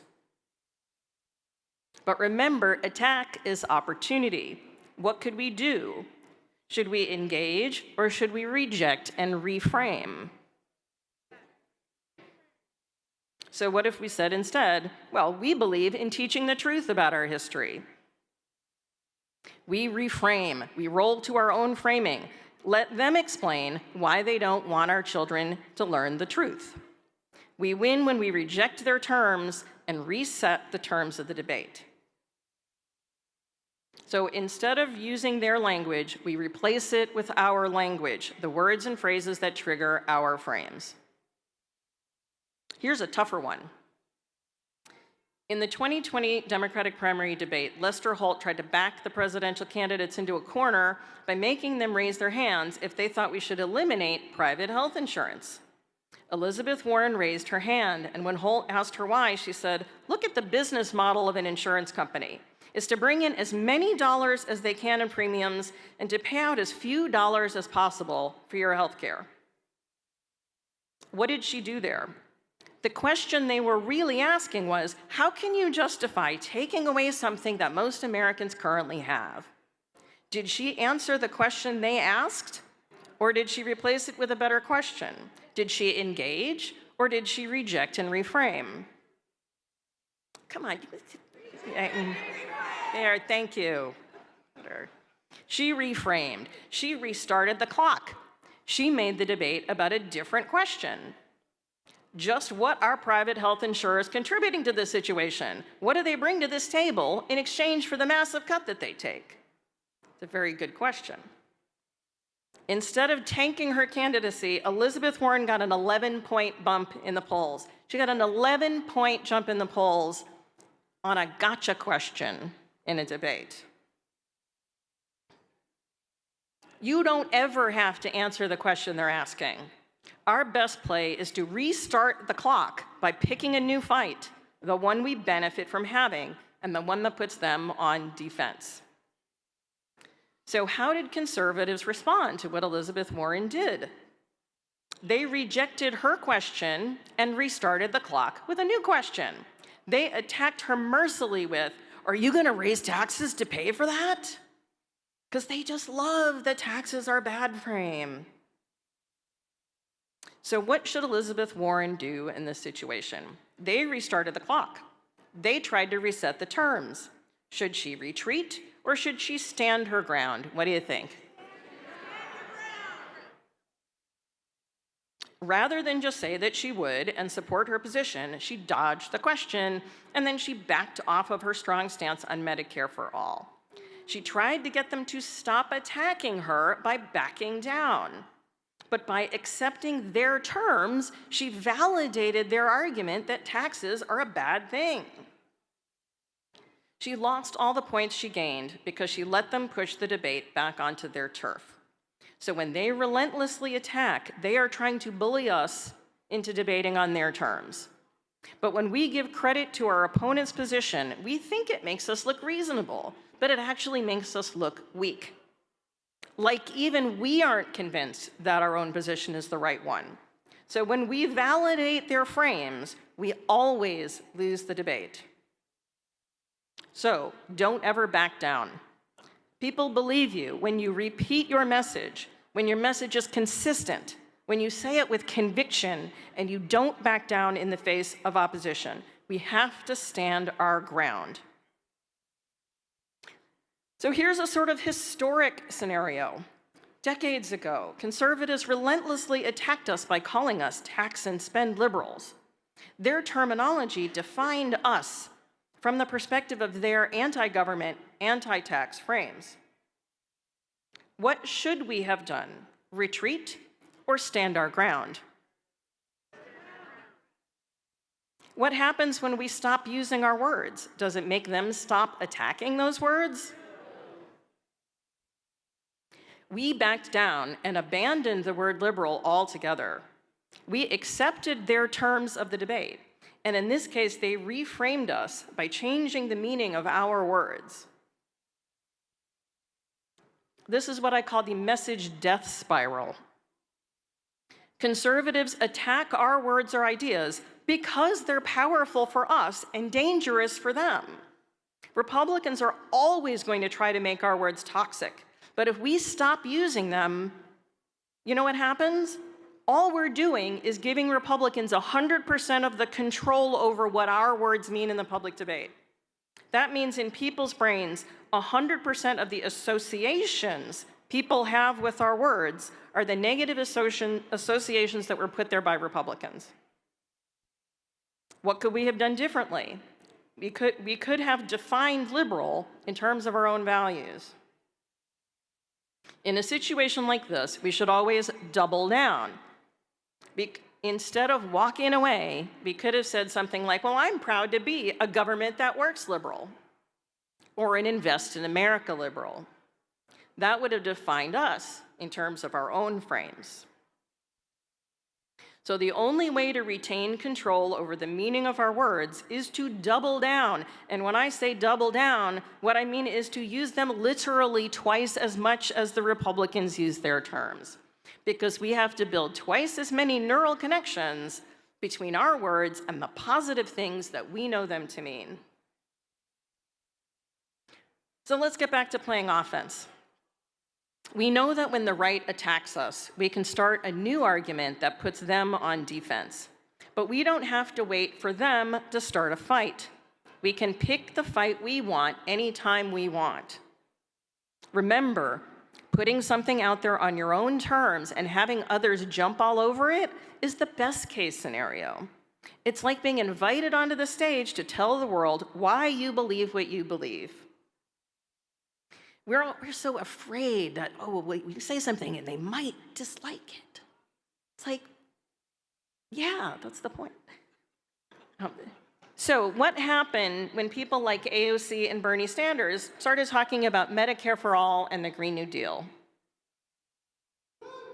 We tried to set some terms, and the Republicans went nuts and attacked them like crazy. What happened? Did AOC and Bernie retreat, or did they stand their ground? Did it work? It totally worked. Republicans' attacks not just failed completely, but backfired spectacularly.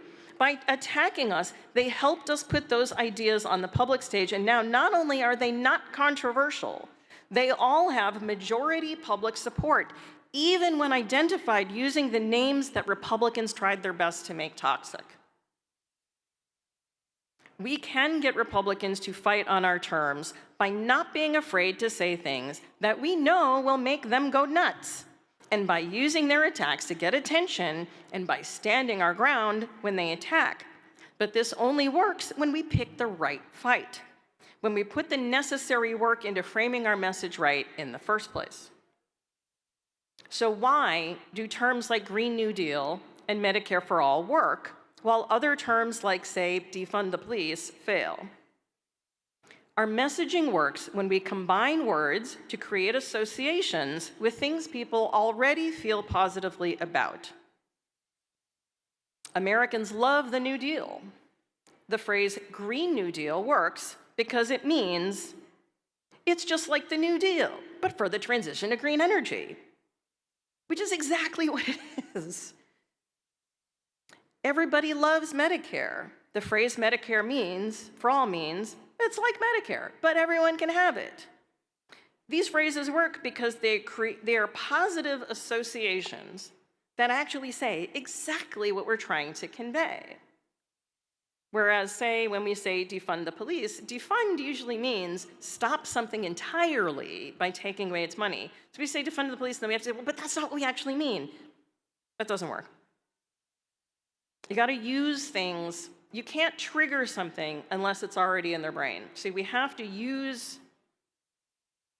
activate frames that people already know, that they already have an emotional connection, a positive connection to. So when we put the necessary work into framing the messaging right in the first place, it will stand up to any attack. Good framing makes the positive case for what we should do from the perspective of our democratic values, and the best messaging creates positive associations that say exactly what we're trying to convey. When we get the messaging right, their attacks will only help us expose more persuadable people to it. Now, raising taxes used to be considered the third rail of politics, a career killer position. When AOC mentioned increasing taxes on the extremely rich in January of 2019, people freaked out. It set off a storm of news coverage. She was called a communist. She was personally attacked by Bill Gates, Alan Greenspan, Howard Schultz, and many others. At first, people were shocked. We're not allowed to talk about raising taxes, but she just kept on saying it. And a few months later, a Harris poll showed that 74% of people said they would support a substantial wealth tax. What happened? As we learned earlier, repeated neural activation makes ideas grow stronger. That is, in fact, how unfamiliar ideas become normalized. The same process used to normalize extreme behavior can be used to normalize new or daring ideas. So like AOC, pick the right fight. When they attack, stand your ground and double down. All those attacks will just give your framing the repeat exposure it needs to become normalized. So stop and think. Drop their framing. Attack is attention. Don't take the bait. Don't debate on their terms. Don't validate their framing. Roll to our framing. Don't use their language. Replace it with our language. Change the question. Reset the clock. Frame the debate. Talk about our values. Define our own words. And create positive associations. And stand your ground. Attack is opportunity. Don't fear it, use it. Double down and repeat it until it sticks. I hand back off to George. All right. Pretty cool stuff, huh? You can learn this. You can do this.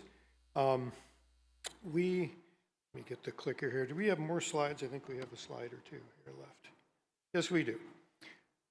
But yeah, you heard what Democrats ought to sound like when we're out there talking to people. You heard it all over the place in our presentation. It was all about what we care about and what we value. You can learn this. So we have to take responsibility for setting the agenda ourselves. Every day before you react, ask yourself, if I had control over what everyone talked about in the news this week, what would it be? We don't have to respond to what other people are saying. We don't have to accept other people's definition of what qualifies as newsworthy. We can decide what we truly believe is the most important thing that persuadable people should be thinking about, and then write or post about whatever that is. We have to effectively utilize the media real estate that we have under control, and it's a lot of it.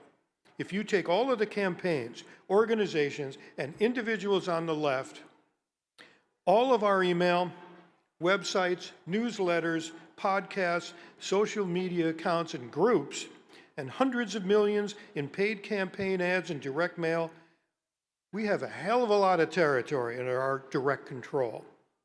Imagine what we can do if we used 100% of that capacity to set the terms of the debate and expose persuadable people to our words and ideas. We have to keep our attention focused on the persuadables. They are the jury in the court of public opinion, and how they judge what is or isn't morally right depends on whose moral operating system they are using.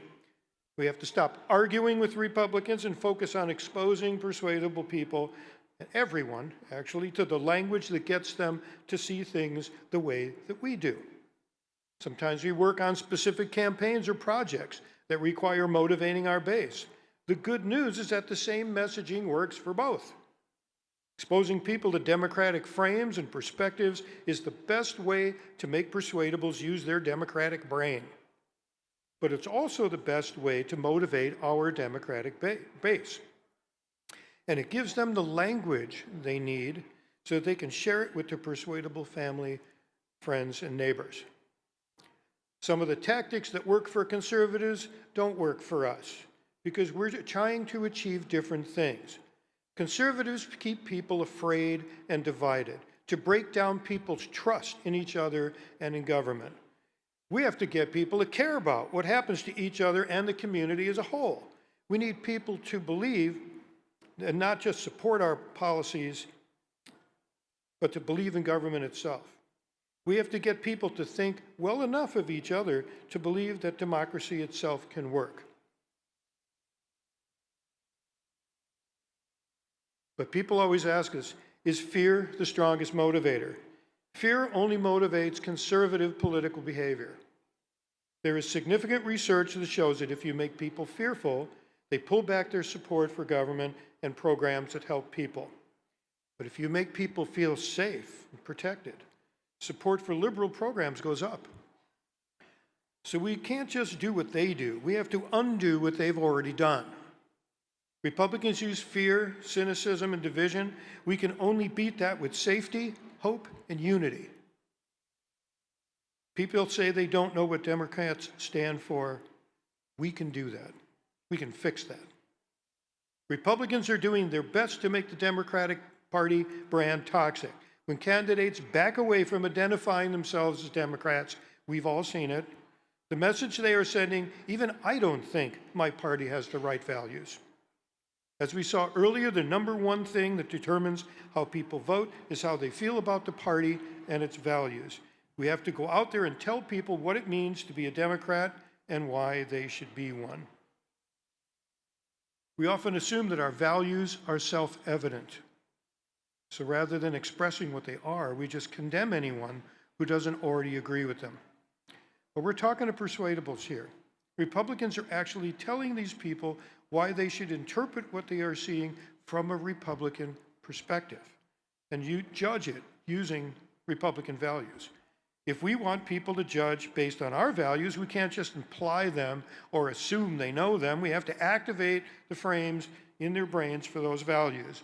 And to do that, we need to overtly express to people why we believe what we believe. Because you can't activate a frame without saying the trigger words out loud.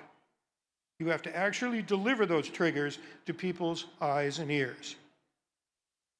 Conservatives got their message across by lumping literally everything into big categories like taxes, regulations, and freedom.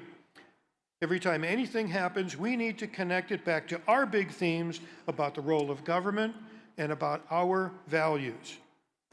People may forget the individual issues, but they will remember the big themes.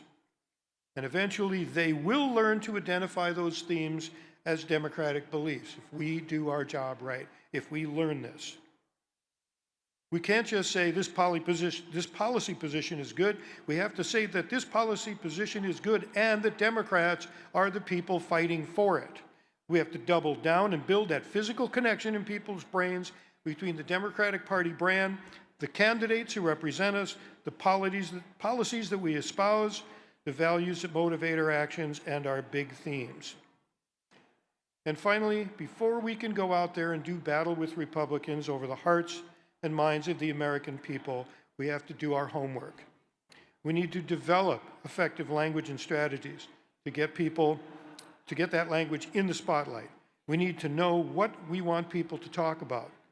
We need to know why we believe what we believe. We need to figure out what ideas we want to be associated in people's minds, and we need to figure out what trigger words will activate our ideas. We all have that work to do ourselves before we can get in the game. We're here to help you do that to actually do that. Make this part of your state party culture. And I can tell you that Shasti and the fabulous crew you've got at your office are some of the most wonderful people we've met with.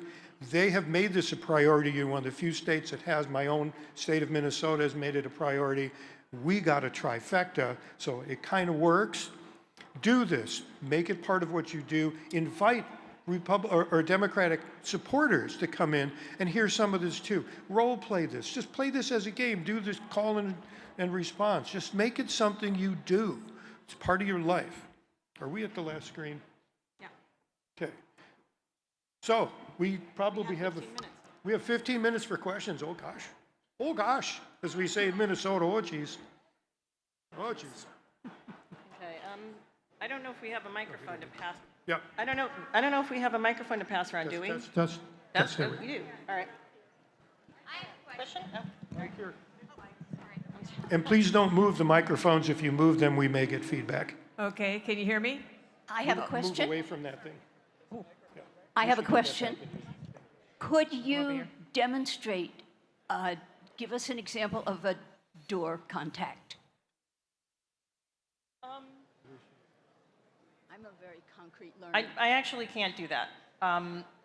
Partly because there's too many different kinds of door contacts, and there is an entire training and psychology involved in how you get from knocking on the door to that conversation. And we are not experts at that. This is a different thing. What happens, I can tell you though, that what happens often when you're at a door is that you knock on a door and you ask them what they care about. They tell you something they heard from Fox News, and then you are on defense. So my best advice for people when it comes to the door is to have a positive framing of something in mind when you start, and then engage that person in a conversation. So if you want to talk about, if you're going to conservative family and you want to talk about abortion, which sometimes you have to do, that's like a pretty tough case scenario. But you would knock on the door and you'd say, you know, I'd like to talk about religious freedom. You know, I know a lot of people have strong religious beliefs on this topic, and, you know, let's talk about what it's like living in a country where people have different religions and how we don't, you know, how would you feel if we use the government to force you to live by other people's religion? And they would say, of course, well, I don't want that. And you'd say, well, you know, I'm not sure if you ever thought of it this way, but laws that prohibit abortion actually force some people to live by other people's religion. I've actually had very conservative Christian families take a second look at banning abortion just based on the religious freedom argument. So figure out how you want them to think about something, and then initiate a conversation about that, and kind of work your way toward the difficult thing. is what I would say. But I'm terrible at role playing, so. And let me answer that question in a general way, because I know as organizers, you're going to have people who show up like 2 weeks before the election or a month before the election and go, okay, I'll door knock, you know, and they don't have any idea what to do. What can you tell them? And think about the door knock moment. You're walking up to a door and you've got your shirt is festooned with buttons, bumper stickers, you got a weird hat on, whatever. And you show up at the door and you're walking up there and you're thinking, especially if you're a newer volunteer, oh my gosh, I really don't know every last bit about every issue. I don't really know what to say, right? And so you're absolutely terrified. You're scared to death. You're going to get asked a question you can't answer. This is what every new volunteer, even old volunteers, experienced volunteers, think about. Think about the person on the other side of the door. What are they thinking? Oh, they got a clipboard and they've got buttons on. These people obviously know way more than I'll ever know. What if they ask me a question that I can't answer? I'm going to look stupid. So here's two people who are afraid they're going to look stupid in front of each other. So what do people do? They go, oh, hi, I'm Susie. I'm a neighbor from down the street. I'm talking, will you support my candidate? Okay, here's the deal. What you can tell them is, look, you don't have to know every last bit. You don't have to have well-reasoned stuff to trot out. What you can say to them is, look, just talk about what's right or wrong about whatever issue it is. Right or wrong, that's where you're at. That will get you really far. They'll get you, there's a way to start. It's a general answer to that specific question. Yeah, I would say when in doubt, go to a place of empathy and look at it from that perspective. Okay, do you want to? Thank you so much. This is exactly right. We need to be very clear and very concise with our communication. My question is, how do we get this to be a coordinated strategic communication strategy across the whole country? Because clearly the Republicans know how to do that, and they're very, very good at it. They are putting out strategic messages all the time. You can hear it. We are not. How do we get better at that? Get the right messages, get it to us so that we can get out there and put it out everywhere. Practice, practice, practice. Oh, I'm sorry. She wants a national message. So do I, huh? So do I. You guys have been great. The party here has been wonderful, and they've accepted this, and they're doing it. And you need to talk to all your other friends across the country and get them to do it. We can tell you, after doing this kind of work and talking about these kind of things for as long as we have, me since 2005, and Antonia since she was born, this is the kind of thing that comes really hard to the Democratic Party. This is the first time I've seen 3 speakers in a row, the Vera people and Rachel and us, talk from the same science in one place. This needs to happen all over. And some other states do this at a smaller level, but we have to get everyone to do it. I've actually been working with a large number of volunteer groups, with other parties, and everybody says the same thing. They're like, great, all right, I'm bought in, I believe you, just freaking tell me what to say. So one of the things I do in my newsletter, I have a newsletter called Reframing America at .substack.com. Do you read it? Okay, oh, great. That is where I delve into individual issues. And what I'm working on right now is sort of like a top 10.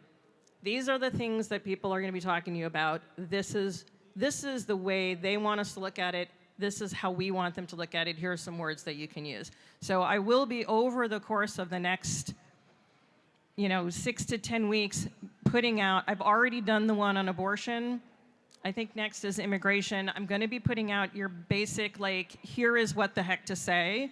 So if you want to sign up for the newsletter, and also just encourage groups that you belong to, activist organizations that you're involved in, to join in this. I'm going to be distributing this through a large number of different organizations, both official party organizations and activists, kind of national activist groups. So you'll start seeing it everywhere. But the more you can do to spread the word, the more people we can get on board with saying the same thing. Thank you. My question kind of piggybacks off of that question. It's like, why am I not seeing a more national campaign to advertise all of the good things that the Democratic Party has accomplished in the past 4 years, considering how we overcame COVID and how we've had a semi-soft landing. Why am I not seeing that in the algorithms? Why am I not seeing, why do I have to go to CNN to see those things? Well, the Biden administration is putting out a lot of, or not the administration, but the campaign, or both, putting out a lot of stuff which is like, here is stuff we did for you. Here is something we spent that you might benefit from. Does that reflect what we saw here in terms of the psychology of how people are persuaded? Are people out, are voters out there rationally maximizing their self-interest? No. It's in our profession, there's a tradition that we seem to think that if we tell people what we're doing for them, it's going to motivate them to vote for us. It seems rational because we think in terms of rational. Too many people in our business have not learned this. They don't understand. Like Rachel was telling us over lunch, we talk to voters as though they were reading the news every single day, and that's not really what's happening. So we have a lot of change that needs to happen inside of our community in order to improve the way we talk about things. So instead of saying, we built a bridge in your town, you might get a job from it, we need to talk about how President Biden, unlike for 50 years of trickle-down economics, when it comes to time for him to make a decision, he always does what's right for working people. And that is how he has managed to recover our economy. It's how he's bringing inflation down. It's because he always thinks in terms of what is best for working people, and that's how he makes his decisions. I have a newsletter, one issue of my newsletter called How President Biden Saved the Economy, and it's like a children's book, so you might look at that. But just stop thinking in terms of what am I doing for you, and start thinking in terms of what's right and what's wrong, and why people care, and that's how we'll do it. I'm just curious about how to handle the cult members and the hyperbole that, you know, you're like, Joe Biden is building an economy for workers. Yeah, he's a communist, he's a socialist. I mean, do you just drop it or do you continue? I mean, do you just try to get to the empathy with people that are just going to that hyperbole, or do you just turn around? Because I do most of what I do on social media, and I get a lot of that, of just, you know, how I'm, you know, because I'm a lesbian also, that I'm just a pedophile and I'm grooming people, and they just go to this hyperbole. And even in our small rural town in Mason County, we had our first Pride event last year. Like 3 of us organized the very first Pride event in Mason County last year, and we're doing it again in July 28th, just in case you want to know. And we had people from churches come and video us and hold up signs calling us pedophiles. So we had a peaceful engagement with them, and you know, people were walking as well as driving, and we had sort of peacekeeping people and that process. But there's just no way to engage with that, and that's, we live in a very red area. We have people who stand on the side of the road waving Trump forever, king signs, basically. And so it's a struggle for us. So I'd like to get your feedback on that hyperbole and that interaction. Thank you. Well, I'll try to answer this quickly because we are running out of time. First of all, I would say, note that for the most part, your real life experience is going to be a lot nicer than that you find online, and that is because a very, very large percentage of the comments you get online are written by a bunch of teenagers getting paid minimum wage, sitting in a room in Scottsdale working for Charlie Kirk. A lot of what you're seeing online is not real humanity. It is professional trolls who spend all day looking for search terms so that they can jump on them and deliver these and spread these things. So what do you say? Ignore, ignore, ignore, ignore. They do it to drive up the algorithms to their sites. So like the online, do not ever engage, because engagement feeds the algorithm. Ignore and block. Do not feed the trolls. But what I was also going to say is my favorite response to people is You know, so they say, well, you know, how could you let, you know, trans kids play sports, blah, blah, blah, blah. And I just see that, well, you know, I mean, I don't know about all that. All I know is, like, I don't think we should ever tell kids there's something wrong with them for who they are. Like, just say, I don't know, I just think, you know, and then out with the empathy. You're not going to get an argument from that. They're going to just shut down, and they might even walk away and think about it from that perspective. So that's how you deal with that. They aren't used to being challenged. You may be surprised at what happens when you just are, of course, your audience is not that person, it's the other people, and you may be surprised when you give people another perspective. We have just one more person, and then we have to go. Sorry. I just want to thank you very much for all your good and wonderful counsel. But I also have faith in the Washington State Democrats so that we have something for each candidate that's running and the incumbents, so we can do that, hone that message, all of us. Here it is, repeat this, repeat this, repeat this, because that's what they do, and we can do it too in Washington State. Yes, Don't you you agree? can. Yeah. Yes, you Let's can. do it. That's it. Learn this. Get candidates to learn it. You can do it. And you may not be Eric Clapton playing guitar at it, but you might be good enough for a bar band, okay? Just keep working on it and you'll get better. Thank you, everybody. We just love this place. Hope you come back. Bye-bye.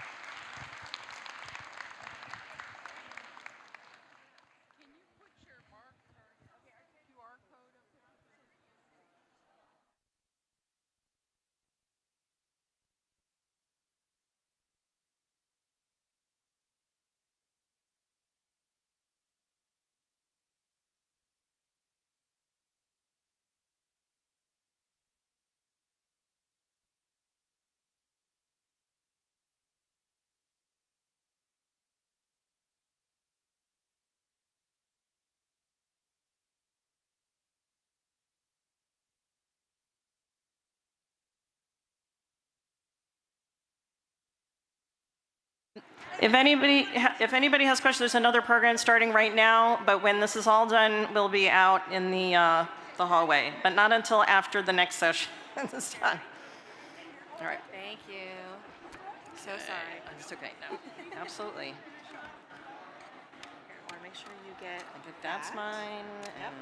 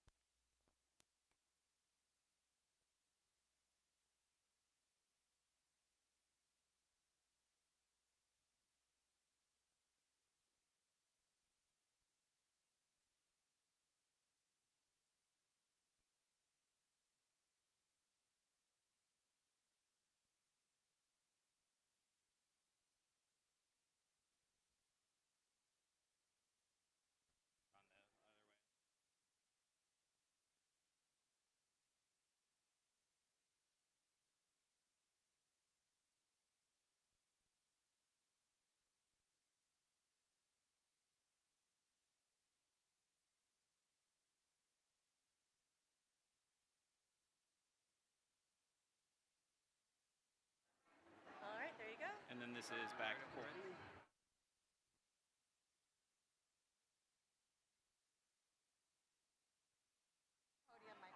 Okay. All right. All right. Good to go. All right, hello, Democrats.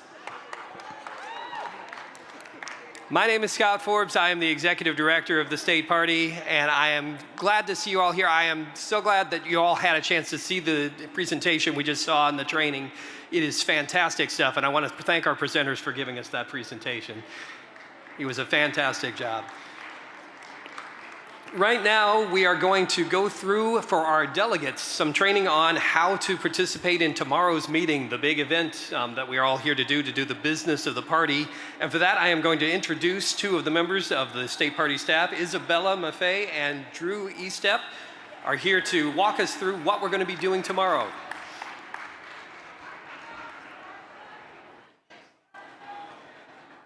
Hi, everyone. It's great to see you all today. I know you've probably been reading all of my super long emails, and I appreciate you all for reading to the end of them. I know that was a super exciting presentation, but I have some pretty important information to share with you, so I'd appreciate it if everyone could find a seat and lower those voices just a little bit. I can wait a couple seconds for everyone to find another seat.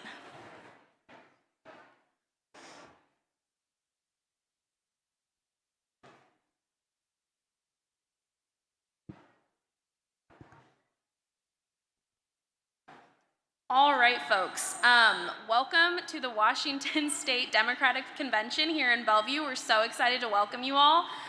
Me and Drew are going to be going over a presentation that helps explain how tomorrow is going to go, how check-in is going to go, and voting as well. So welcome. And the things we're going to talk about today are checking in to vote, which I'm sure a lot of you have already done. Virtual participation tomorrow, if you are going to be doing virtual tomorrow, if you're in person today, or if you're streaming this virtually right now, we're going to explain all of that as well. Arrival for in-person attendees, I know you're all already here, but we wanted to cover it again. And the weekend agenda, meeting business, and the general session overview.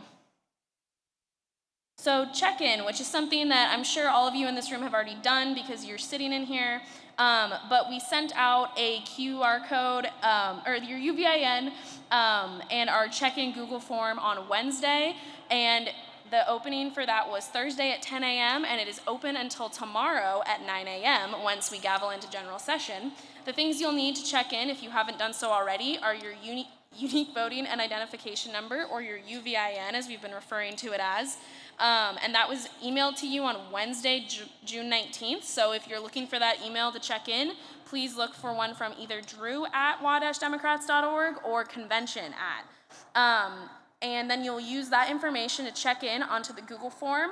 You're going to need your name, your email, your UVIN, and what legislative district you're a delegate for. That's it. It's super simple. I know a lot of you have already done it, so you're pros at this point. So when you check into that form, that is what officially seats you as a delegate. I know you've all been sending me a lot of information about like your phone numbers and emails and physical addresses for seating, but checking into this form is what physically seats you as a delegate, whether you're in person or virtual. It activates your voting credential for Sunday, so that's really important. If you don't check in, your vote will not be counted tomorrow. This allows you to pick up your in-person credentials, which you're all wearing, something like this. And you must check in prior to arriving here, and you must check in to attend in person and to vote. So now we're going to go over a little bit of the virtual participation. Virtual attendees will be streaming the floor proceedings from a YouTube stream link. I'm going to be sending that link out at 8 a.m. tomorrow. It is not the same link we are using for the streaming today. We will send out a new one tomorrow morning at 8, so please look for that link if you're streaming virtually. All votes will be taken virtually as well, whether you're in person with us in the hall or you are at home watching on the YouTube. And they will all be taken virtually in one collective ballot. So there will be no raising of credentials this go around. We're taking them all through those virtual Google Forms, and Drew's going to help explain that in just a second. Virtual attendees should be prepared to operate 2 browser windows or have a secondary device. It's not a requirement to have a secondary device, but it's helpful if you're like watching the YouTube on your computer and voting on your phone. You will just need 2 internet access points to vote and stream if you're attending virtually. Virtual attendees must submit any floor action through their delegation chair. Your delegation chair should have already set up either a Zoom, a Signal or WhatsApp group chat, a texting group chat for you all to communicate tomorrow about bringing motions to the floor, because the only person that can bring a motion to the floor for you is your delegation chair. So your delegation chair is responsible for bringing all of the motions from virtual attendees to the floor so you can be represented. Arriving in person, which you have all done, I'm so glad it worked out for you. All attendees must arrive via the entrance on Northeast 6th Avenue or through the on-site parking garage to floor 1. That's how you all got in here right before the security checkpoint, and we appreciate you doing that. All attendees must go through security, and delegates and alternates who have checked in will retrieve their credentials at those check-in tables right across from this hall. Guests who pre-registered before Thursday, June 20th will be able to pick up their credentials. When you're arriving in person, these are the items we're restricting from you bringing into the hall. This includes weapons of any kind, pepper spray, selfie sticks, alcoholic beverages not purchased on site, flammable liquids, fireworks, flag poles or sticks, flags, signs, banners, or similar material larger than 18 by 24, as well as outside food or drink of any kind, and hazardous waste or firearms. Please do not bring these into the hall. We really appreciate it. If you have a medical accommodation, which means that you have like walking sticks or food that you need to be having throughout the day for your medical needs, that's okay. Please just flag that for security and they'll let you on through. All attendees are required to pass through those metal detectors and security screening by the door. It's airport style, as you've seen. Metal detectors and wands and bags are allowed, but they are subject to search. And then expect delays entering the venue, especially tomorrow, because that's when all of our delegates will be arriving here who are coming in person. And now, with that, I'm going to pass it over to my lovely colleague, Drew Estep, to go over the meeting business. Thank you all, and I'll see you tomorrow.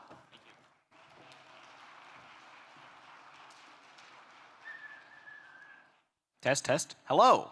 My name is Drew Estep. I'm the Senior Political Advisor with the Washington State Democrats. This is my 4th convention that I've been involved on some level of planning. Thank you all for joining us here at the Meydenbauer Center, and also the folks at home. I know a lot of the content we just went through is primarily for those of you who have not made it down to the Meydenbauer Center yet and are still arriving.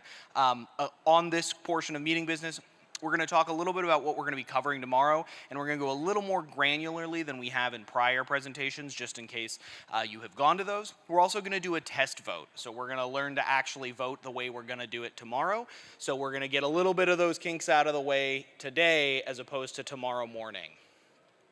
So what we're going to go through here are the 5 primary things that we're going to interact with tomorrow. The convention rules, the charter and bylaws, the Democratic nominations for our statewide offices, our platform, and then resolutions. And we're finally able at this point today to be able to talk a little bit more in depth about what the resolutions and platform components are going to look like from a detailed perspective.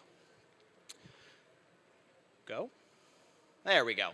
First up, we have convention rules. This one is going to be pretty common for folks already. These convention rules are posted in your Google Drive as well as all of the other meeting business items. These rules are in effect at the time that they are adopted by the Rules Committee, so they're currently in effect and govern the convention. They will then be formally adopted and continue in effect tomorrow morning once they are approved by the full convention body. These rules, and throughout the whole process here we're going to be talking about, these are not amendable from the floor, so our conversation here will be rather quick, and then we'll get that passed pretty quickly. These were, as a reminder, amendable by delegations freely up until June 7th. The second component we're going to talk about are charter and bylaws. Charter and bylaws are the governing documents for the Washington State Democratic Party, so they are the thing that covers the whole kit and caboodle, all the rules that run through all of the pieces of the party. Tomorrow we are going to be looking at 5 charter and bylaw amendments in total on 3 separate topics. These had to have come in 30 days prior to tomorrow, so they've been in the works for about a month. One thing to be very clear about, though, is that bylaw amendments take a majority of all seated delegates. So those of you who've been checking in throughout the process, that is you are establishing the denominator for the bylaw approval process. So half of all of those folks are required to pass a bylaw amendment. Charter is a majority of all delegates, regardless of if you end up checking in or not. That is what will determine how many votes are required to pass a charter amendment. We have 4 bylaw amendments and 1 charter amendment tomorrow. So 4 of them are going to use that top definition. 1 of them is going to use that bottom definition. One thing to note here, we do have 5 amendments, as I noted. They're on 3 topics. One of them, in regards to the DNC elections, is in direct conflict with the charter, so it will likely not, it is not currently slated for debate or a vote, as it is in conflict there and cannot actually be implemented. The other 4 are in 2 topics, one regarding our platform and one regarding our executive committee notification requirements. Check those out in your Google Drive ahead of this. Second, or the third primary piece of business are nominations. Let's get this one out of the way quickly. I really hope you're going to make this easy on our permanent convention chair tomorrow, April Sims. Nominations are not endorsements. We are not endorsing these candidates. For those of you who've been around a few times, you'll know this process pretty well. But nominations are our way of claiming Democrats. So here in Washington State, we do not have party affiliation. You and I are not formally Democrats in the registered sense. And when someone runs for office, when they file on the ballot, they are filing as preferring the Democratic Party. They're not actually running as a Democrat. But we also have in Washington State specific clauses that allow us to replace Democrats. So we have both no Democrats and the ability to replace Democrats. Nominations under the top 2 primary system is our means by which to claim Democrats. So all we're doing here is saying this person is a Democrat. If they die, we can fill the vacancy. Pretty straightforward, pretty basic stuff here, but that doesn't stop people from standing up and asking, why are we endorsing without debate? Why was there not an endorsement process? These are not endorsements. Please don't be the person who stands up tomorrow and asks about endorsements. This slate is produced automatically within this convention process because it is a technical item. So this is any Democrat that received 5 local party organization endorsements anywhere in the state, 88 total between legislative districts and counties, is automatically added to this slate. If someone is missing from this slate for some reason and they make it through the primary, then in September, the State Central Committee, the sort of month-to-month governing organization of the Washington State Democrats, can nominate them under our rules. So if we miss someone, we can come back to them in September. So it is not the be-all, end-all of them being nominated tomorrow. So keep this in mind. This is not an amendable item from the floor. At this point, this is a locked-in slate, and so all that can happen is it is approved or it is denied. And if it is denied, it will then be approved in September by the Central Committee.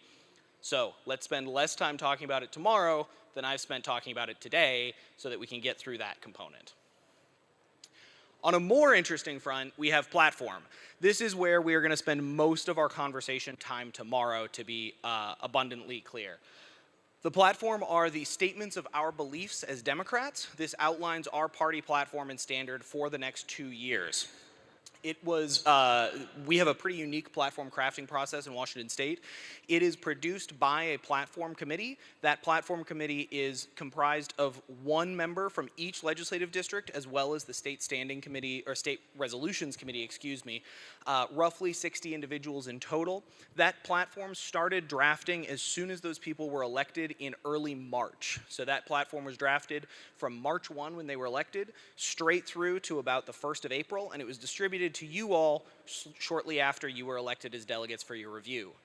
That platform was amendable by delegates throughout the process, or throughout the next month, and freely accessible as an amendment. So any delegate could propose within their delegation any amendment to that platform document and have it brought forward if their delegation agreed. I want to be really clear, you all amended it a lot. We had 1,000 amendments considered for incorporation within that document, 1,000, slightly over. Of those, a little over 500 were directly incorporated into the document. So I've said a couple times already today that we are not amending things from the floor. The reason why is our process is built on a foundation of prior amendment. Our amendment occurs in the early stages of this process and review. So we've considered 1,000 amendments to the platform, already incorporated about 500. We're going to talk about a little bit later down what we're doing with some of the ones in the middle there. But the other thing I want to note here, just to give a quick call out, the platform committee is easily the hardest working committee of any of the committees throughout the stack. These individuals had 32 hours of formal meetings. Yeah, I want to give every one of them just a very clear thank you. 32 hours of formal meetings over the course of the last 3 months. They met frequently outside of those meeting times as well to consider sort of their internal pieces, individual subcommittees, etc. So if you see a platform committee member, thank them for their work, and they are working straight up to the debate because debate is pre-structured in a manner that is assisted by the committee. So many of them will be working tonight to make sure that tomorrow's debate is successful and productive. So thank those folks if you see them. All right. Lastly, we have party resolutions. Party resolutions are specific topics that are being covered with a sort of specific action. These resolutions, instead of being produced by the platform committee, are produced by the legislative district delegations. So your legislative district is where they started. Each legislative district could propose up to 2 resolutions for consideration by the state convention. We have in total 48 resolutions up for consideration. These were all reviewed by the platform committee. The platform committee gave them a recommendation for passage. They could do one of 3 things. First, they could recommend do pass. Second, they could recommend do pass as amended, with amendments only being in order if they did not change the intent of the resolution. They just bring it into compliance with the rules. And 3, recommend do not pass. So your basic answers here are, do you want to pass it or do you not want to pass it? Those are most of what they can do. Those recommendations are presented to you all as a slate. Some of you know this is a consent agenda, some of you know it is a slate, some of you know it is a report. It is a block of individual resolutions that are all voted on together. Now, resolutions can be pulled from this slate. We use the word pulled colloquially, and I'm going to explain that in just a second. But if a resolution is not, its recommendation will be adopted directly. We will not be debating it individually. Any resolution can have its recommendation amended by any delegation chair acting on behalf of a majority vote of their delegation. So if you disagree with the recommendation currently proposed on a resolution, that can be amended. So if it says do pass and you don't want it to, it can be amended from do pass to do not pass by your delegation chair if your delegation votes to do that. This can come in up until the time general session starts. If you are going to leave this room, go talk to your delegation chair, and call a meeting tonight, please send me an email. I do not want to find out you are pulling a resolution at 8:55 tomorrow morning just for my own sake. But resolutions, again, can be pulled at any point up until the gaveling in of general session. And if that amendment is moved forward, that resolution will be pulled for debate. I want to be clear on this one. This is something we didn't have much granularity on until really recently, but right now we are slated to debate 6 individual resolutions from the floor tomorrow. We're going to be debating 2 resolutions regarding nuclear power, a version A and a version B of the same resolution that will likely have debate combined. Those resolutions are currently in the drive. All of these are in the drive and tagged for you, but 2 on nuclear power, again, probably in one debate. 3 resolutions regarding the war in the Middle East, and 1 resolution regarding the legalization of sex work. Look in your Google Drive at the list of resolutions and their recommendations. They are clearly marked by a specific box saying these are the resolutions that have been moved for additional debate. Those are the ones that are going to be discussed. We're going to talk about how that debate works here in just a second. All right. First up, before we get to full-on debate, I want to talk a little bit about minority reports. For those of you who watch the online presentations, you can tune this out, but minority reports are what we are primarily debating tomorrow. Minority reports are items that the committee considered but did not come to a clear consensus around. So if more than 35% of the committee held a position that was in counter to the majority position, a minority report could be created. So these are the votes that are, these are the votes that are going to be, 13 to 11 in the committee that are slightly off of the majority necessary or slightly beyond the majority necessary, but a huge portion of the committee disagrees.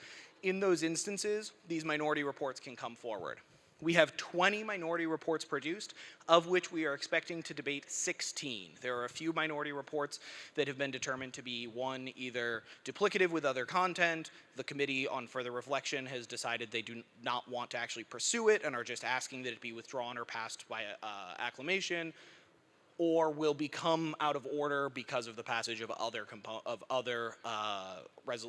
amendments. So we'll probably be debating and voting on 16 of these, 20 were produced coming out of committee. You should take a look at your Google Drive at this point. There are two things there. One is the spreadsheet of all of these with a lot of information, and then there's a document just labeled minority reports. It's a document, just like a Word document. That's the layperson terms for what those are, right? We propose to add a plank to the platform that says X. This will appear on ballot Y. Just the straight up and down, this is what you can expect to actually interact with. Take a look at these before tomorrow and make sure that you are read in on what these look like. Second thing I want to talk about in terms of business is amendments. We've talked about this in a couple places throughout this, but I want to make sure it's really, really, really clear for everyone here. Amendments to committee reports are very, very common. They are close to impossible here. All of these committee reports were fully amendable by delegations, the platform up until May 4th, the rules up until June 7th, and amendments, excuse me, this should not say this, amendments could come forward through a petition process up until Sunday, June 16th. That Sunday, June 16th deadline has elapsed. 2 additional petition amendments came forward under that process. So as a result, we are through all of the primary amendment components for minority reports. Minority reports are really the only way that amendments could be considered, and these reports are not going to be amendable tomorrow. So if you are concerned about something, let's have a conversation offline as opposed to on the floor tomorrow, because this is a pretty hard and fast rule for tomorrow's convention process. And again, the expectation here is that this is based in pre-work as opposed to post-work that uses all of our time at once. All right, let's talk a little bit about the general session. We're going to go through a couple things here, and then we're going to do a test vote. First one is to make sure that this is clear, some guiding principles around the convention. This is a fully hybrid convention. That's evidenced by the fact that we have several hundred of you online right now via YouTube watching this presentation, as well as all of our friends here in the hall. This is going to be the case tomorrow. As of my last check, roughly 550 delegates had picked up in-person credentials. Roughly 1,000 delegates had checked in total. So we have a huge number of delegates checked in, and about half of them have already picked up in-person credentials for tomorrow's event. But this is a hybrid event. As a result of this, this has an emphasis on a number of different things. First of all, pre-work. Because there's a bunch of folks virtual, we want to make sure that everyone has time to review this material ahead of this weekend, and that means doing this committee work in advance. Secondly, because a bunch of folks are at home, everything is pre-structured to allow those individuals, or most everything is pre-structured to allow those individuals to participate. So there will be people speaking in debate tomorrow participating via Zoom. That is one of the hallmark requirements of us pre-structuring the debate. To be able to accommodate that, we need to pre-structure debate. Finally, one thing that I want to make super clear, and we'll talk a little bit more about, is that your actions as a delegate, in order to make sure there's parity between online and in-person, your actions as a delegate have to go through a delegation chair. You cannot bring forward motions, points of order, etc., outside of your delegation chair of your legislative district. They should all be in person. This is a great opportunity this evening to meet them if you have not talked to them yet. I kind of hope you have at this point. But it is a great opportunity to get to know them. And for those of you virtually, as Isabella indicated, most of them should have already provided you with information about how to participate virtually. As we just talked about, motions are not permitted from delegates. Motions have to go through your delegation chair. The place I want to make sure is clear here, though, is that your delegation chair is required to bring forward these motions. Your delegation chair is not a filter. Your delegation chair is an emissary. So if you offer an amendment to those people, or a motion to those people, they have to bring it up and represent it on the floor of the convention. If they are unable to or unwilling to, one of your standing committee members in the hall, rules, platform, or credentials can represent that motion for you.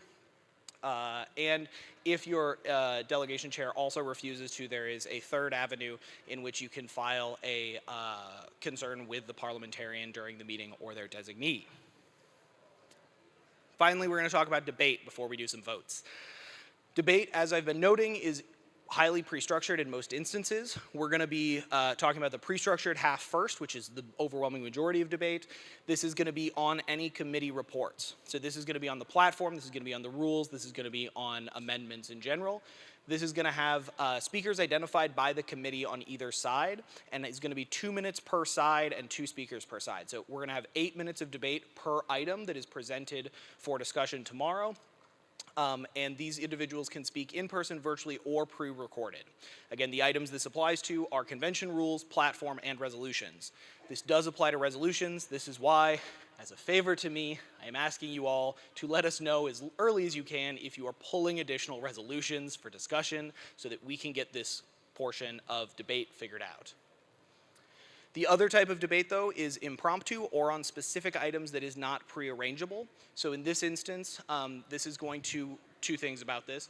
1, this is going to be in relation to charter and bylaws amendments, nominations, which again are unamendable, so we hope it's not going to be a large debate, and 3, unplanned motions. So if we have a surprise motion for whatever reason, this will be in this category. Because this is less structured debate, it is only limited to in-person delegates. Only in-person delegates can participate in this debate. If you are a virtual delegate who needs something represented, you can ask your delegation chair to represent that for you in debate. Get in the line and represent it for you. All right, we've talked about this a fair amount, so I'll sort of blow through it here, but the basic answer for the convention process communication is that you should have a line in some form or another to your delegation chair during proceedings so that they can represent motions necessary for you during the convention. If you do not, that is something to figure out this evening because you are not going to be able to seek the mic on your own during the day of.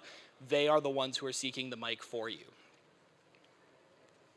All right, the last thing we're going to talk about. This is the new one. We're going to do a test vote. So, I've talked about this in a couple instances, but all voting at the convention is handled virtually. Whether you are here in the hall with us or you're on Zoom online, you are going to be voting via a Google Form ballot online. That ballot is going to open at the time that we are voting on the item.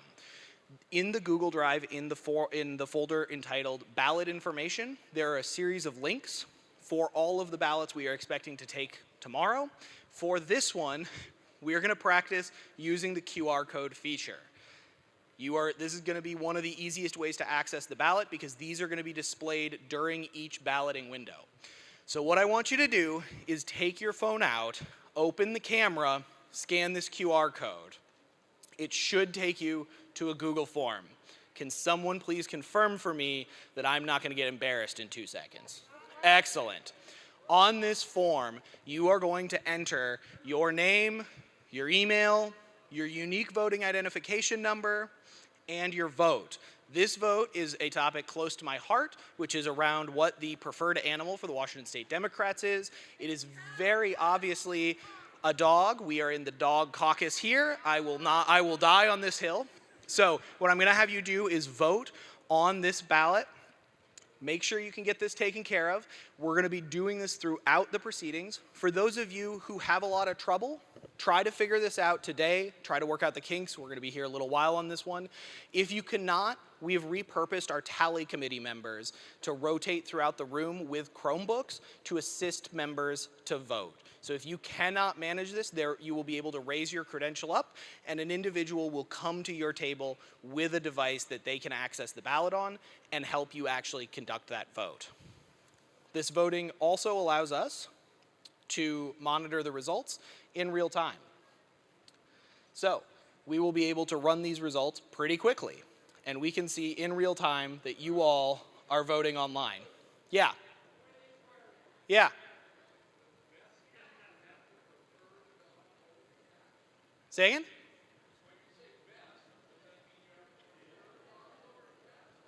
Yes, you have to prefer dogs over cats. So the other thing on this ballot you'll note, code? Oh, yeah, all right, fine. That's fair, that's fair. I think we can just do both. How's that sound? Look at that. We'll make this real big. That's coherent branding, right? Good PowerPoint. We did a good job. So throughout voting, This is what this is going to look like for you all is scanning this QR code. I'm going to have on the back end this running so that we can see tabulation come in. We're going to be leaving ballots open for a reasonably long period of time. I want to be clear on this. We are leaving ballots open because the people who are going to have difficulty with balloting are going to take a little while longer. For folks who are used to this, I know this is going to be pretty quick. We have plenty of filler material to make sure voting windows are productive and fun, but for those folks who are either at home who run into difficulty and need to reach out to their delegation chair, or folks who just need a little bit of time to make this work, we're going to keep ballot windows open for a fairly lengthy amount of time. Think 6 to 10 minutes per balloting window. And I'm going to ask all of your grace to not complain about that, because it is for our friends who are getting used to QR code systems, voting on their phone, etc. throughout the process. Yeah.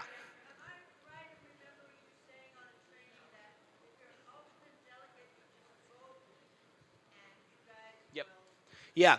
The question asked was, if you are an alternate, are you able to vote? And the answer is yes. If you are an alternate, the way that you can, one, you will get a notification early in the day that you are seated if you are seated. Two, if someone leaves and asks to have an alternate seated, that will go up the pipeline to me eventually, but we want to make sure that your vote is recorded as an alternate in case I haven't gotten the message when you've been seated. So throughout the process, if you are an alternate, please feel free to vote within all voting windows. Your unique voting identification number will not be enabled on the ballot unless you are seated. So if you are an alternate, feel free to vote, and you will be able to throughout the proceedings, and we will seat you, we will count your vote if you are seated. A couple other things to flag here with voting. First one is these votes are, your ballot will self-delete old versions. So if you mess up your vote, you think you messed up your unique voting identification number, anything like that, please feel free to replace your ballot with a new one. That one will be the one that is counted without any concerns or problems. The second thing I want to note is that throughout the ballots, we are avoiding as best as possible the language of aye or nay and trying to make it as clear as possible what you are actually voting on. I gave you a complicated one on this one, an example of a platform plank being replaced by a new piece of text. We're always going to try to provide instructions on those ballots that are as clear as possible for you. Do you vote to replace text A with text B, etc.? Or do you vote to add this component into the platform or remove this component from the platform?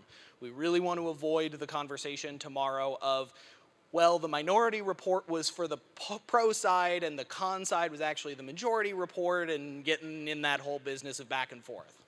Oh no. There we go. Sorry about that. Come back. There we go. Cool. Yeah. Yeah. There's no way I'm going to be able to hear you, Linda. I think we're going to have to run you a mic. Here, Isabel.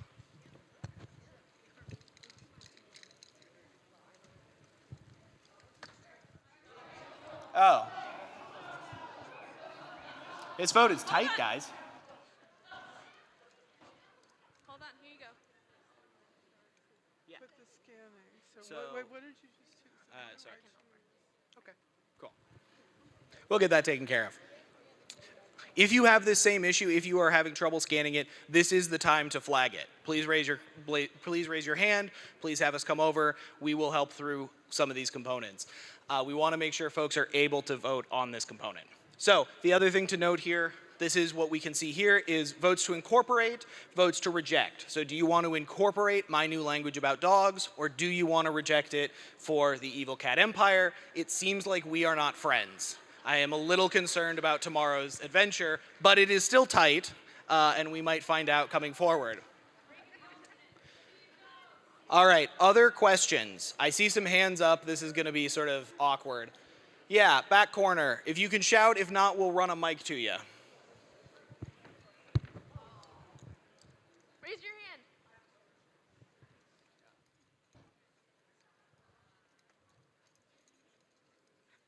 Who was it? Right here? Well, here it is. We just don't know how to make it. Just make it work. Oh, okay. I'll come back. Keep going, Drew. Actual questions. Say again.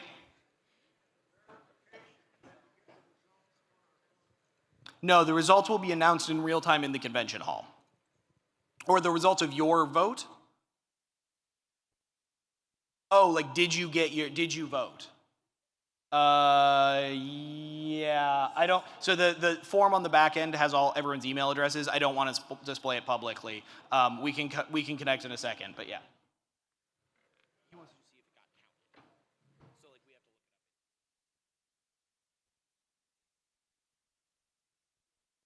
up. Yeah. Yeah, so you will get a confirmation email. You probably will. Some email clients eat the email confirmation. But what is being asked here, I think specifically, is whether or not the vote was counted, that your unique voting identification number was clear. That one, we won't be able to provide in real time during the convention itself. So if you're concerned about that at all, just submit your ballot 7, 8, 15 times, whatever you feel like. We have a question. Is a simple majority enough to pass a resolution? Yes. Everything tomorrow is going to be a simple majority. Well, all of the pre-structured discussion is going to be a simple majority other than our charter and bylaw amendments. Charter and bylaw amendments have their own unique passage thresholds, which we went over in the presentation, but is a majority of all seated delegates for bylaw amendments and a majority of all delegates, period, for charter amendments. Y'all are killing me. What's going on here? We're on the actual, we found the actual hot topic of the convention here. I think we probably need to extend debate. Shoot. Oh, you shouldn't say that. We're on camera, Crystal. That's fair. That's fair. I don't think they heard you on the mic. Anyway, now we're sort of vamping here. Do we have any other additional questions I can help with on these components? I know that we're in sort of not super well set up. Yeah, Linda and Jackie. Where does Isabella go with my mic? This Right is here. hard. There we go. You want to pass Jackie that. Linda, are you just looking at your phone?